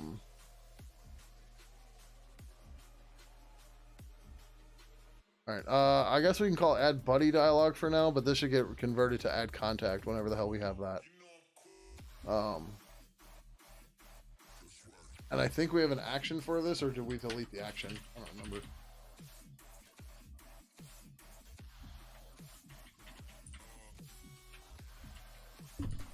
Looks like we got rid of it. Right, so are we actually not using this thing at all?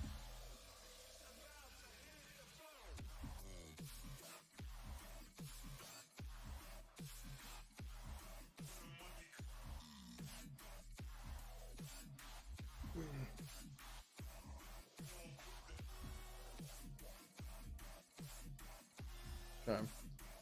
So we'll just add it in stubbed out for now. We should probably go and delete the add buddy dialogue since that's not actually being used now. All the buddy terminology and all this stuff, that's all going away because we're changing the way the API works and stuff like that. That's why so much of this stuff is just kind of weird and finagled right now. Property name equals action. Or is it action name? I think it's action name or something, right?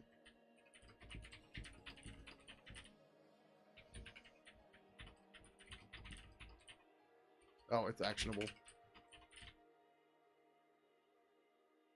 that action name? But is that the property?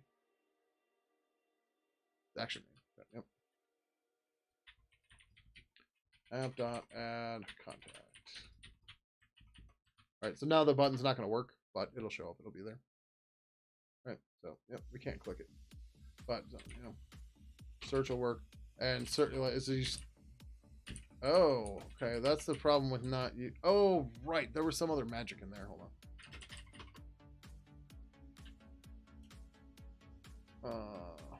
The key capture widget. I don't know that we still have that thing.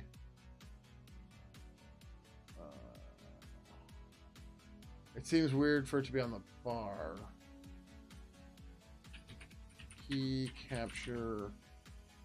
Yeah, it's just on the search bar. Okay. That's a little funky, but that's not a big deal, right? We can use a event key. No, key event something. Event controller key. There we go. Like, I don't remember the order of the words.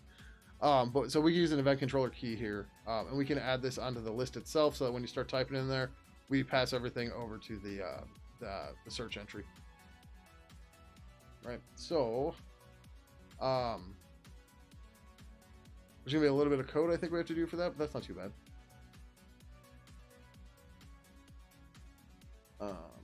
Yeah. All right. So over here. In the list view, we are going to child object class equals event GTK event controller key. I don't remember how to do this at all. Forwards the current events controller to. Oh, sweet. This got even easier. So, property name equals This is not. Or is the current event of this controller? I don't want the current event. I want fucking all of them.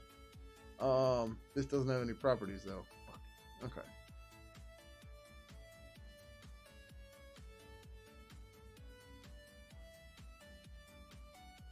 All right. So this gets a little weird. It's not too bad. I'm trying. Gray Fox. No, I'm trying. How's it going, Buffer? Welcome, welcome. How you doing? How you doing?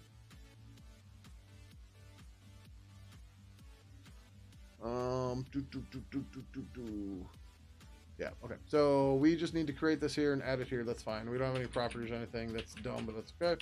That's fine. ID equals event or key event controller. Okay, yep. So then in Pidgin contact list.c, we need to scroll to the top. GTK event controller key star. What the hell did I just name this thing?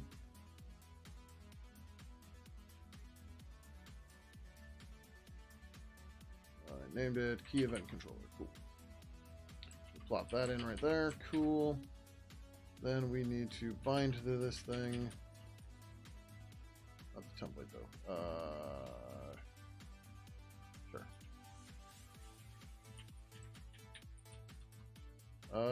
Event control, whatever. Okay. Now we actually have that widget. So now, oh no, we don't actually need to hold on to this, do we? Right? Because what are the signals on this guy?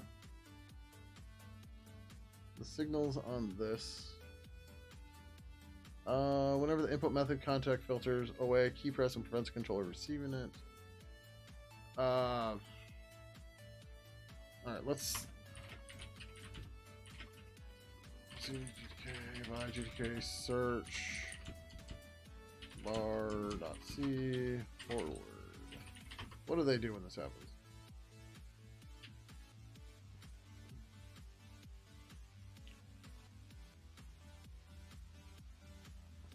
Okay.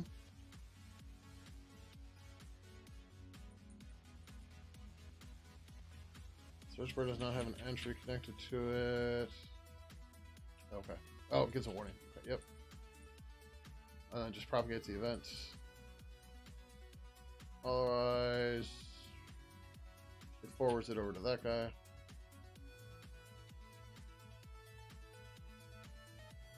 Wait, what? Oh, the search entry was told to listen to events from the search bar, so just forward the event itself. The search entry has an opportunity to intercept those. How's the search entry getting that? Sets a widget, capture key events from. If key events are handled by the search bar, the bar will be shown, and the entry populated with the correct enter text. Note that despite the name of this function, the events are only captured in the bubble phase, which means that editable child widgets of widget will receive text input before it gets captured. If that is not desired, you can capture and forward the events yourself with... Wait. Event controller key... Oh, right. That's the method. That's the method we're going to call. Right. Event controller key forward. Yeah.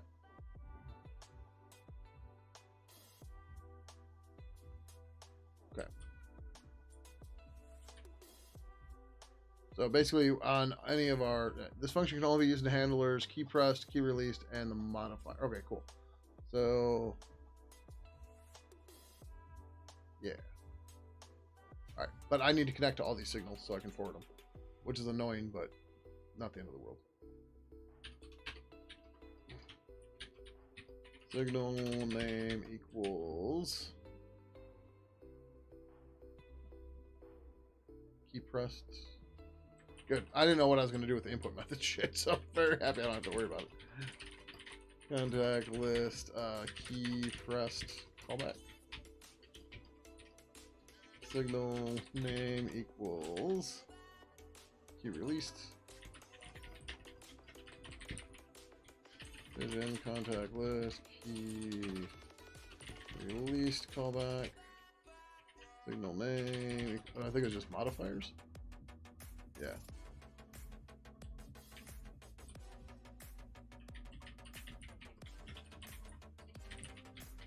In the contact list. Modifiers. Callback. Okay.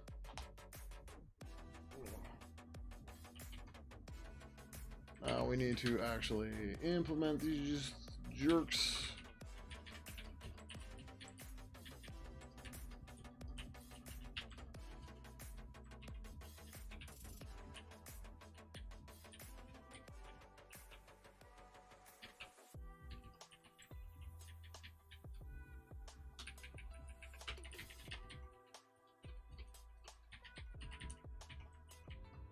Okay. Now, what do the signals actually look like? Because now we have to care about this.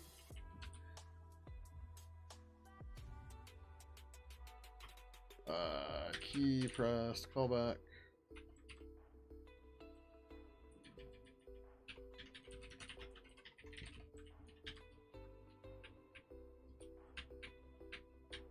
Oh, yeah, right.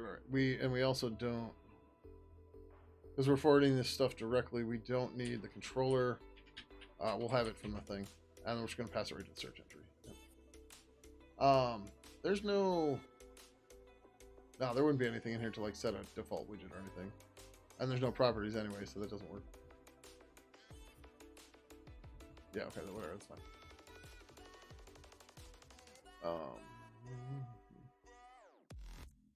So I don't care about these next ones.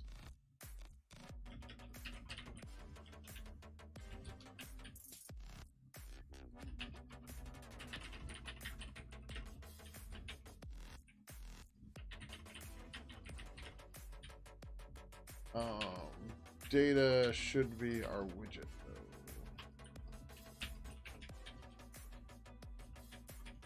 We might have to play with this, but this should be okay. Oh no. Oh, that's an interesting idea. All right. So, anyways, we should have Pidgin contact list star list equals data. And then we're gonna say GTK event listener, no, event controller key forward self comma list dash search entry.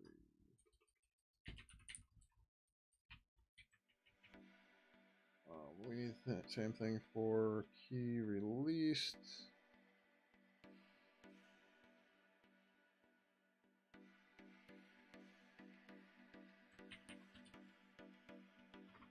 Static void.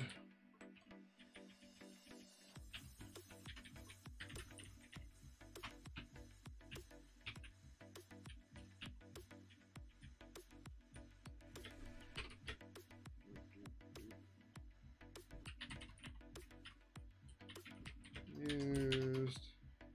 GTK unused. GTK unused.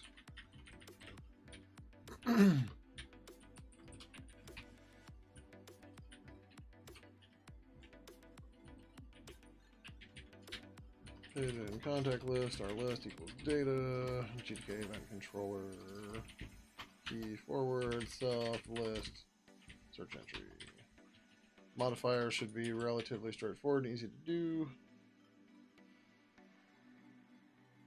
I meant to do, but whatever.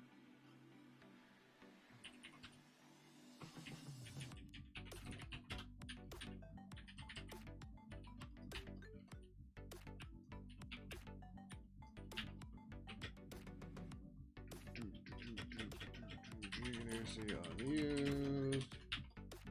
G-player data. Contact list, star list equals data. Event controller forward. Self, comma. List, search entry. Okay. We need to come down here. We need to not grab this because we just don't care. Not our problem anymore. Alright, and if this compiles, it should work, I think. Oh. I don't know. Forward returns a Boolean. Whether to say the... Oh, that's, no, I'm looking at the wrong thing. This thing. This returns a Boolean. So I can return that in the... right. Whether the widget handled the event. Right, so the ones that are Booleans here, I can just return that. Once I can find where the hell the code was.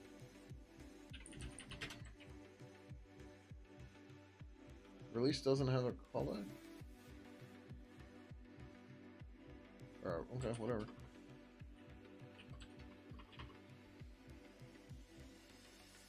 $336.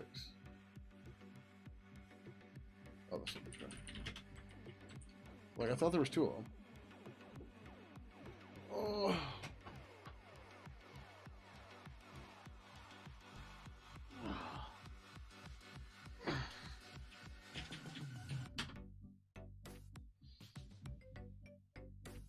What were those fatals?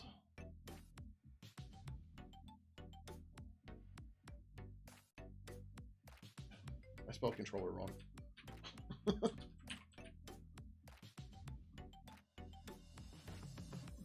Then controller key.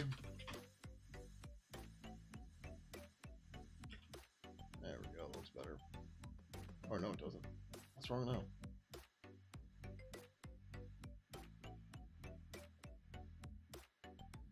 Pidgin contact list modifiers callback.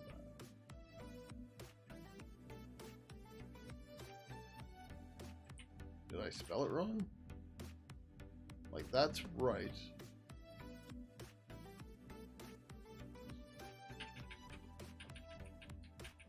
I had keys in there.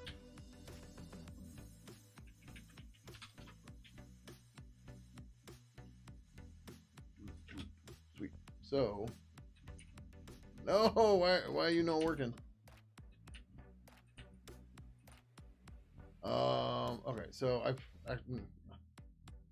so this is supposed to work on the bubble phase, or the old one does, and this is a GTK event controller, and that's going to have a property of what the phase is, and I have to set that. Propagation phase, yeah.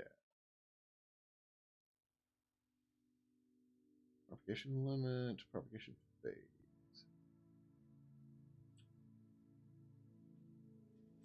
It's supposed to default to bubble, so I'm not sure if I'm doing something wrong here or what. But property name equals propagation phase bubble.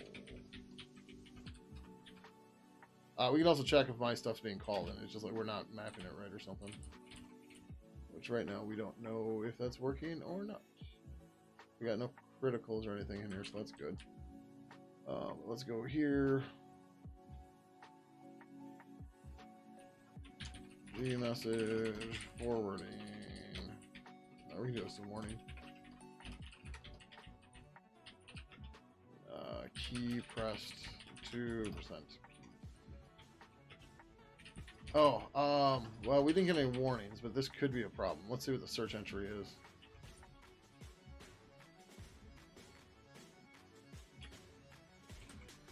Okay, so the forwarding stuff is working, but it's not actually getting to here.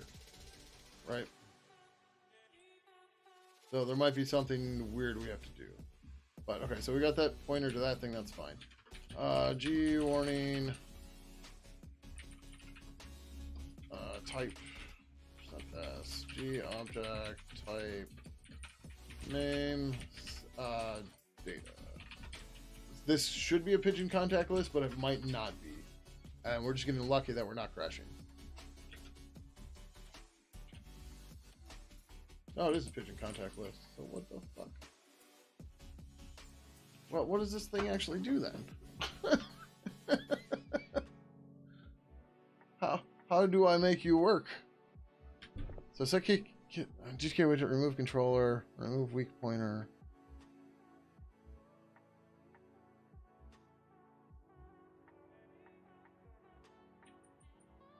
Yep. If it is a widget, they add a weak pointer to it. We should probably be doing this too.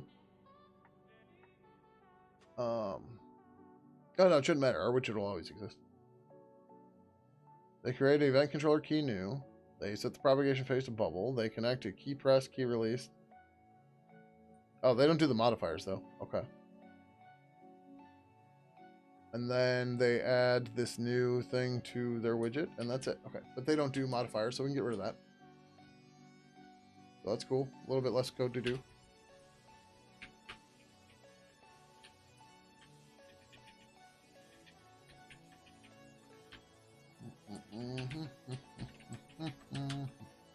Okay. But then we want to look at key handled.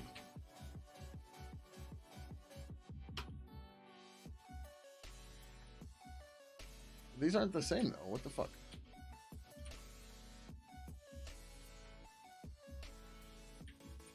Unless the docs are wrong, which is possible, but that would be annoying.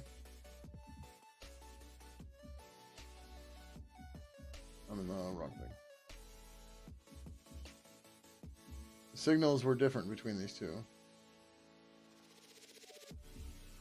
Key released didn't have a return value, right? 1, 2, 3, 4, 5.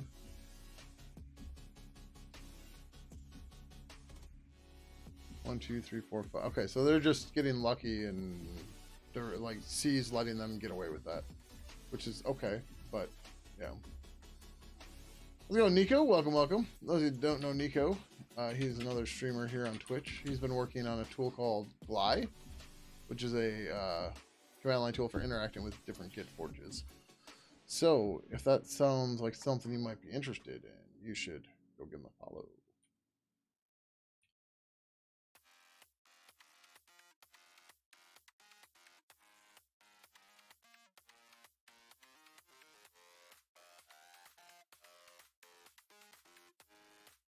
Yeah, this is exactly what the fuck we're doing.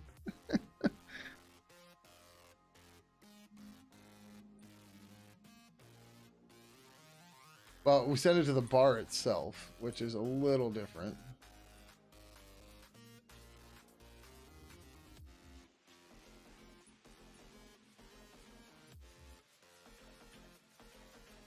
I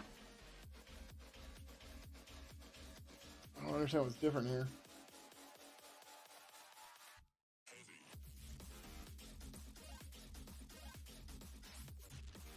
So if the bar has an entry, we forward this to the bar?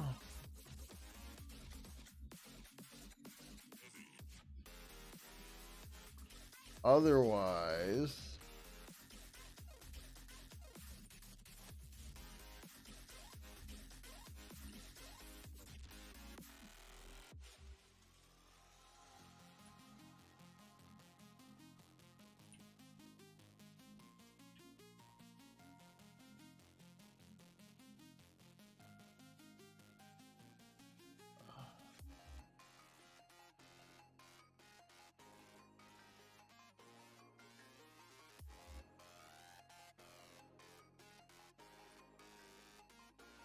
I still end up calling forward to the entry.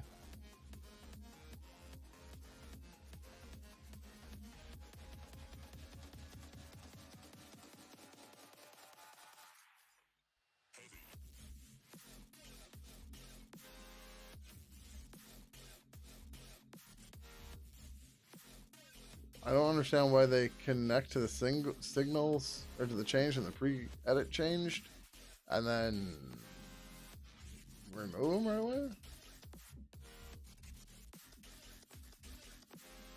Oh. Okay, that's for deciding if that was handled or not. Okay. I don't know why this isn't going. No. So Pidgin 3 used to. We're changing the way the tech list works a little bit. It used to be when you typed here, it would pop up a search box and then filter stuff.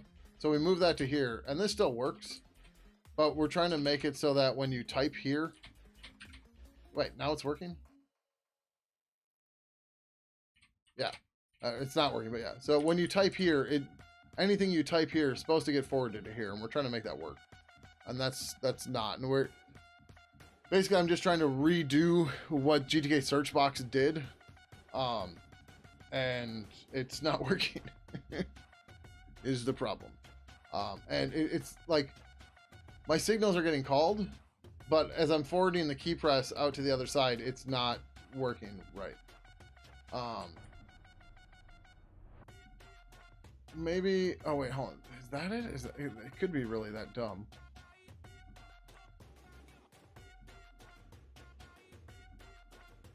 I now have a cat in the way. Instead of this, let's just return false.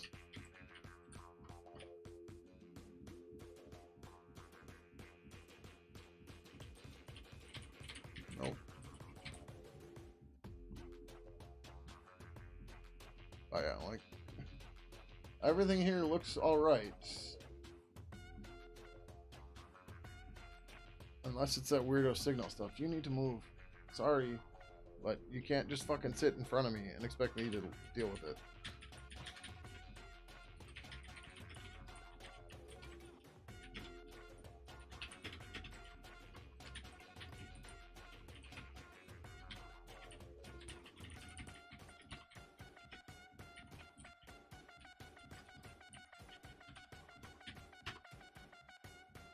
Fuck, it's 2:30. I want to finish this so I can go to bed. Yeah, that all returned false. But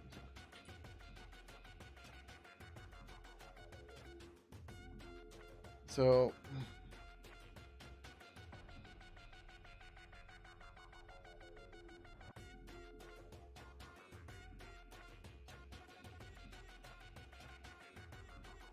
they just pass it right to the entry widget, which is exactly what I'm trying to do.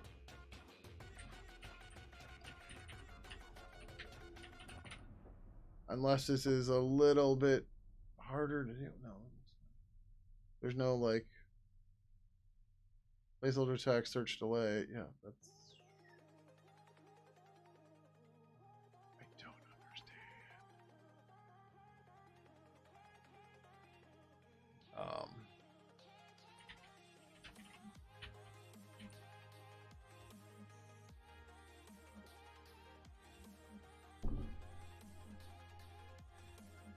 Maybe we want capture? No.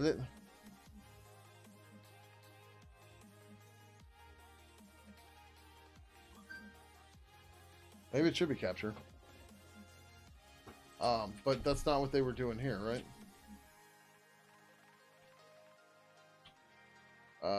Event controller key new. Yeah, they set it to bubble. Capture widget controller.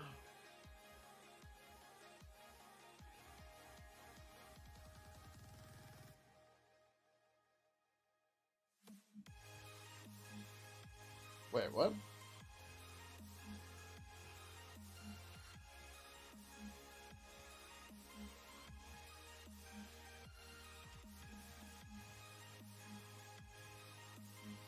They put this on the widget.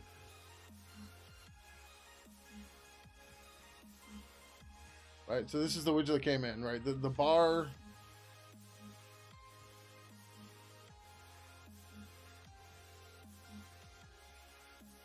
They added the controller to the widget that we're capturing.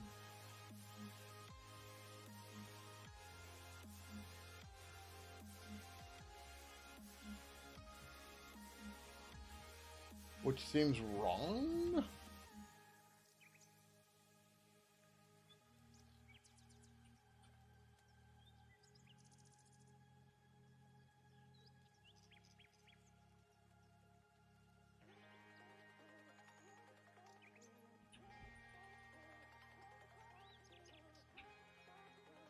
Like, this can't possibly work.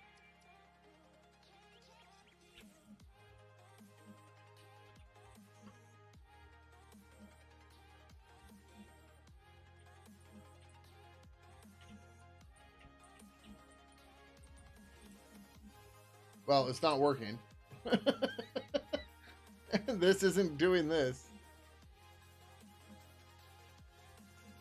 Like that's what I'm trying. Like they add the controller to the widget. That's the confusing part, right? GTK widget, add controller. That's the widget it's supposed to be forwarded to. And they add the controller they just created here.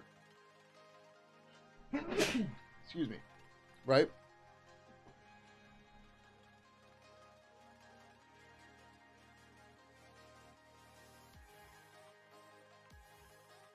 So they create an event controller.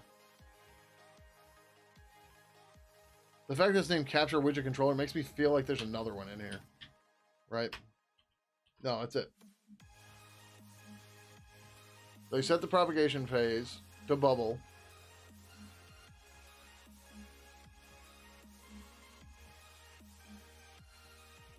Yeah, I don't understand how this works.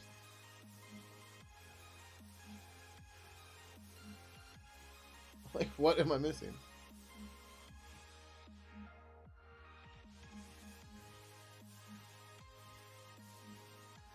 Oh, right. Okay, yeah, no, okay. So what I had before should be right then, right?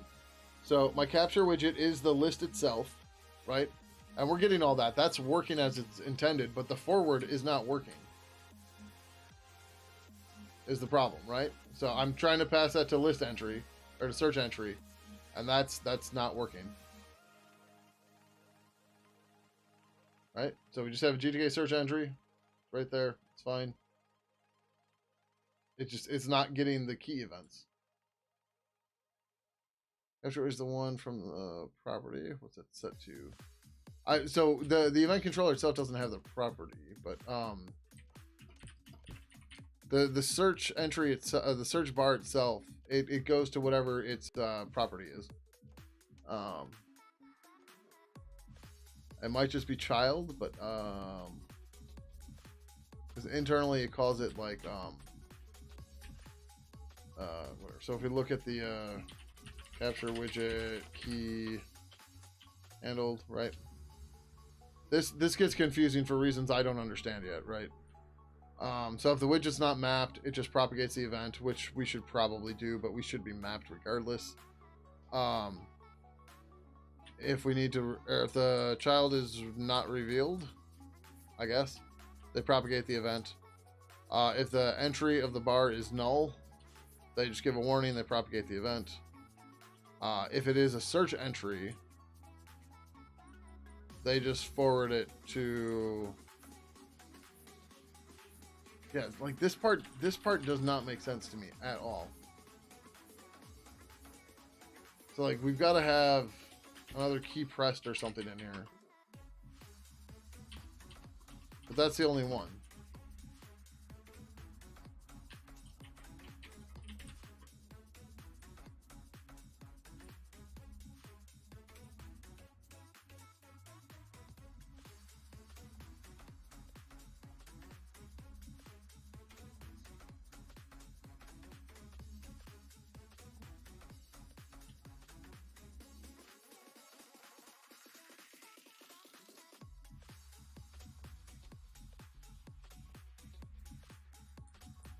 Yeah, this, I don't know, this doesn't make sense.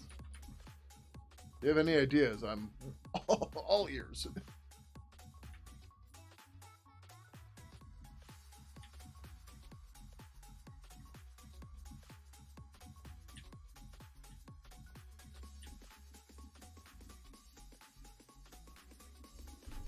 For keyboard, press it to start a search. The search bar must be told of a widget to capture key events from through blah. This widget will typically be the top level window or parent container of the search bar. Common shortcuts such as Control F will be handled as application action or through menu items. You also need to tell the search bar about which entry you are using as your search entry using Connect Entry. So what does Connect Entry do?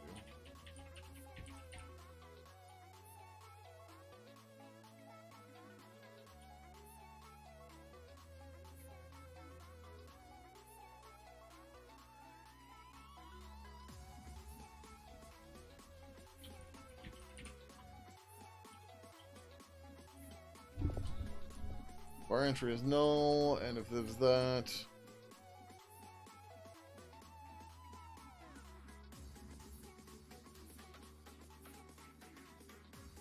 Let's just clean up for that. Then it removes a weak pointer. Then it sets it to that. Adds a weak pointer. If it's an entry, it connects to stop search.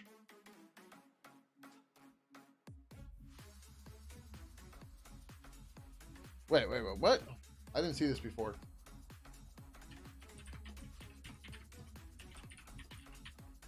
Son of a bitch.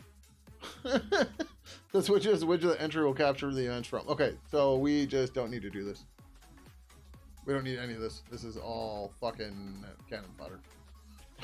Because I missed the damn name. Name equals...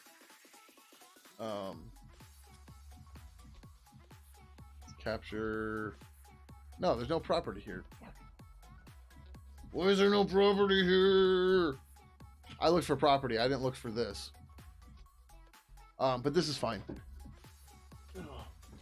This still simplifies the shit out of everything. So whatever. So we have our search entry. We have our list view. We can get rid of this event controller entirely. We don't need it. Come back over here. Get rid of our event controller. We already did. Get rid of our callbacks.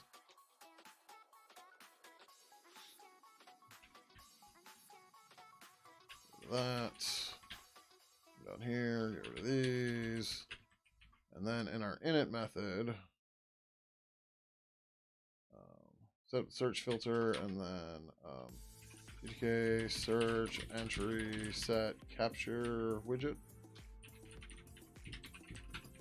List dash search entry, comma list. List. I don't. We didn't actually grab the ID equals u. We need to do that part, but yeah.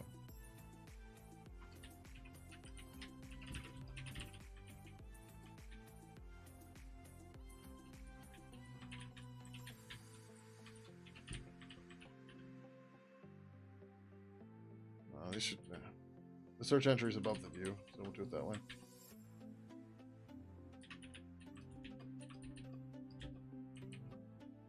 All right, and then in theory that does it, and we're done. Widget.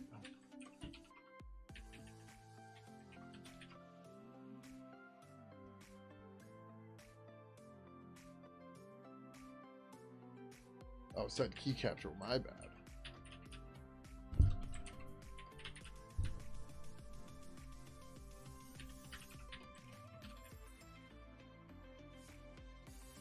Some warnings. Oh, yeah, that's fine. We'll deal with that in a second. Yay!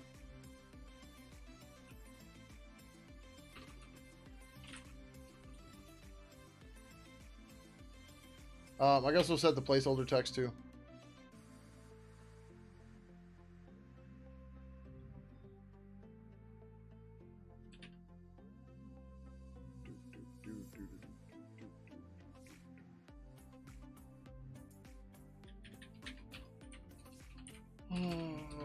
Property name equals placeholder text translatable equals yes search.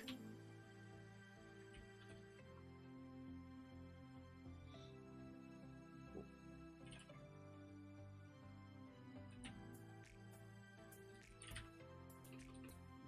Nice.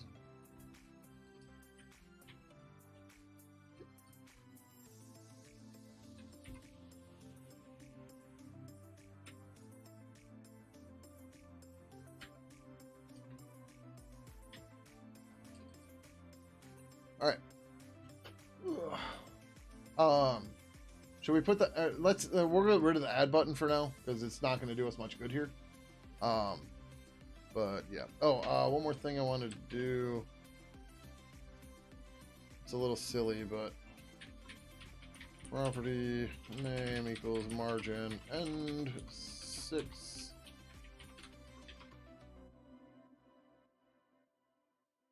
Yeah. So now we got a little bump off the side there. Cool. But we're not gonna put an empty button in here that doesn't work, right?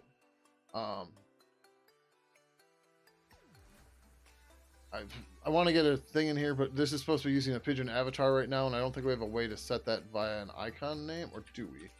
I don't even know. Our purple, it's a Pidgin avatar, right? And this, yeah, and this is still really tied to buddies and stuff.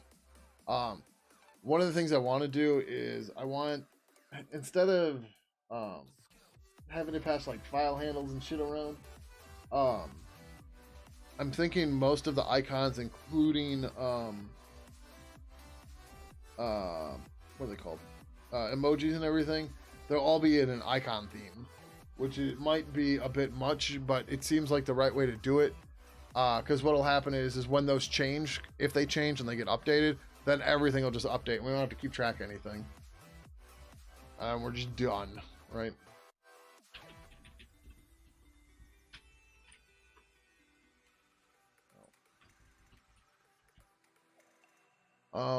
Okay, so that all looks good. We're gonna go to this button for now. We'll put that back in later.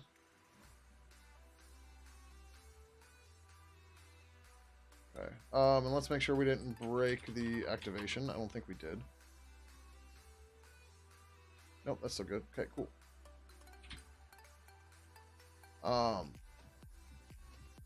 When we click on this, we should probably activate the list widget. And we might want to make search a little bit more prominent. It's way over here, but right? So like you're searching through. Does list view have a way to say like a placeholder widget? I don't think it does.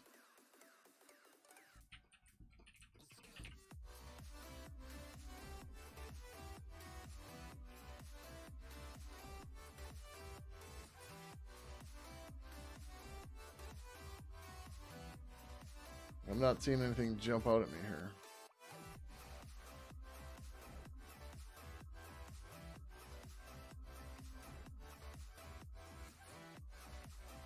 Wait, when did this happen? Hold on. We're gonna try this here just for lulz for a minute. I need to test this.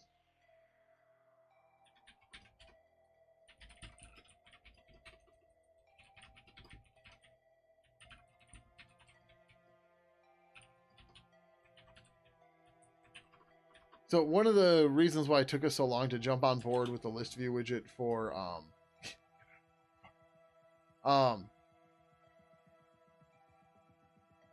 okay. One of the reasons it took us so long to jump on board with using the list view widgets for the conversation history was there was no way to select multiple items at once. So like we can turn on rubber banding and then you could select your items that way, which is going to be cool. I want to turn it on right now to see how it works, and yeah, it's fine. So we can use like GTK multi-selection or whatever it is with rubber banding on the list, and we should be able to select multiple messages at once, which then you can copy paste, and like we'll have to modify it depending on the target and stuff, but that'll work. That should work. Contact list. I didn't change this. Oh, it's contact list item. The other contact list wasn't in here yet. Yay.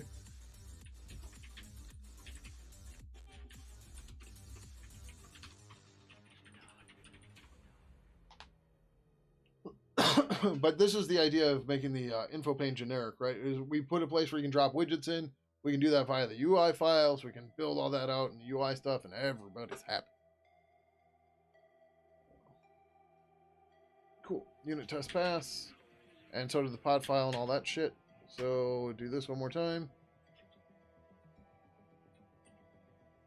Yeah, so the focus gets a little weird. But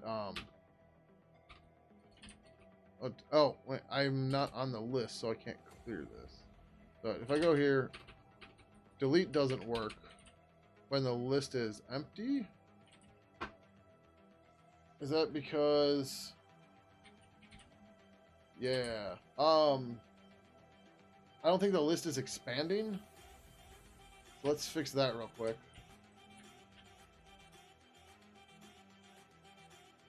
No, it's supposed to expand. So that's weird.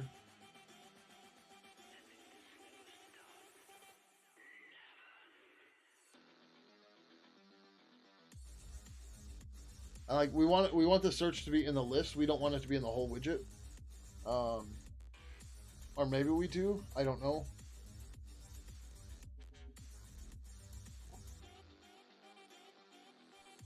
Oh, let's see. Does that make a diff? We'd have to do that in the C code.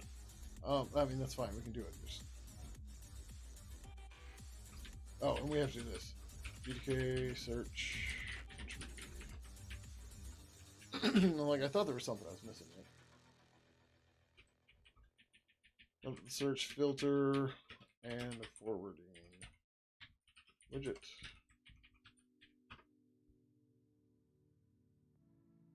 Okay, I don't know. Oh, yeah, we gotta cast that the other way. Yeah, so clicking down here, this doesn't work. Which seems weird, because unless we're broken other ways. Nope.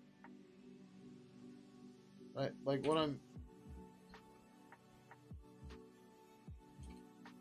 I feel like that used to work. Right? With the other setup with the search bar.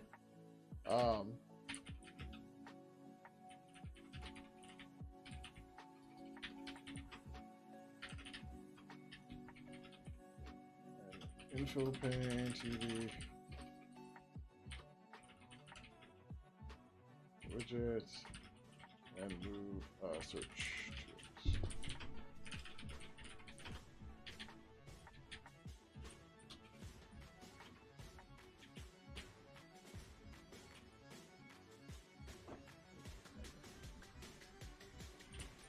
No, okay, that didn't work before either.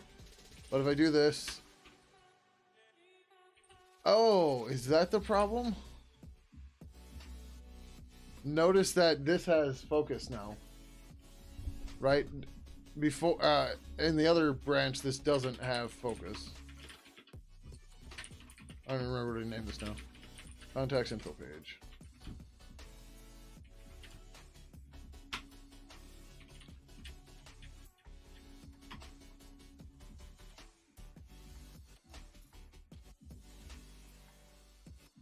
Yeah, okay.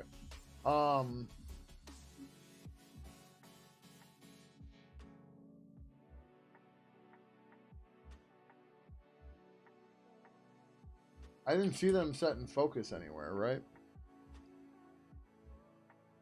So...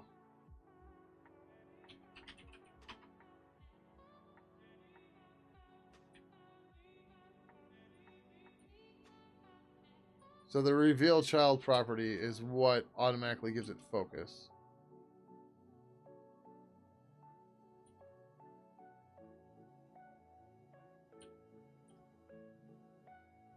And I don't see like a property to GTK entry, search entry.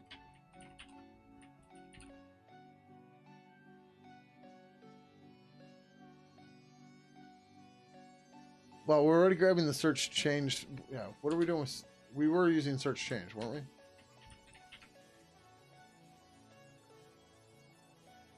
Yeah, so what do we do on search change? Oh, we changed the filter, right? Okay, so if the filter changes, right, it's probably maybe safe to say GTK widget grab focus.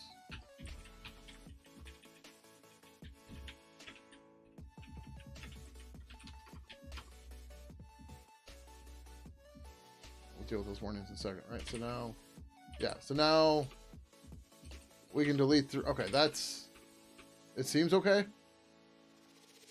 right? So like when you start typing in here, it doesn't change anything. Although, I mean, we can check if it already has focus and then just not call that, which we should probably do. GTK widget has focus. Yeah. If not, GTK widget has focus.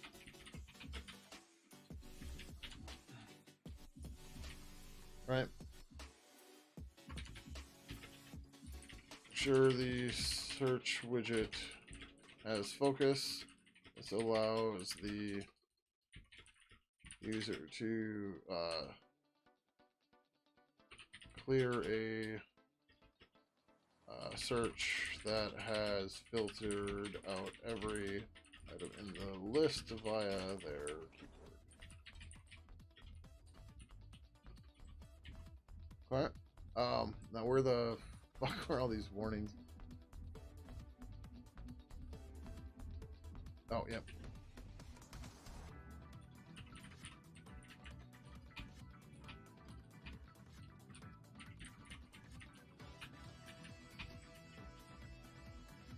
And then, yep, 338. Oh, it should have been this one.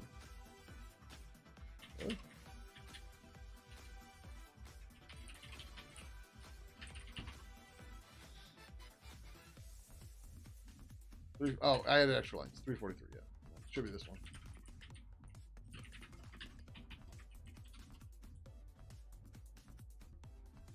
Cool.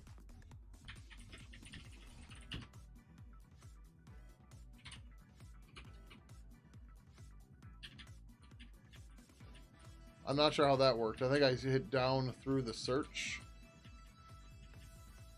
But we can tweak more of that as we need to later.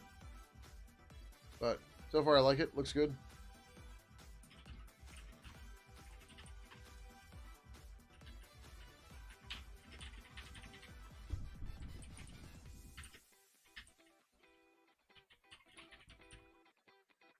Ooh. 51 line change, and yeah, that looks like a good time.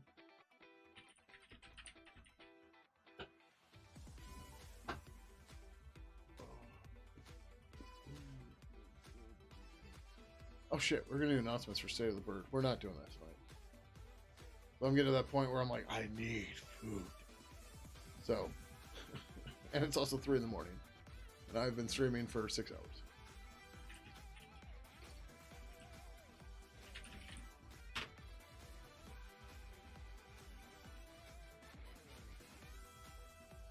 Oh shit, and I have to go back to the car dealership tomorrow. I keep forgetting.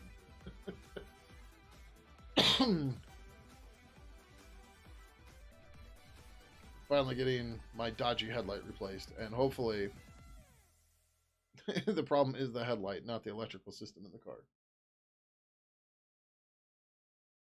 Because the car has had electrical issues since I bought it.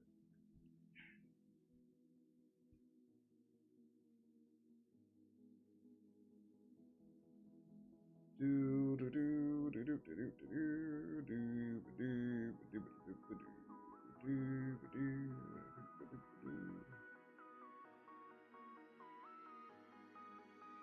Holy shit, bud.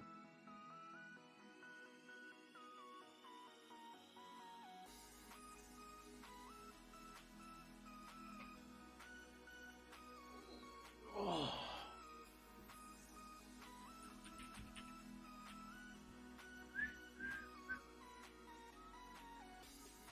That liar. Togglebit said he wasn't streaming today. He's streaming. 2918. Testing done. Consulted with the turtles. Open the contact list window and searched in many ways.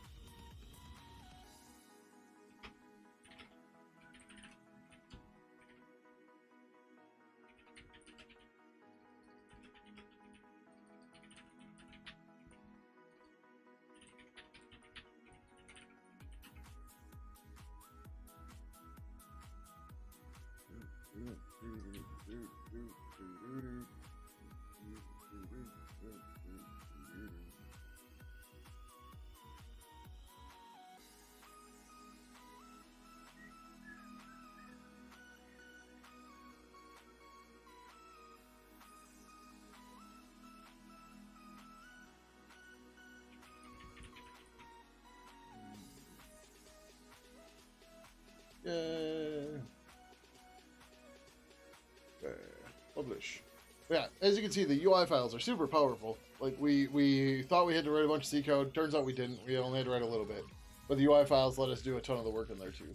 So, that's very cool. Very cool.